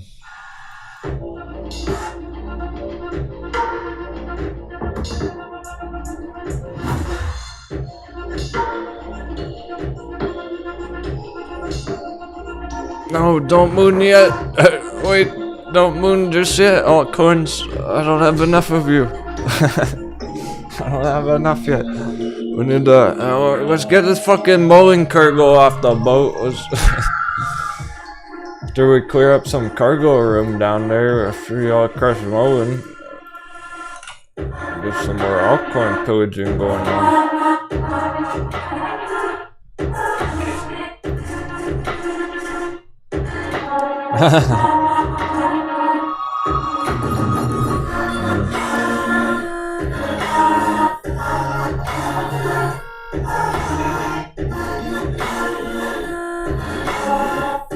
Hey, Cody. Yeah, Matthew, dollar crash in the long term. We're almost there. Haha, let's double down Hershey puts.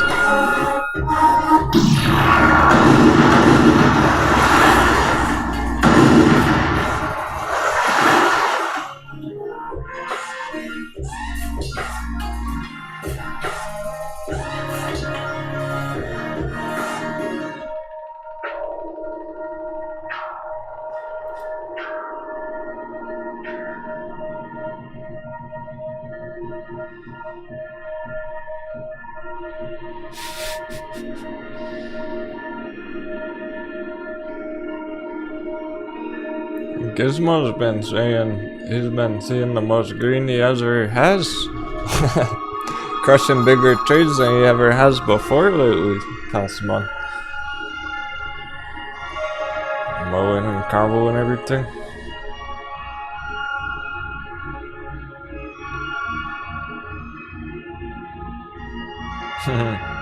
Can't believe today went by so fast. Time flies when you're having fun. Gotta go dig.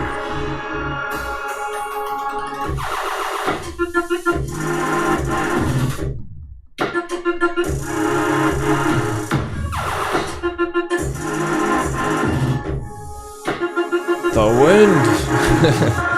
We got lots of wind. Cruising right back to the moon base.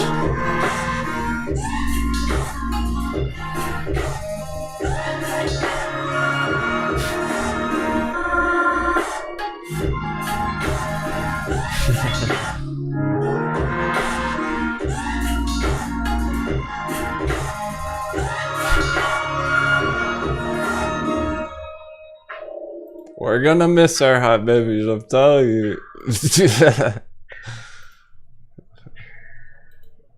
That wasn't the evil laugh button, that was my real evil laugh. We're gonna miss these hot babies. Looking back on MULN one day, you're like, fuck, remember when it was a penny stock?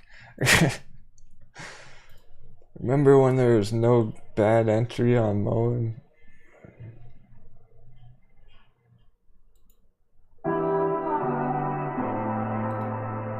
Happy trading. We're gonna have a quick sundial intermission. Our voice is getting thrashed. Water break.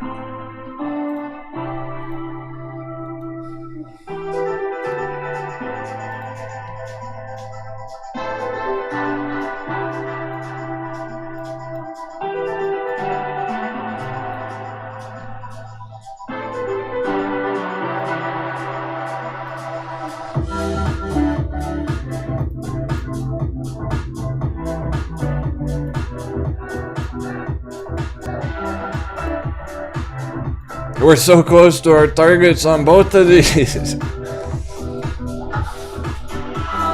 Can we hit end of the day? 2 hours is exactly enough time to hit $2.50 MULN. 777. Yeah, there will be new hot bevies by then. We're gonna miss them still because it's a buffet right now. There's almost no bad choice right now.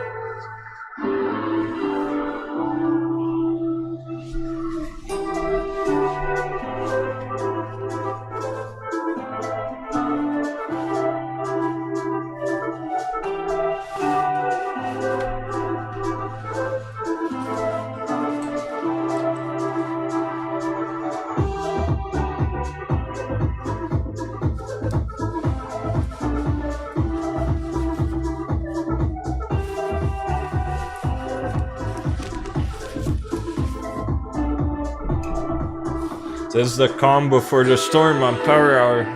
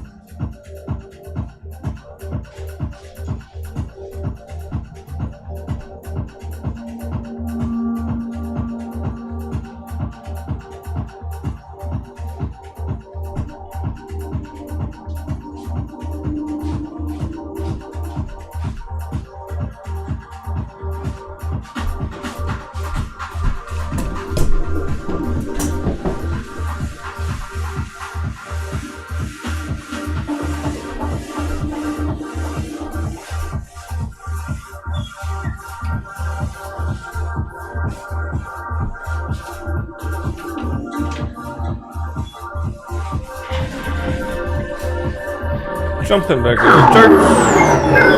Let's be worked out. Welcome back, my friends. Turns out one boy is a pretty long girl, so we can't be too upset about it. Shout out to the ladies.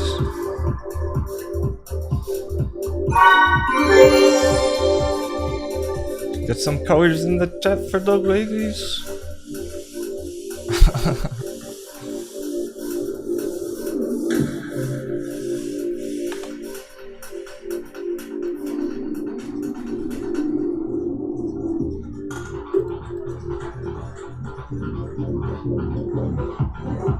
VXX bought to go 10%. Double digits.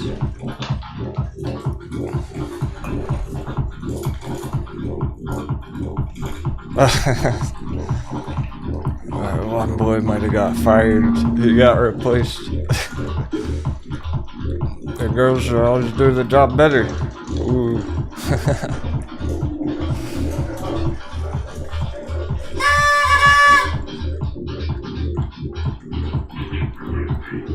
Very special. We're in a fucking man's world, let's be real. The financial industry is dominated by old white men. And Nancy Pelosi.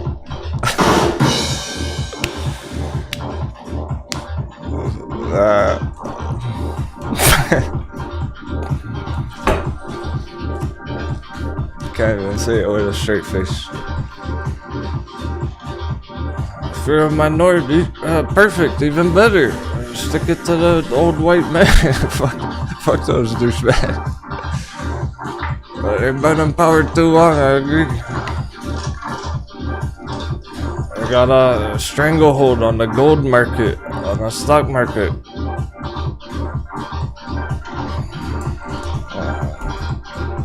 They shouldn't be worried about retail, about moon boys. They should be worried about the lady pirates. They're coming for their treasure.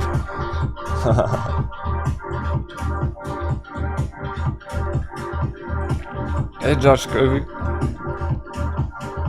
Keeping it green. Haven't been able to tune in much. Started working again, but got lots of dry powder. This is just as good. It's... Look. If you were here the past few months and you haven't got profits yet on your holds, which is a lot of people, a lot of our traders, just diamond handsing the hot babies, waiting patiently.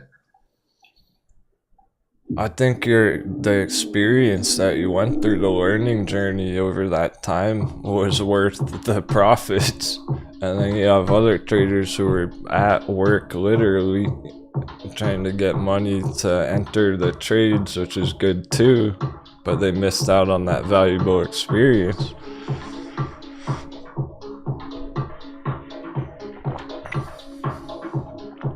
It's a double-digit day. 1, 2, 3, 4, 5, 6 of them. MULN 33% still going.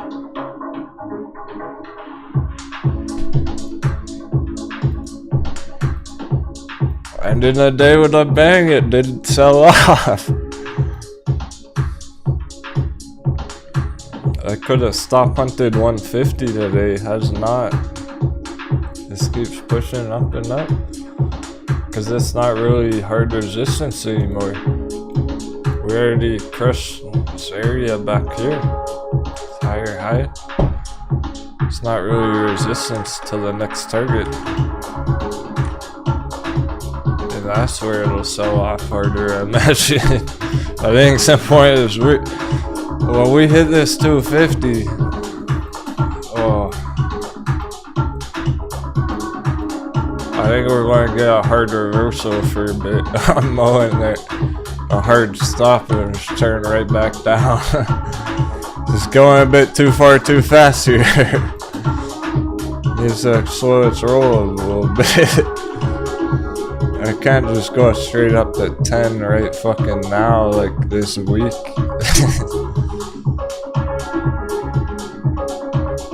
Definitely consider taking profits at 250. Then go see some top signals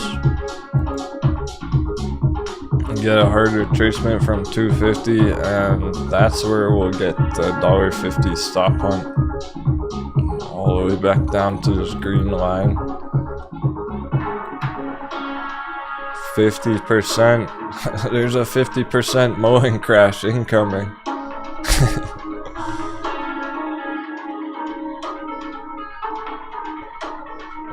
All the FOMO have to get what's coming to them. They have to get what they deserve and pay the price for FOMOing in at $2. It's gonna test their emotions some point. They're green right now, but they're not gonna take profits at the target, and then it's gonna go red. If you didn't take profits at the target, then maybe get back in on the dip, or just keep holding the rest of your leftover. I'm not talking about completely taking all your profits on MULN, but you can lock some in and just hold the dry powder and get ready to re-enter it at some point. Or fire cannons at other good entries that we do have right now, like Virgin Galactic.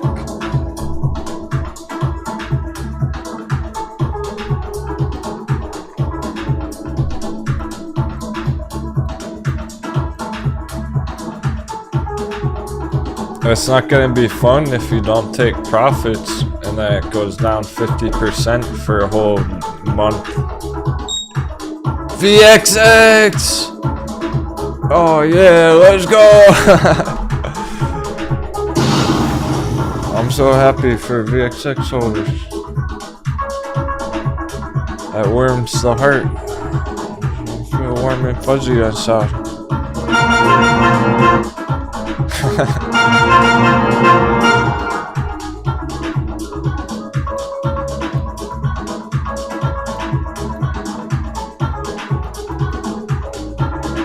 And now the smart money, let me tell you, well, the smart money VXX traders, you're gonna get what's coming to you as well. You're gonna get what you deserve in the best way possible.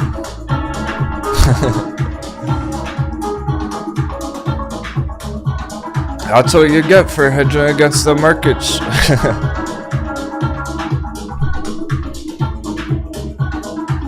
I'm trying to say it sarcastically, ironically, or whatever.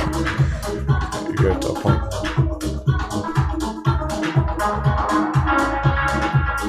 I get exactly what's coming to you. Something epic. Bunch of green. This week's it's time to shine.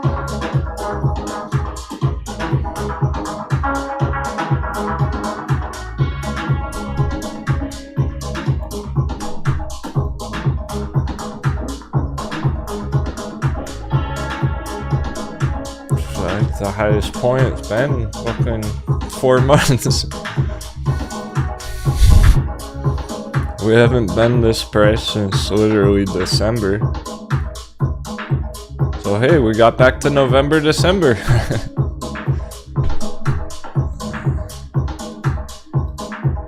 Let the FOMO begin!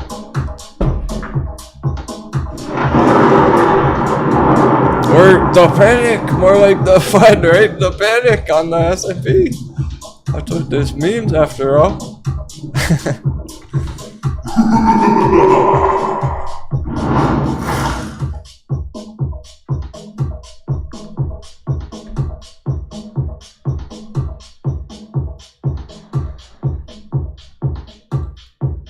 If VXX is pumping, that can only mean one thing.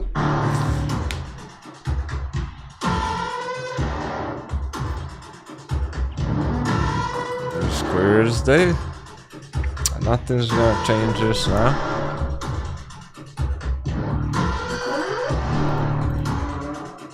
It's too big.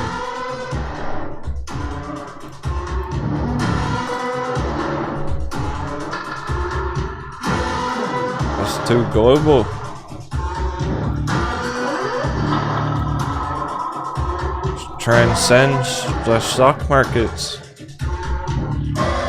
There's panic in the world in general. That's gonna translate to how people are trading. They see the red, they're feeling the burn. They don't got the fucking diamond hands. They don't have what it takes. Their diamond hands are not strong enough. They're gonna shatter.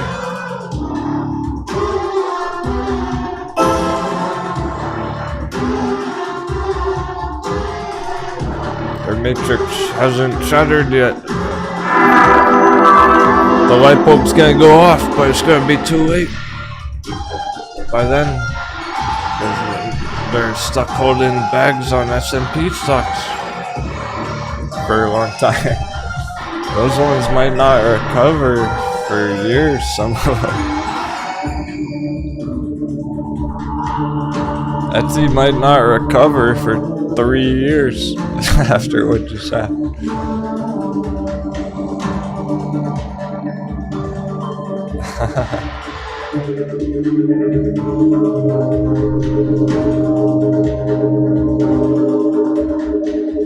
Yeah, Frederick, good question. When did I just stop working to trade full time? Honestly, I never really worked like that ever. The realest jobs I ever had was in like middle school, high school, at a bagel shop.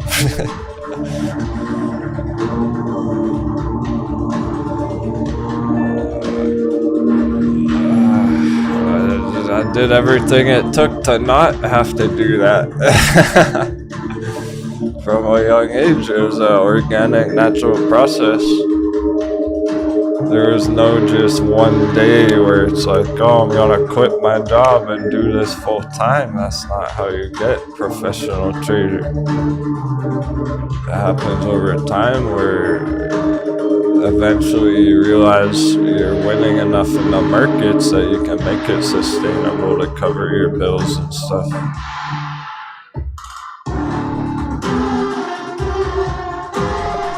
I've always done other stuff on the side too, so I'm really good at programming too.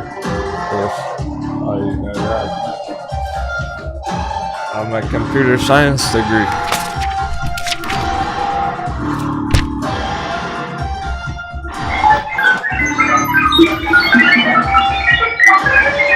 So I was doing some other coding projects a few years ago. For all this and stuff.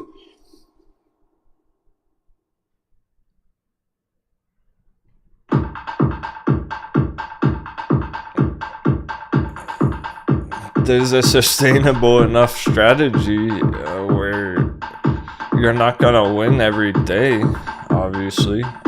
It's not how the markets work. Even if you're the best day trader ever, you're not gonna win every day.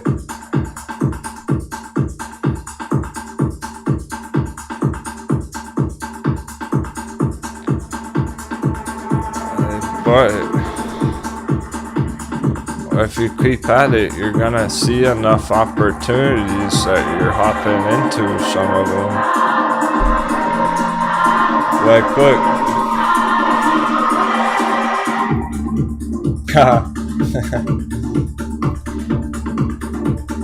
I keep it 100.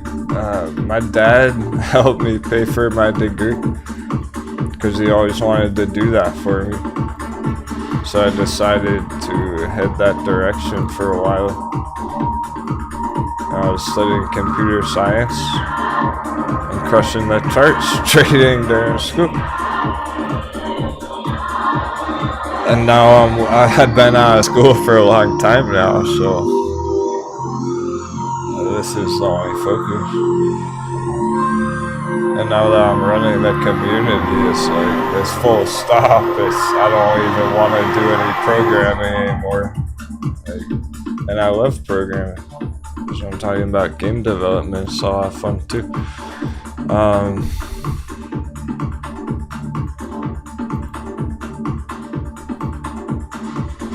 See, I realized I had an awakening moment last year where I realized how life-changing this has been for some of you already, just from last year.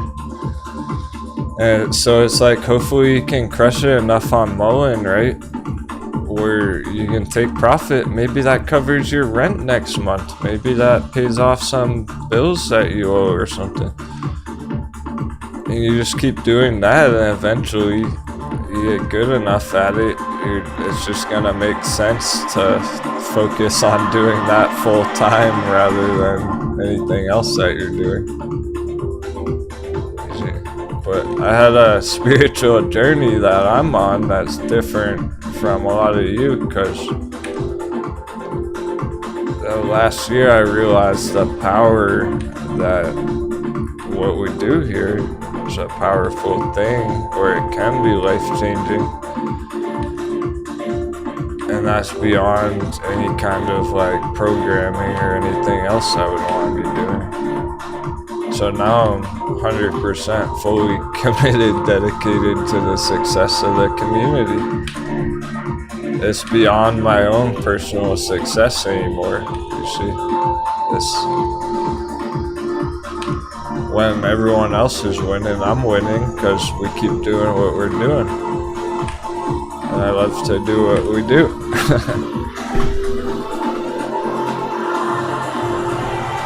We just want everyone to keep winning for long-term success.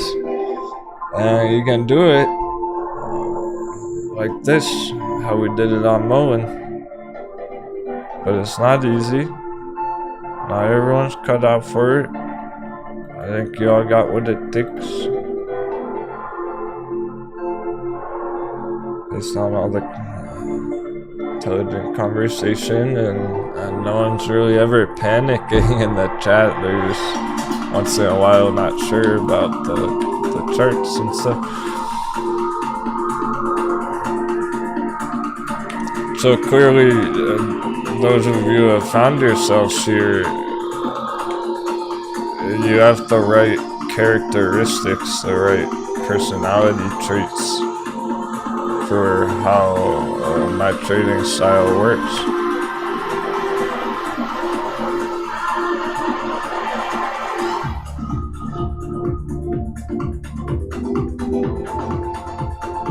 And now you just gotta get better and better at it so that you can keep playing the game for a long time. If you enjoy it, then you want to stay in the markets as long as possible and keep winning trades.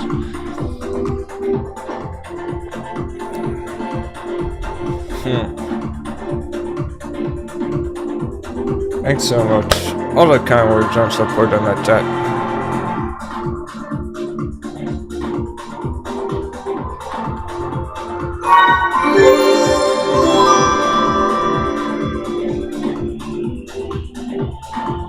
Hit me with the feels.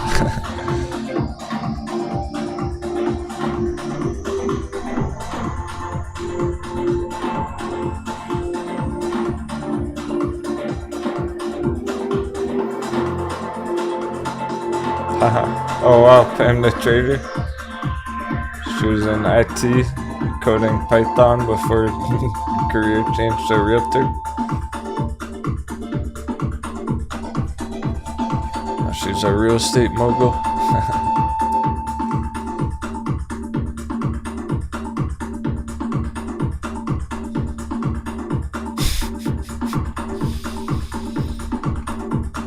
Hey Pam, I wonder what you think about the DRV chart. Bearish real estate.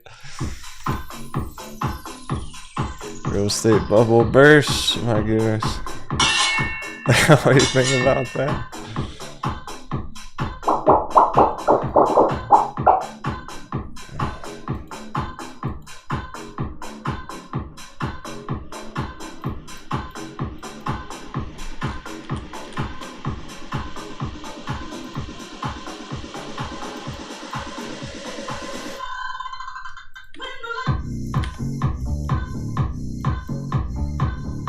All time high should go back.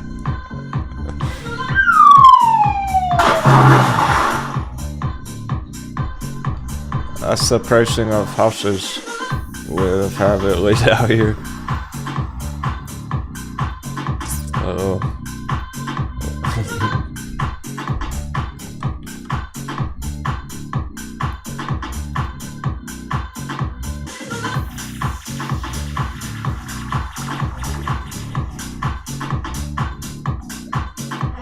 is up with S&P.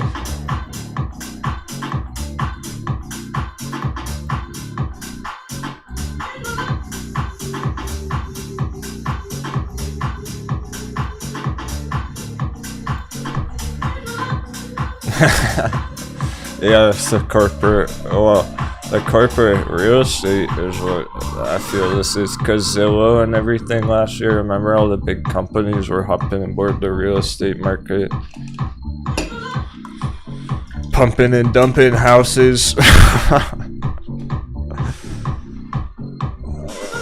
They took their profit. They're trying to get out. By the looks of it. There'll probably be a lot of families that are able to hold their houses through all this. Not as many foreclosures and stuff as in the past. Nonetheless, the value of the market, the house values, supply and demand. When everyone's hedging into gold and silver and oil, crypto, they already FOMO'd into their house last year. People FOMO bought their houses already. Last couple years. There's not enough hype for this chart. I mean, more ways than one. There's no FOMO, Moonboy FOMO on the real estate market right now. It's topped out. I think it's reached its climax.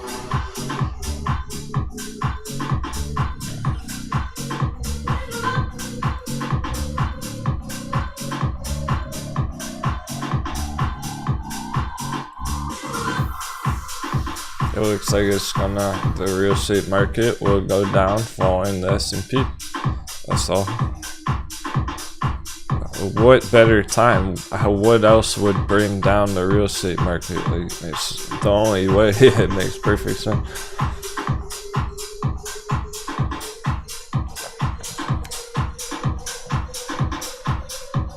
Yeah, I like that pen, because you really are trading houses. A lot of respect. Trading the value level on houses. You find an undervalued house, maybe fix it up, diamond hinge it. The markets get extreme and you can sell it for a bigger price a couple years later.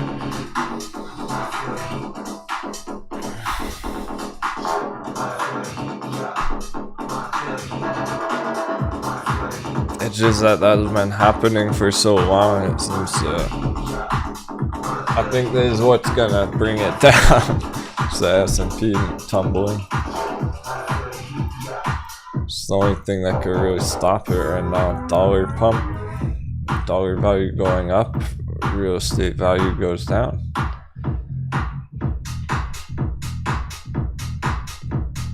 We still have some distance to make on the dollar.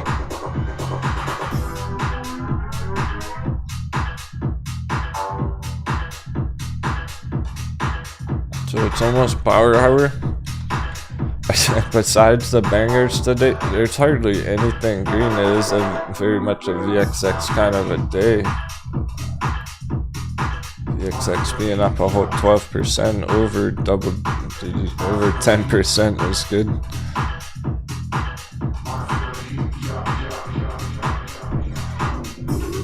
Besides those ones,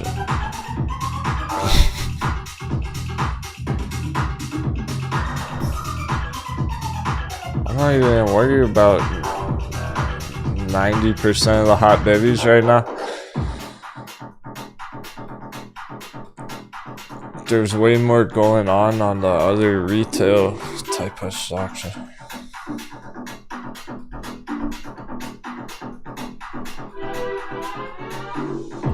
I would think if you had like a mutual fund,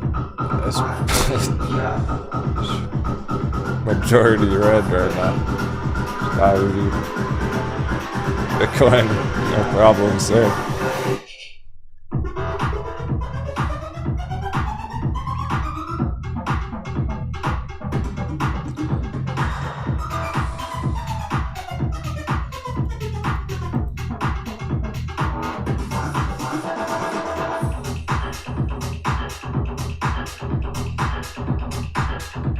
The bear ones, they're not fucking around. If something's overvalued, it's getting slammed.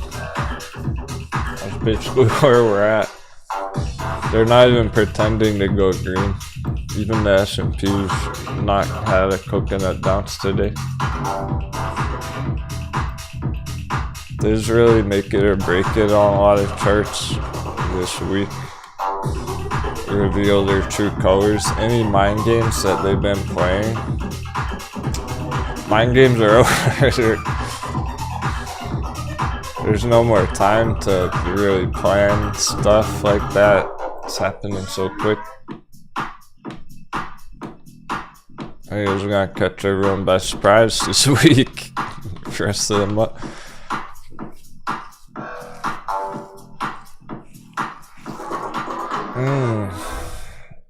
Sense puts cruising.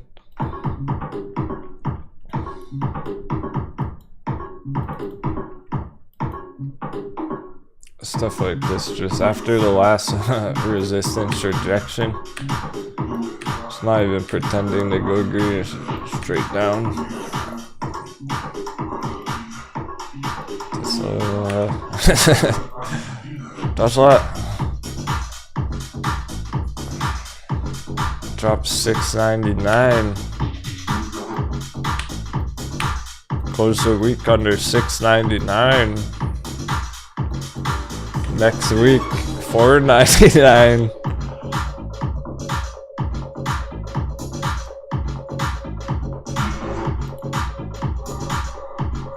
Next month, $200. Oh, there's some dry powder. Prepare for that one. If you are trying to plan for a Tesla hot bevy entry one day, get ready now. It might not take that long.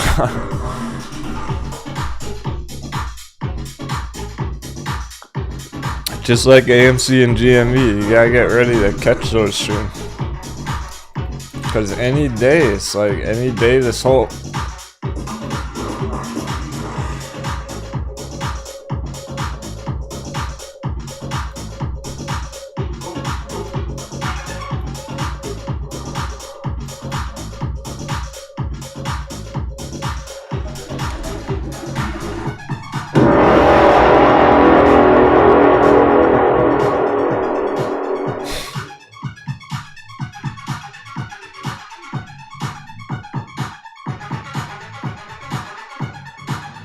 Any day on GameStop, get fucking ready, cause we're going in.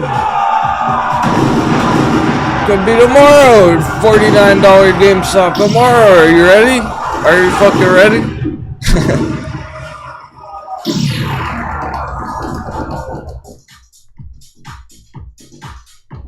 Let's get some sevens in the chat. 777. Sounds like no one else is ready on the internet. We're the only ones, so let's get that shit. Let's get that dirty treasure. And no one else is even paying attention.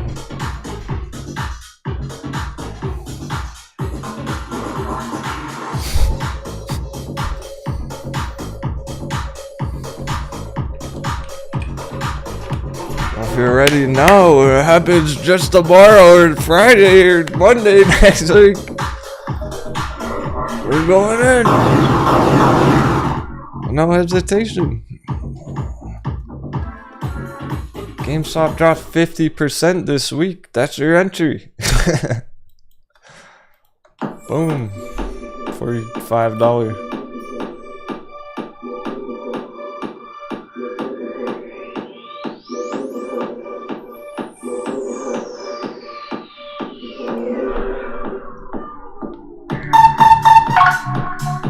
Straight back to 100 after,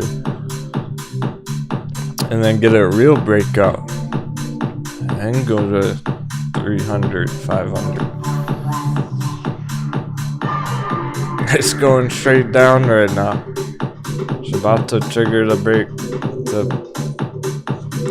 the get ready alert, the get ready to pillage GameStop. If you've been waiting to do that for a while, it kind of happens sooner than you think. Like, what if it keeps falling after hours like crazy, and then tomorrow morning we wake up, it's just like first thing in the fucking morning, boom. That's how fast it could happen. You gotta get ready for it now, because it's not playing around anymore. As soon as we got stuck under 100, wow, it sure has sped up today. This is what I'm talking about, where there's bigger things happening on the retail charts. Like, yeah, we're not seeing a Metin bounce today, but damn, there's stuff happening on GameStop. VXX 29.90, we're almost at 30. It has to, you know, if it doesn't hit $30, I don't even know. I'm calling up the SEC. I got the SEC on speed dial. Yes, hello, Securities Exchange Commission. You need to look at VXX, because that fucking thing has to hit $30. Something ain't right if it doesn't. I can't hit 29.90 and not pop 30. Come on.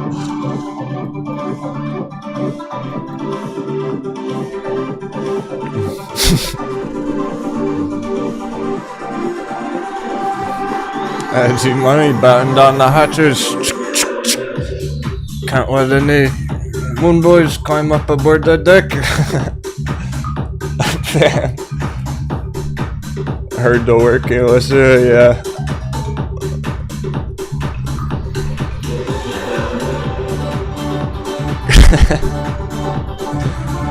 Call in sick, call in sick.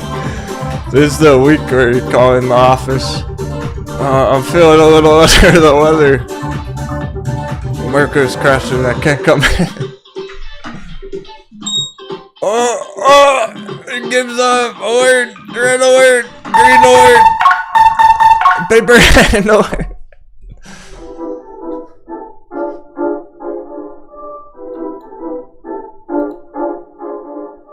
Oh cow, that's 16% right on the day. I told you there's no time to plan. Like, see how quick it's going from 100? As soon as you got that signal, there's no time to plan anymore. It's not fucking around anymore. Going straight down to 50 as soon as possible. And for AMC, like, you gotta be a bit cautious there in terms of careful not to enter too soon. I'm trying to catch AMC at a really good price. This is your chance. This is our chance. After all fucking year, 2021 is the best chance we got to catch it as low as possible here. Don't blow it by entering at like $11 or $9.99. Let's be patient and see if we can get it at $4.99.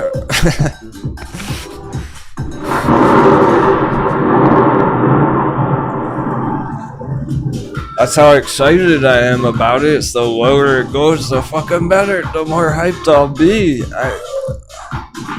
The lower we gonna catch it, the bigger the targets. Be patient here, because it's our chance to really hit the limit, reach the breaking point.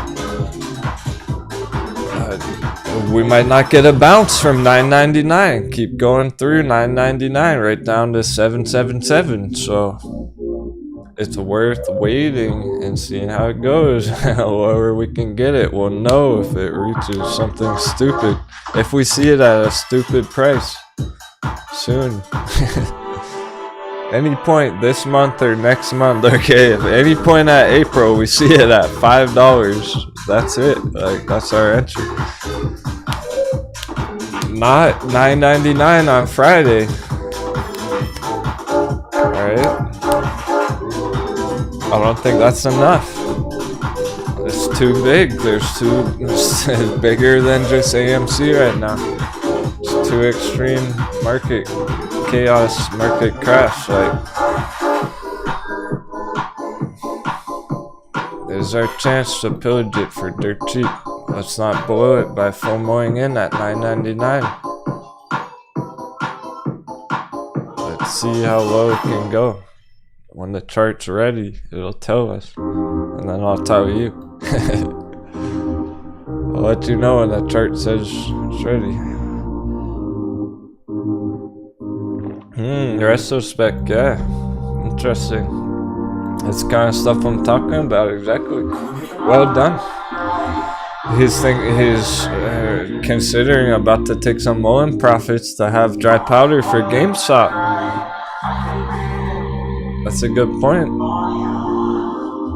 If MULN goes down tomorrow, end of all week,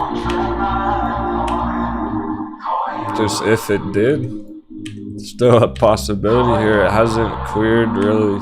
We want to see it close above that blue line for tomorrow. Anyway, if he's taking some profits here on something he's up a lot on, that's sort of dry powder ready for your next one. And then you're just chilling waiting for the GameStop perfect entry. You're all prepared in case it happens any day. Whatever day it happens, you have your strategy locked and loaded. If you're trying to do that on the day it happens, where will MULN be that day? If GameStop hits $49.99 on March 23rd, just a random date coming up. Well, where the fuck is MULN gonna be March 23rd?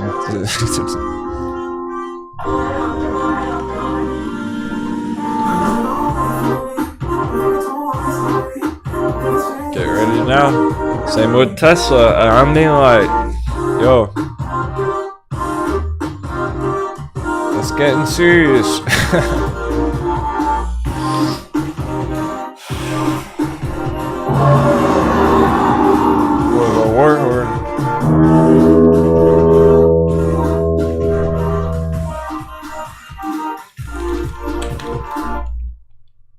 It's getting serious. This might happen fairly quick as well.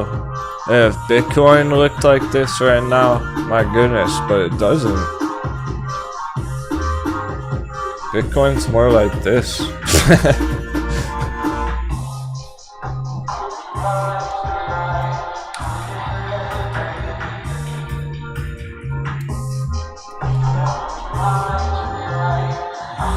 Alright. It's getting serious for the large portfolios out there. You're trying to catch Tesla. Get ready for that too. I know Powderhound wanted to do that, for example. I imagine he would go pretty heavy on it at the right price. For the big dogs out there, for the high rollers, something to think about. Your long-term account, maybe your retirement account or something, could be potentially a once-in-a-lifetime opportunity coming up on Tesla soon. Low risk, high reward if you catch it low at the right price. What's wrong, Whiskey? I know you've been taking some damage lately, but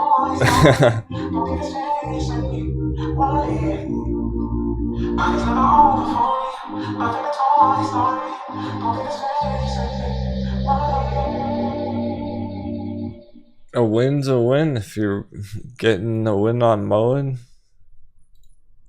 That's hard to do right now on anything. Or VXX. That's to hold you over and get through the storm. That's exactly what these are designed to be right now for us. MULN's green, CR red, VXX hedging against the market crash. Those are to get you through while all that shit's happening, and then later on this year, like everything's gonna be mooning, it won't even matter. So you just gotta get through the storm, really. I really mean that. It's not a beginner friendly environment right now. Oh, I see. Yeah, so Whiskey, he says it's depressing because he's locked in other hot babies, so he doesn't have dry powder for AMC. Gotcha. Well, there's time to readjust. It hasn't happened just yet today. I mean, maybe one of your hot babies will hit a target by the end of the week and you can get some profits on it or something. And bro, there's so many other good opportunities anyways. Careful not to fall in love with anything. If you don't have dry powder for AMC, then you don't have dry powder for AMC. Like, there's other trades. Stay excited about the ones you are in, and you can't catch them all. It's not Pokemon me. You can't catch them all. Just put the shotguns away and bring out the sniper rifles.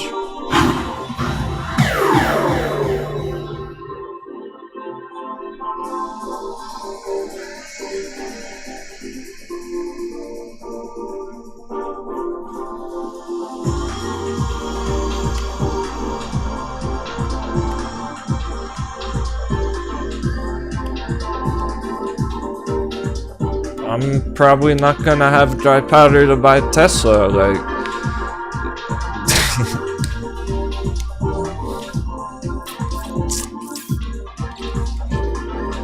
I could buy some AMC and some GameStop coming up. I've been saving a little bit of dry powder. That's what we should all be trying to do right now if you're able to. Otherwise, you are just diamond handing while the market crashes. Like, you can't expect to make good profits right now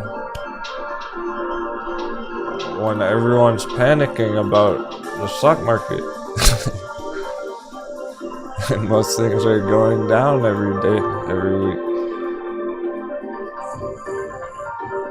There are ways you can with the bear charts. I mean, you gotta find something that works for you, but if you already are in a certain strategy, like accumulating the hot bevies, then your best shot is to just stick to the plan and keep accumulating your hot bevies. If you've been in the bear trades, stick to the bear trades. If you're holding VXX, keep diamond handsing VXX. If you're swing trading MULN, you're doing awesome. Like, the goal here is not to make money today, per se. Like, it's been happening on MULN, but not every chart's gonna go green today, so it's not about that right now. You gotta survive the whole market crash for another month. Simple, like, straight up. That's the real deal. We're getting close to the real conclusion here, and you made it so far. You gotta see it through to the end of it. With whatever strategy that you've been working on, keep doing what you're doing. It can be a mistake. You start to fumble it when you start to change up your strategy all of a sudden, because you're feeling like, oh, it's not working what I'm doing and everyone else is pillaging AMC. And then you start moving shit around that you didn't really think deeply about, you didn't plan it good enough, and you start making mistakes.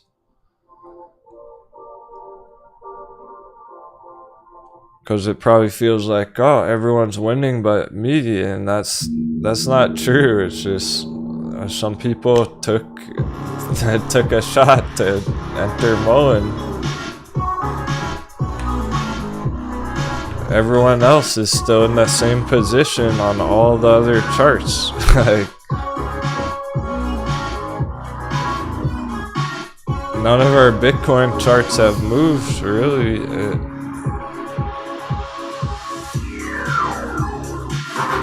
Okay, stock traders. Hey, stock traders. Well, welcome to what the crypto crew's been doing since August. Crypto crew, we're used to this. Here's what we've been doing since August on our favorite altcoins. Piece of cake. Right? We've been accumulating grayscale Litecoin for a long time. We've been pillaging our favorite Dash and vechain for months now, and they've hardly had much action. I mean,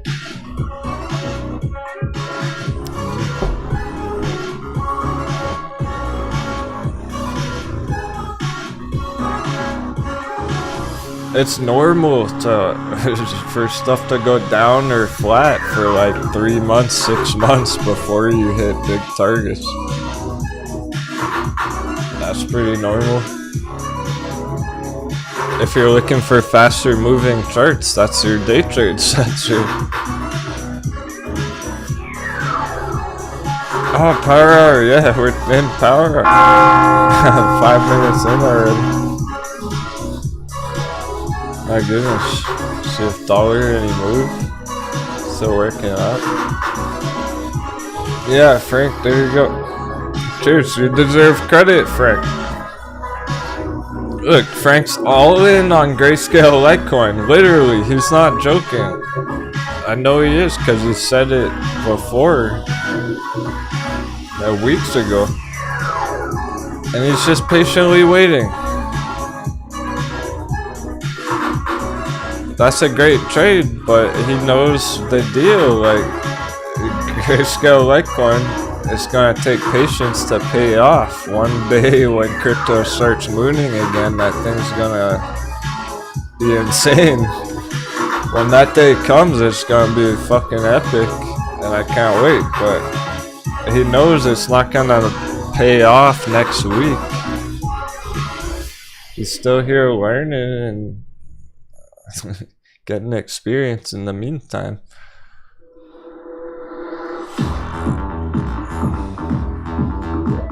You gotta make sure the patience is worth it, as long as they have good long-term targets and they're good entry values and they're fairly stable. Stick to the plan. Only if you hate it, if you absolutely hate it, like Hershey's, I could see on the Hershey's puts now.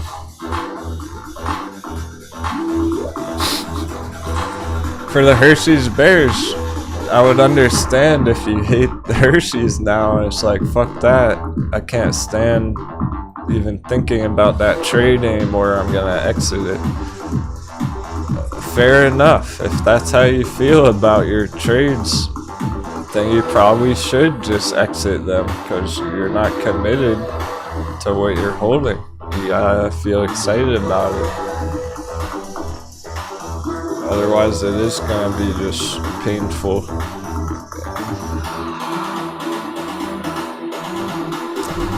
Remember why you entered them in the first place, okay? Because you're stay as excited about them as the day you bought them in December or whatever.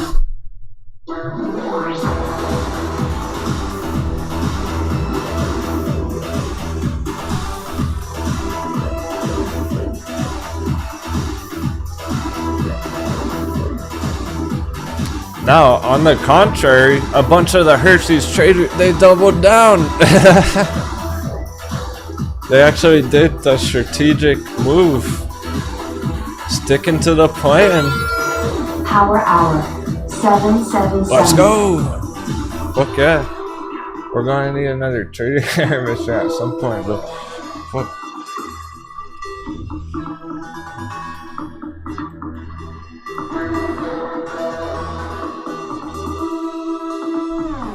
Thanks, you, Tor, man. Did you come back just for power hour? I'm going to the charts right now. I forgot to take an intermission before power hour.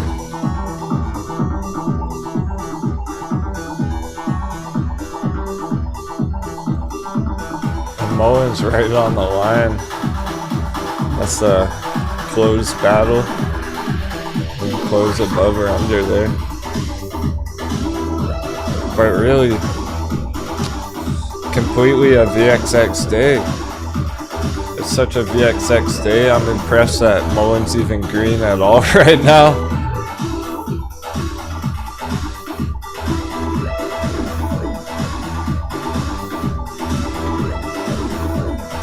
Anyway, I hope that helps. That was a pretty big idea.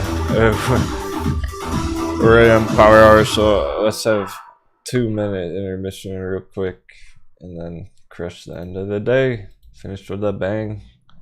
Talk about crypto a bit after the bell. Quick break. So we don't have to later.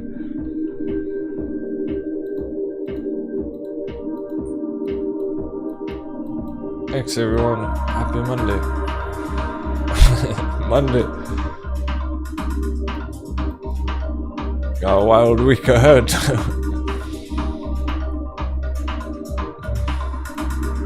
D Pro back at the 150. That's been straight up. And AEI cruising end of the day. It's all the same ones from this morning. Voyager Therapeutics, of course.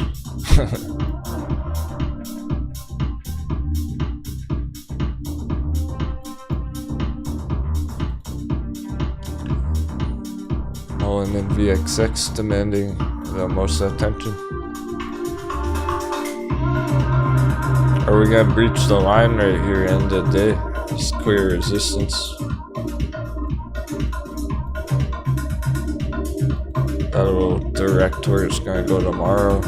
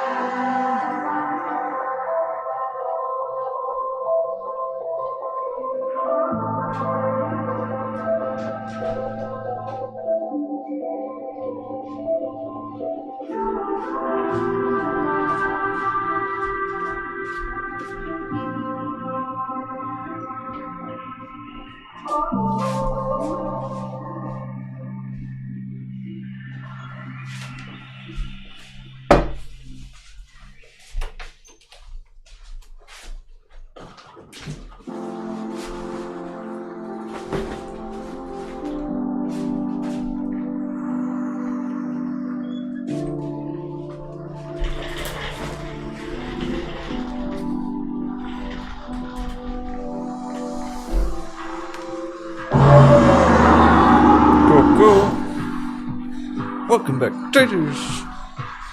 Bullcat was spot on this morning. She meowed for that first MULN pop. Now she's all tired out.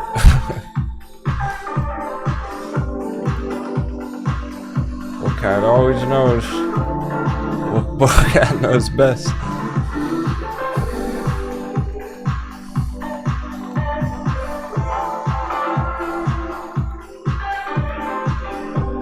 Coffee's kicking in and about gonna do it in 40 minutes.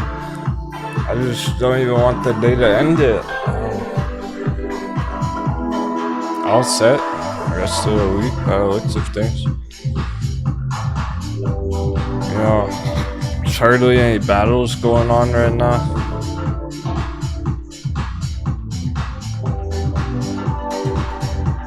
Besides the bear charts. VXX30 area, I mean, we're winning. Alan's winning.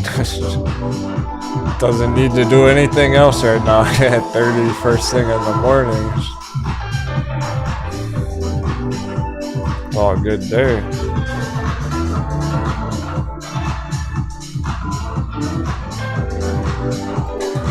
So things are really speeding up now.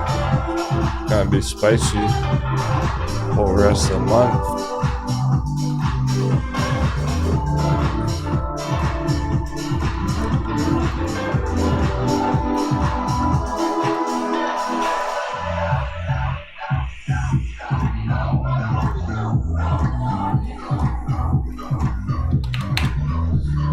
$70 GameStop alert.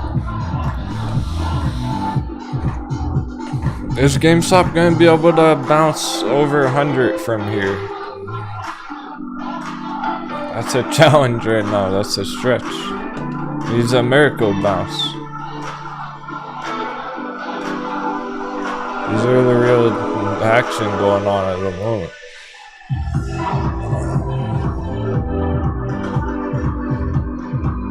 Selective popcorn charts. Okay, what's gonna go green tomorrow? Probably the ones that are green last week that are red right now. Those lit trades from last week that haven't done anything today. Yeah. Like Brickco, BBI. Primed and ready to go, no move today at all. 1% red. Cooled off a bit from green on Friday.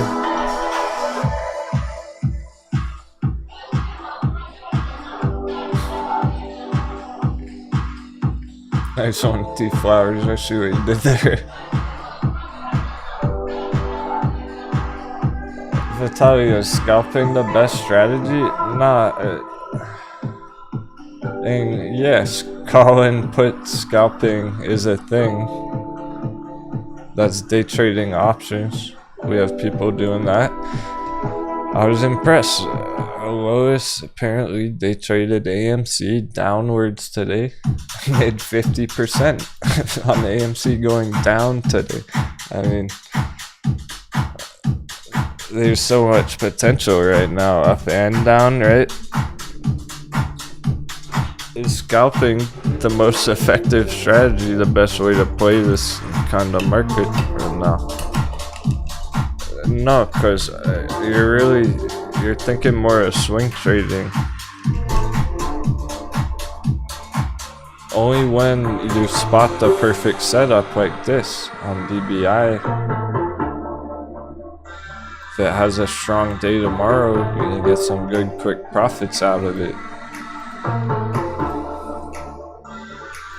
That's not gonna get you rich. Like, that's just a help.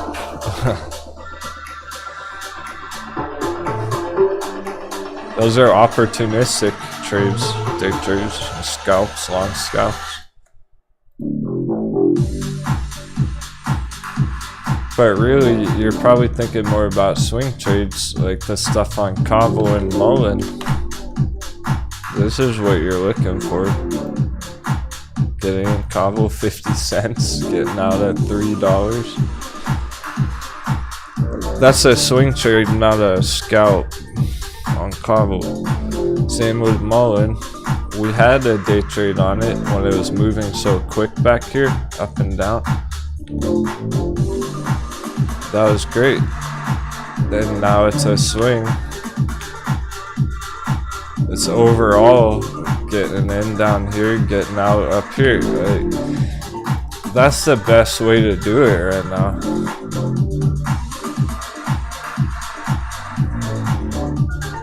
Riding the momentum, few 100%.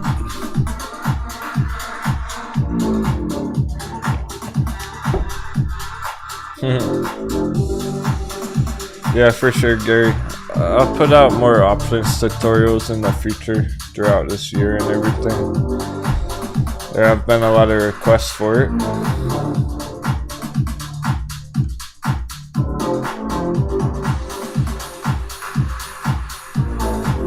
We have the first introductory options tutorials.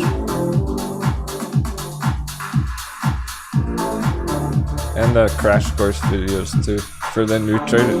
If you're a new member recently, make sure you check out the training course videos. Very important for what's happening right now. We got our calls and our puts. That was just to help get started. There's so much more to it. I'll definitely put out more in the future. Plan to do it on one of the Wednesdays for Discord Wednesday. So we can talk about this stuff more on Wednesday and everything. We're saving the more advanced option strategies for Discord for the most part. And then just talking about the trade at hand when it's happening. Like a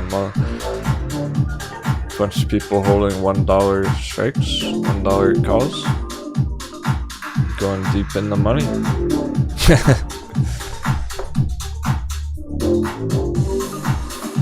You wouldn't day trade those contracts, you would just swing trade them, hold them. You know, you got them last month and you're just holding them till they hit big targets. That's a nice swing trade. That's the most profitability right now. And I'm not scalping it.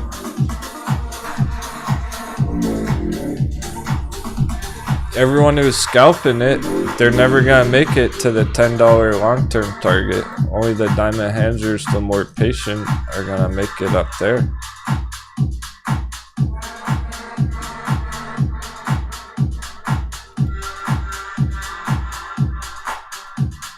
The day traders take profits along the way. They don't get as big targets.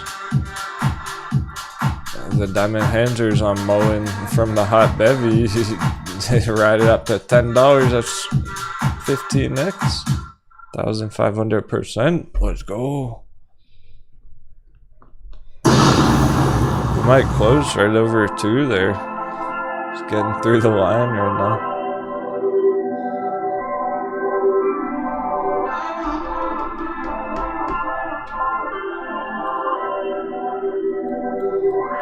We got our alert set for our next target. When that alert triggers, it means profit taking time. Just get the profits and run.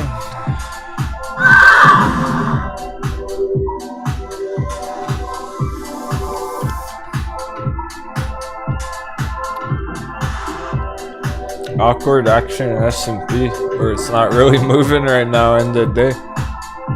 30 minutes. But this is what we're looking for on it today, is get stuck under 420. We're officially getting stuck under 420 here. Is it going to be possible to bounce back up over 420? Today and tomorrow, the next 30 minutes. Or otherwise, S&P is going to do what GameStop did, under 100, and just start going straight down all week.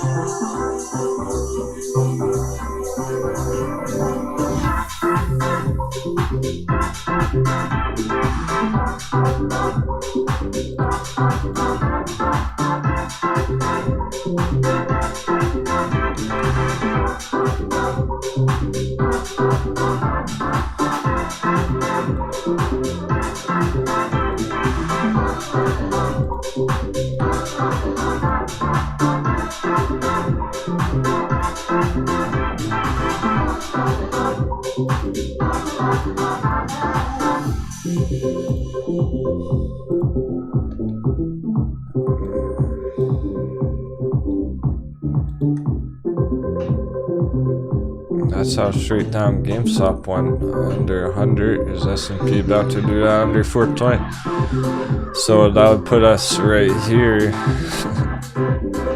on S&P. We might be right here.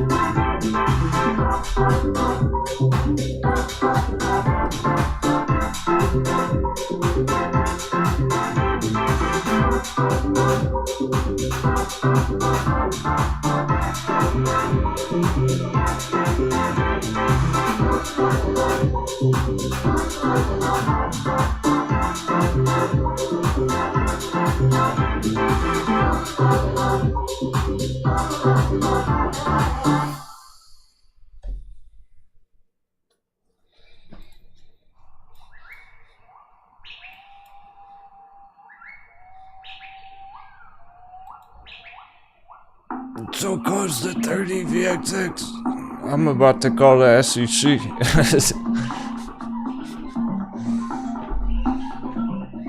Please, VXX, just get it over.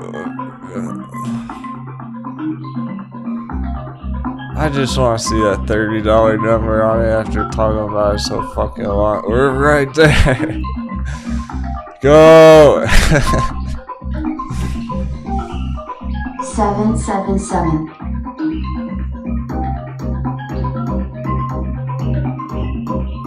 It's just gonna soothe the soul a little bit. Feel like we actually made some fucking progress on VXX.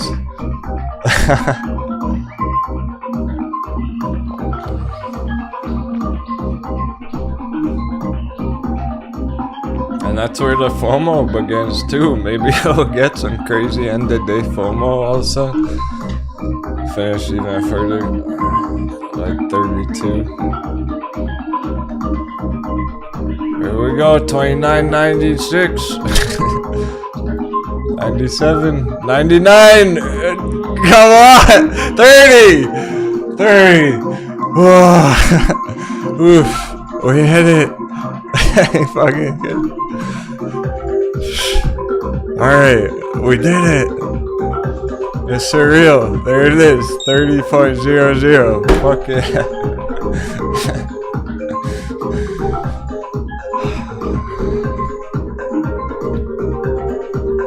Nice. Congrats, VXX holders. For the Bulls. Feels good, man. Let's see what I got. How far is it gonna go? The most popular voted one earlier. That's had more votes than MULN.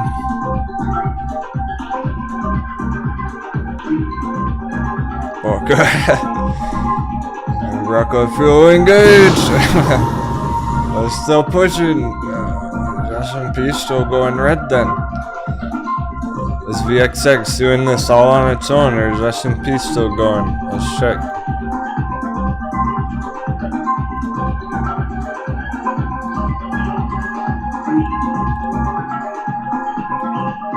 Both. S&P's about to keep going. No sign of it. Coconut bounce. It rolled over real quick. End of day hammer S&P.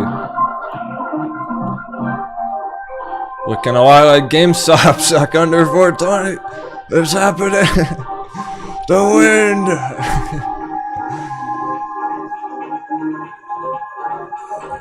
It's really happening. Go VXX, go! 30-30! Oh shit! It's happening!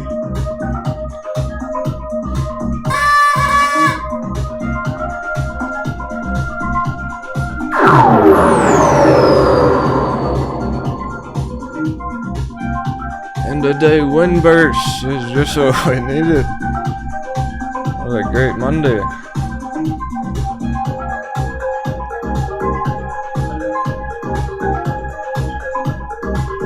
Setting up for even bigger, better targets. End of week. 45. Let's get that 40, 45. It's not even about 30 anymore. 30 means we're going on 45. S&P keeps going down this week. We're gonna crush it. The XX. This is it. This is what we've been waiting for. The bell's gonna close soon.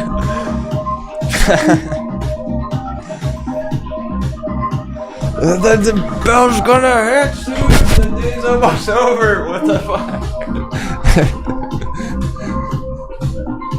It's one of those days where you want to just keep going. Like 25 more minutes. How far can it run in 25 minutes?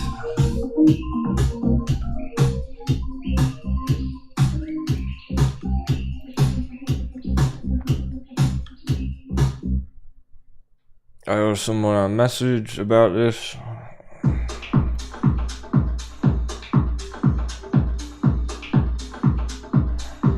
Jeff's really been keeping this on the radar for everybody who was here earlier.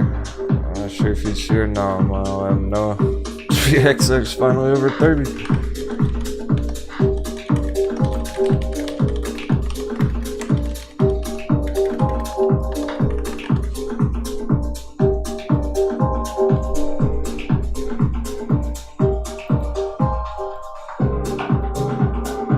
That's what VXX holders been waiting for. So if this had happened, if this had happened sooner, people already took some profits here and entered hot bevies last week already. If this had happened like 2 weeks ago, it would have been perfect and everyone could have took profits there and then re-enter on a dip or something. No, this is moonshot now. We're going for the gold now. It's not even about 30, but we cleared the breakout. We got officially got our $30 breakout.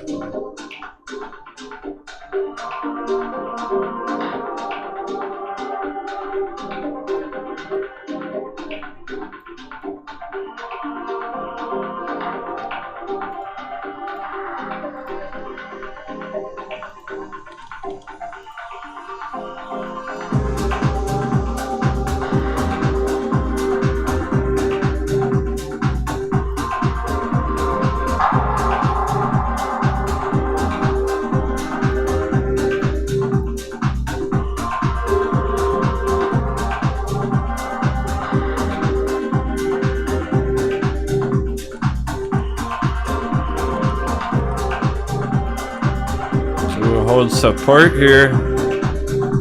We hold the $30 breakout. S&P keeps going down. That's what's gonna happen, and then bang, 45. There's our next target.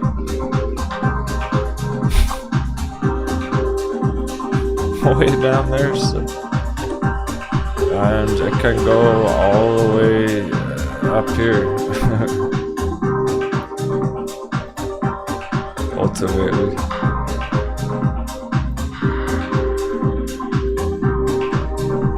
From $20 to 100, 500%. This is what's starting on VXX. It's begun.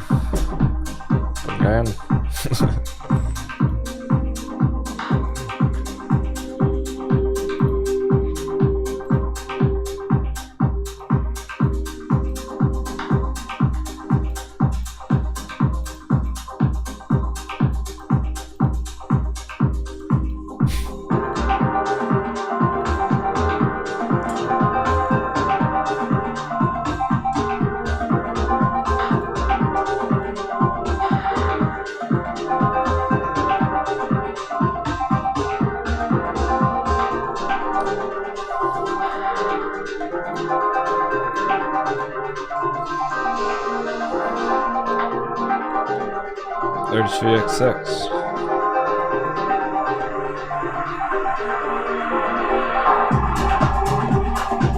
It's hitting 31! It's 60.5% green on the day. Damn. Just pushing up to the top of the watch list. VXX kind of a day is an understatement. Is where the FOMO begins. Send it.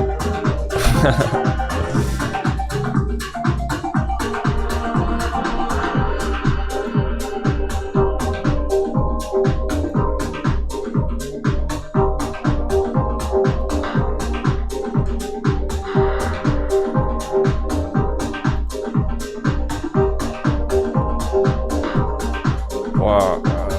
Yeah.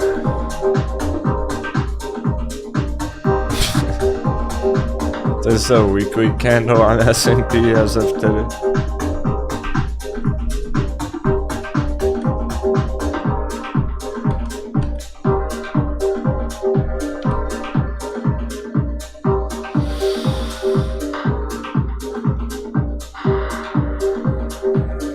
No, Bitcoin 38777.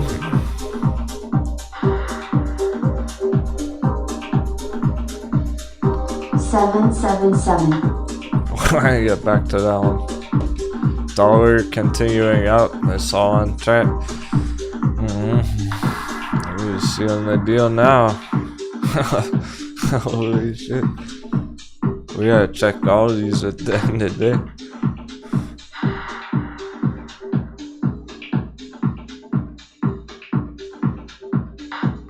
Trying to stay focused here on it. Stay focused.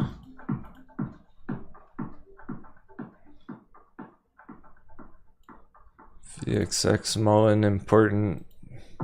We're not really gonna hit targets on them right now though.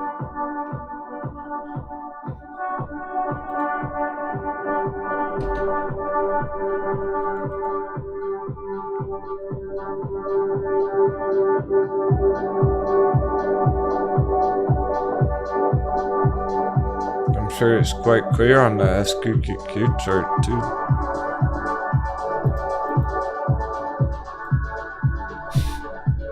Strong continuation. It does all align. There's no reason to doubt it whatsoever.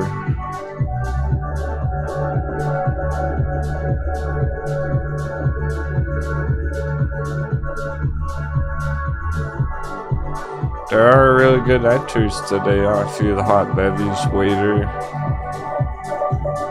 dropped down after hours Friday. Nothing new there though. Waiter's been a good entry. A lot of them have already been good entries. TAL, of course. Lower than it should be right now, the lowest. Which makes it the best kind of an entry. Lowest it's been yet. Virgin Galactic lowest it's been yet.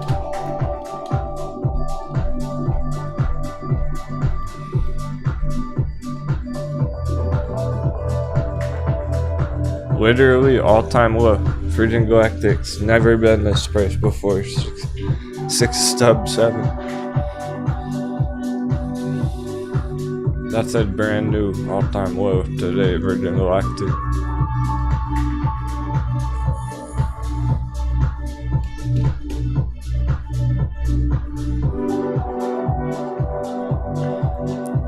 Those are the points where they're so extreme. Very extreme.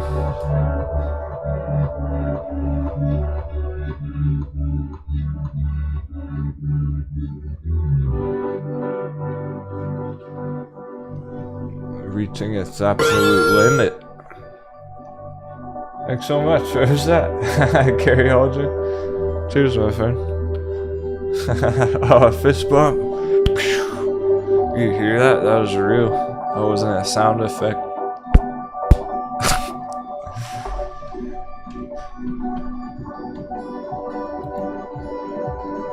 I hear something outside too. I think there's rain coming down.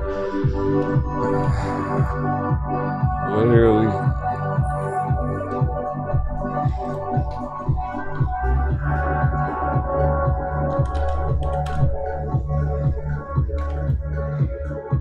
I'm trying to make sure we don't need anything to happen right now.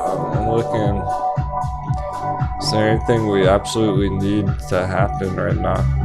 Or else it's gonna be ugly. And that's the thing, not really on the day. There definitely is. There absolutely is things we need to happen soon. In your future. Like I said. Cheers to a great year ahead. Gary's feeling good. I like that. Like his attitude. Like we need to bounce on SOS, sure. And it looks like it's happening right now too. It's just coffee cheers. We gotta enjoy the ride and stick to the plan, really. So you got another double down on SOS, that's all it means. We don't really need anything to happen there right now.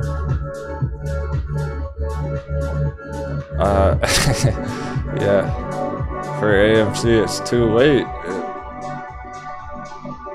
AMC, it needs to bounce up to $15. Unfortunately, for anyone who's hoping that would happen, that's gonna be a miracle bounce. Because it would be out of nowhere. I call it a miracle bounce is what AMC GameStop need, because there's no reason for them to do that. There's nothing we're seeing here telling us, hinting at that happening. So why would it happen? Therefore, I guess too late, or it's stuck under 15 going down.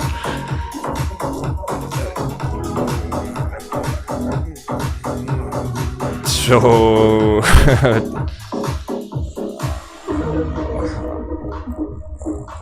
you already know what it's gonna look like at the end of the day there. It's like virtually impossible in the next 15 minutes that it's gonna pop above 15. Do we need anything else? Like BlackBerry right here? It's right where we want it.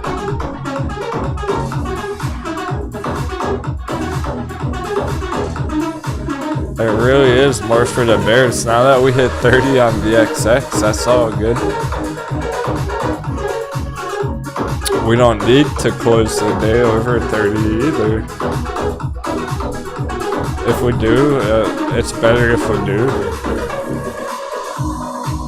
There's not really any reason for VXX to drop under 30 right now. Good day.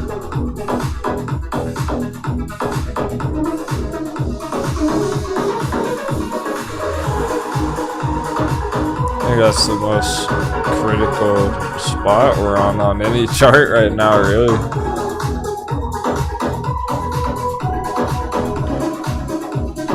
The other ones we're gonna have to be patient on, like BlackBerry. We knew it was gonna wait till April, see if we get a nice trend going on next month on BlackBerry.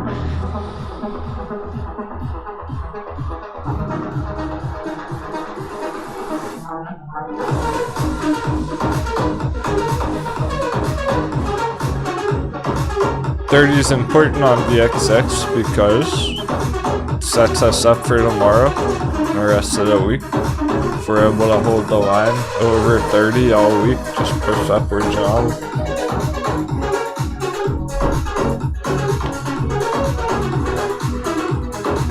It doesn't even have to drop back down again.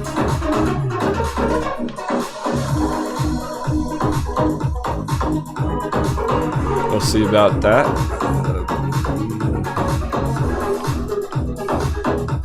Okay, well, since the reality of the situation is the bear ones are more sketch, well, bear ones are more shaky. Double check those.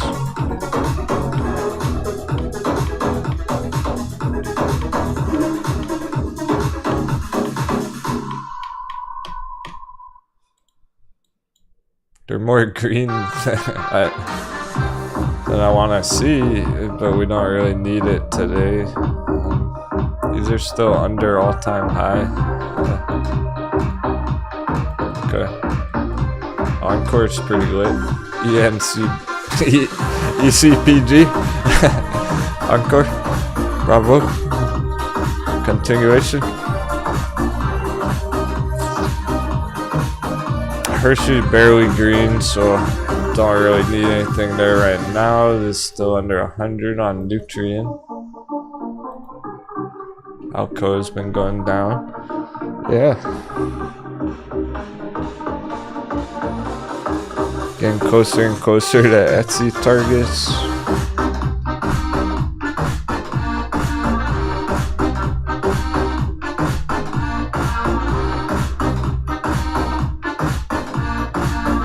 Sense puts too. Sense Omnics puts. Right back on track.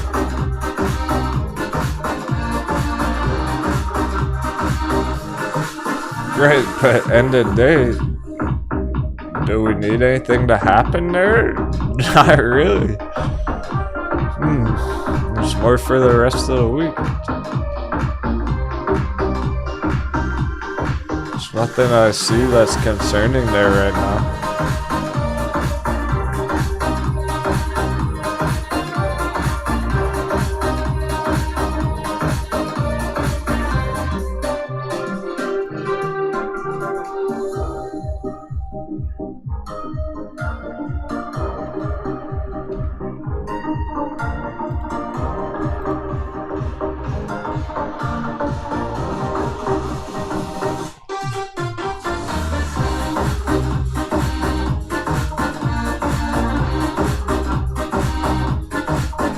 Really, VXX at 30, that's all I'm seeing. That's a big deal right now.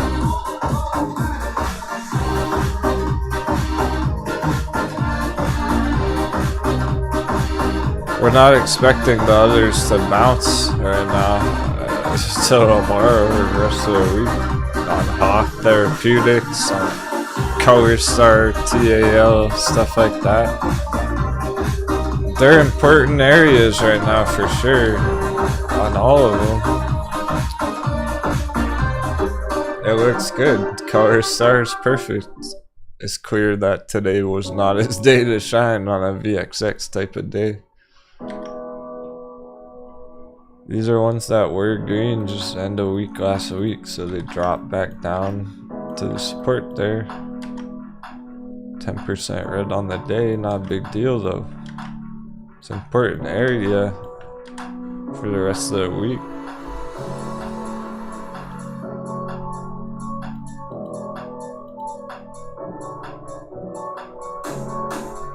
MULN took the prize today. And VXX. I don't know which one I'm more hyped about.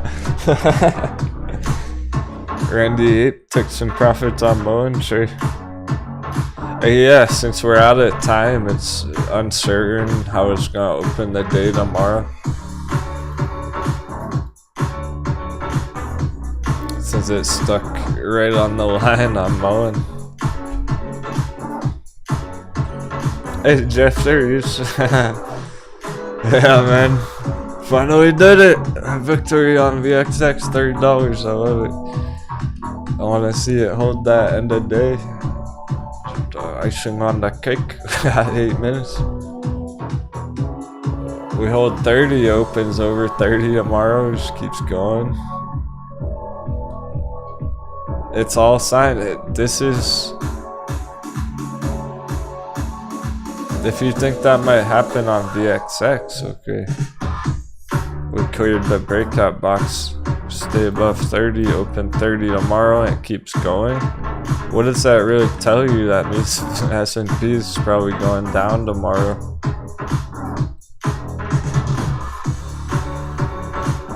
It's a big puzzle piece.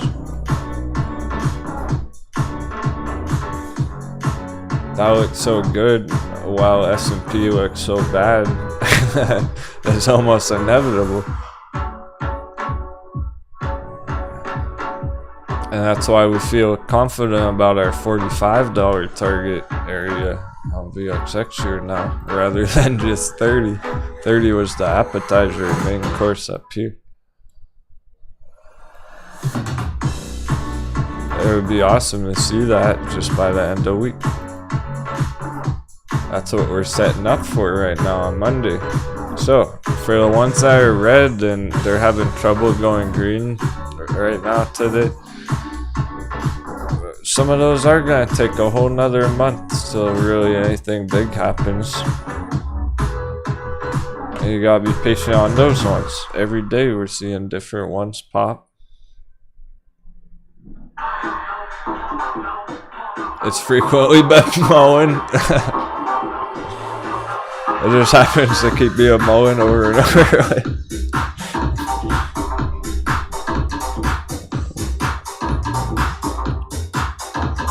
On VXX kind of a day, that's how it goes.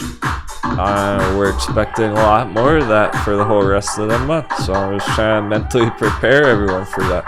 There are going to be a lot of days like this for the next few weeks, where a lot of things are having trouble going green, and then select ones popping real big.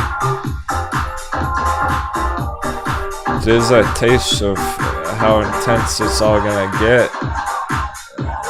So it speeds up here.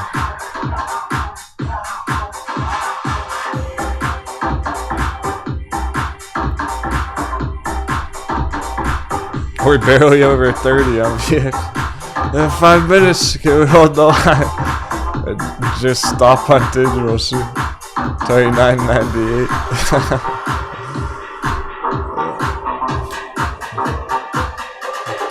Alright, who did that? Which one of you did that?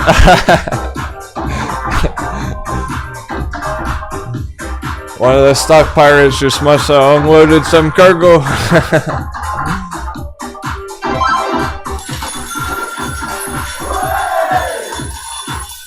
They saw the 30, they couldn't resist. Congratulations, wherever you take profits on it. It's pretty much, look,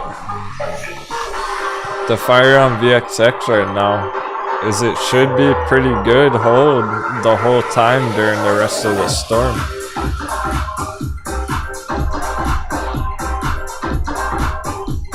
The rest of all the craziness for a few more weeks. All the dollar volatility and everything. Dixie chart while this is happening. It should be a great hold the whole time, regardless of the specific price. If it's at $30, $28, it's doing its job. It's behaving now,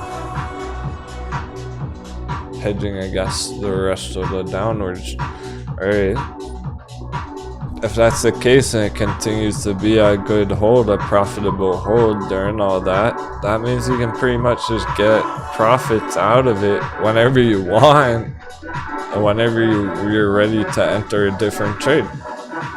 If you're holding VXX and we see GameStop or AMC at 777 next week,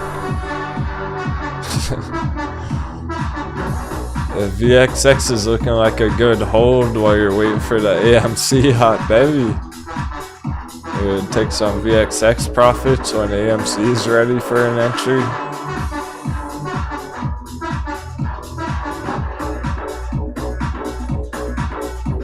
If we hit the target soon, then you take profit soon, and you just save the dry powder and wait for AMC. The sooner the better, but I mean, that's the whole concept. You'll be able to pull profits out of this along the way over the next few weeks. Whenever you feel like it, enter some other trades. Give you a bit of a head start there.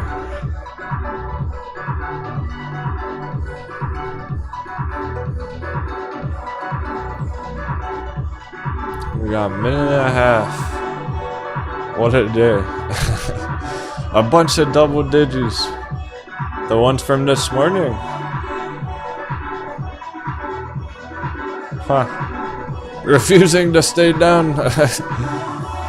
We got our 6 double digits back. We counted 6 of them this afternoon. They're back. All 6 of them. The same exact ones. We're up big this morning. Alright, well, we're out of time. We're right under 30. MULN's right under the resistance too. We're gonna have to see in the morning there.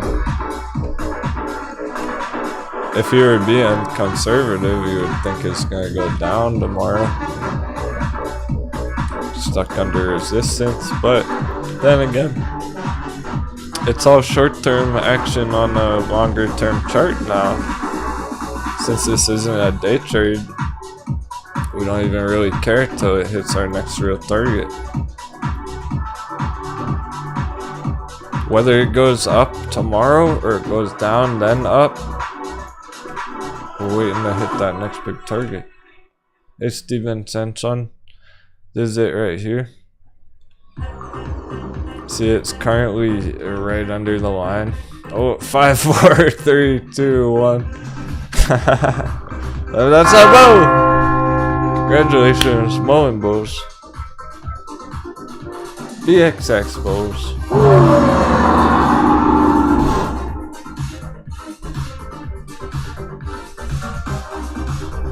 Any of the 6 double-digit charts.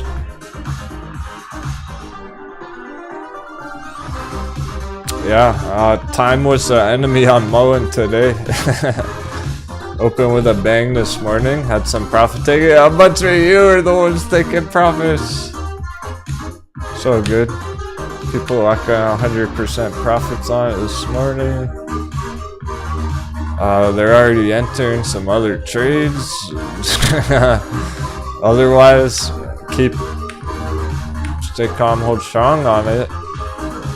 Going for 250, potentially end of week targets. Because it performed so well today. Middle of a market crash, S&P going straight down really all day. It's hard for charts to go green right now. MULN's doing it. Don't doubt the bullishness of these charts.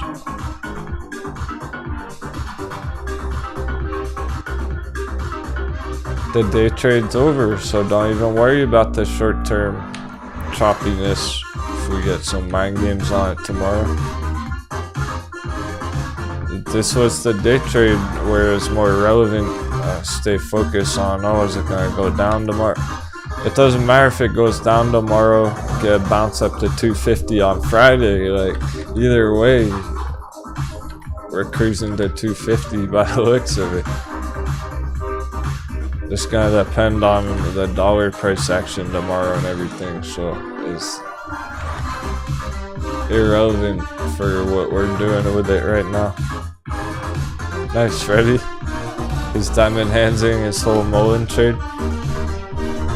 Alright, definitely take some profits at 250 though. We had 250 end of week, you gotta take some profits up there. Tommy Lane locked in some from 160% green. Nice one, Tommy Lane. Hey, oh snap. Thanks for the heart.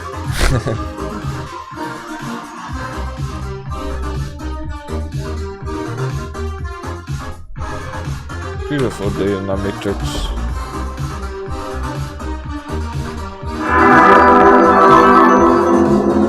Yeah, there are lots of great ways to play it. It's hard to mess up right now on MULN. That's how you would mess up, is over-analyzing it, over-trading it. I'll guide you through it. If it was in trouble for real, I would have told you that.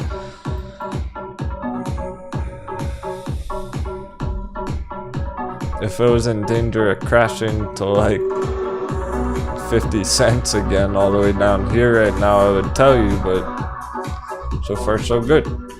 We already got crypto hype, Jasmine popping, very cool. Ooh, it's up 40%, Jasmine?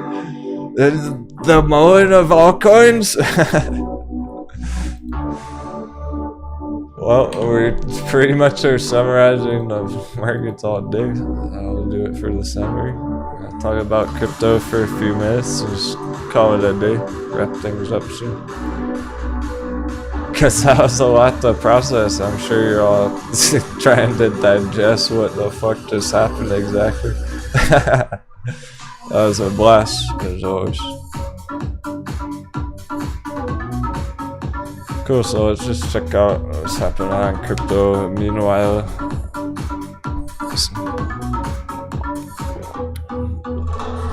make sure we didn't miss anything. We know Jasmine's been having that day, and it's still going. Does the power of the hot babies on the altcoins?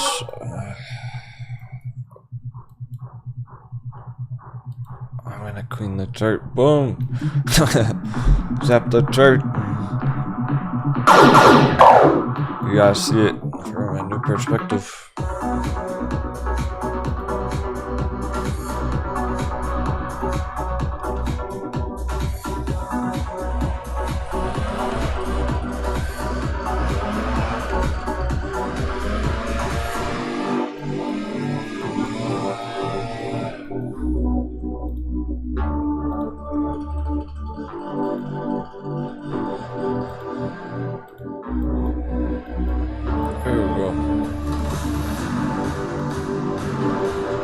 MULN of the altcoins.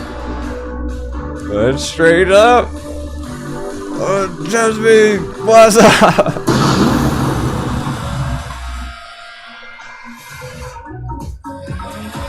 Oh, why is Lawn Boy back?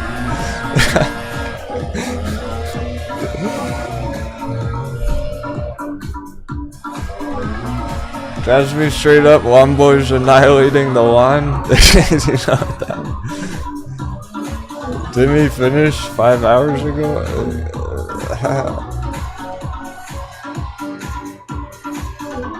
Yeah, I'm looking at 10 cents a share. It's 1 cent to 10 cents. Because why?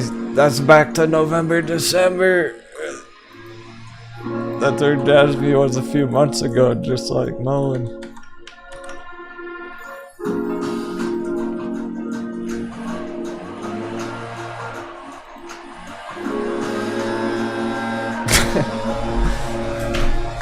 Look off one more.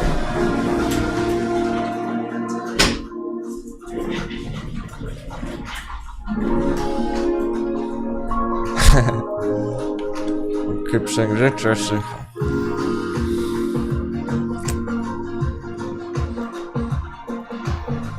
Every time I pull up Jasmine, it just reminds me of MULN, so I'm sure we're all on the same page with that. Here's our MULN crash from December.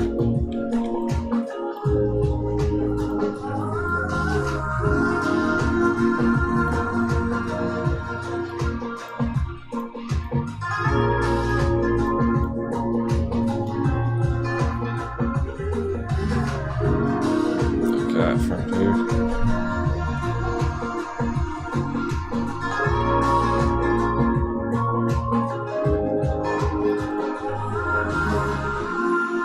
Jasmine green, MULN and orange. They both were sold off equivalent. Both of them tanking 95% hot bevy. Since November, December, not long. Lower than they should be, undervalued. They're bouncing the strongest. MULN's the strongest fucking stock lately. On our watch list, right? Jasmine's the strongest altcoin as of the past few days. When it's up 42% right now, and hardly any other big moves going on the altcoins. Well, why is it up so big? Because it's so undervalued. So therefore, it's like the MULN of the altcoins.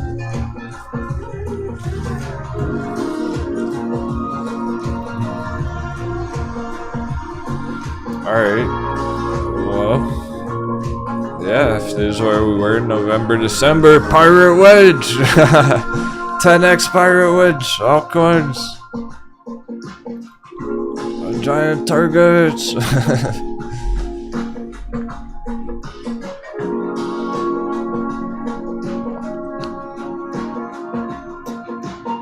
Lewis has been scalping MULN all day. Yeah, just careful not to overtrade it. There are times where you can nail it on a quickie. MULN's not really supposed to be a day trade right now, so you don't want to overdo it. You're better off just holding for 10x targets on it. And that's how Jasmine is. Not necessarily talking about this for a day trade overnight, for a long scalp overnight. We're going for the gold. Well, here's where it was in the peak last year. Let's say Jasmine gets back to here, last year's price, not just November, December, but way back whoa.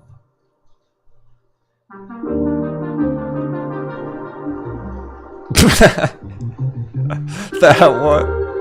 Wait a fucking second. That was early November. Damn. Well, there you go. Dude, we're looking at 10x. Talking about November, December. Well, shit. Here's December. This is November. Boom. What if Jasmine does that? We're covered in November, December. Holy cow, that's 27x targets. 2,700%. Talk about deep fucking value. All-time low down here. You have to get excited about the project, read about it if you like it. Could be a good diamond handler. Fits the requirements that we're looking for.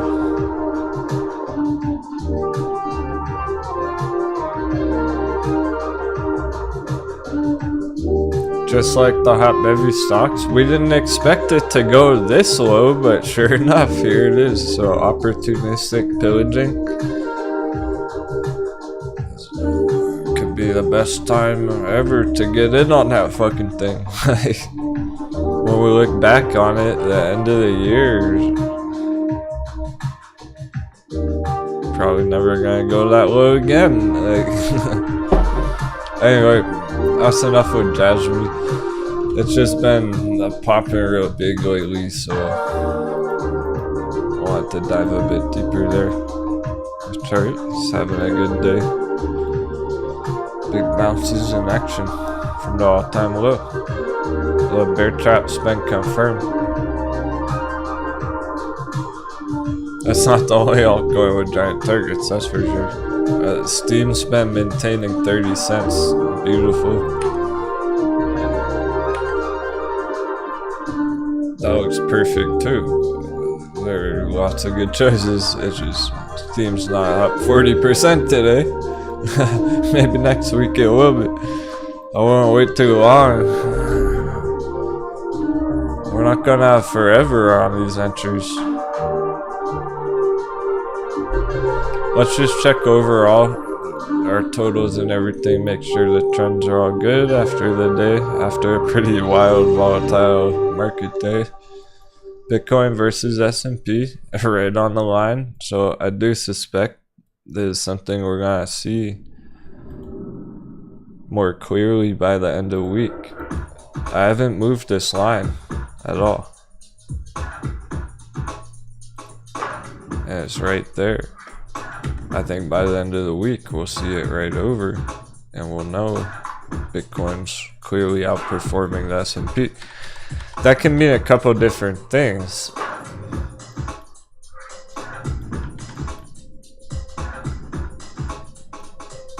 What does that mean for the share prices? Well, crypto price, really. This is Bitcoin versus S&P is what this is, okay? Call it SPY.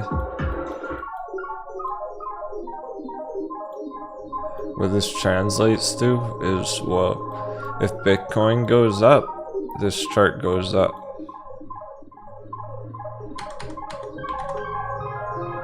If S&P goes up, this chart goes down. If S&P goes down, this chart goes up. There are a few ways that can happen. Bitcoin can go flat and S&P goes down and this chart goes up, as long as we're maintaining 3, 4, 5. It's a higher level concept, but we will be observing that for the whole month. We're definitely gonna have to watch this. It's playing out. That'll give us more confidence about crypto in general. And we're all good to go on the total market cap chart right here as well.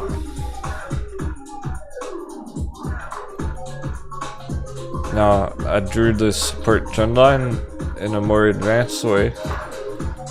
I like it more this way. However, this really is a long-term support trend line going all the way back to 2014. It's both. It's that one and this one.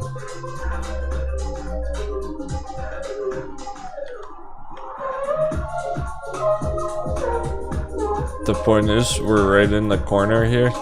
We're reaching a conclusion soon. Within a couple of months, we should see a bigger conclusion here, up or down. It is still very much trending up.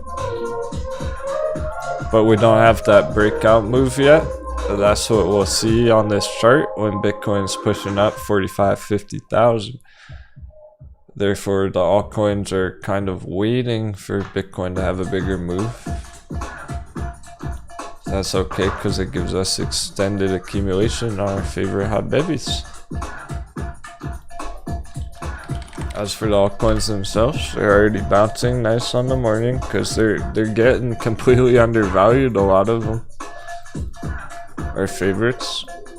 And we're right under 1T. As soon as we see the altcoin market cap over 1T, that's a very bullish signal. We'll be seeing a lot more green on the altcoins after we're over 1T. It is on track. Very cool. We'll call it another successful day. Thanks so much. All the kind words and support in the chat today. Wow, what were the sales? That was a blast. Happy trading. Have an epic day and take care.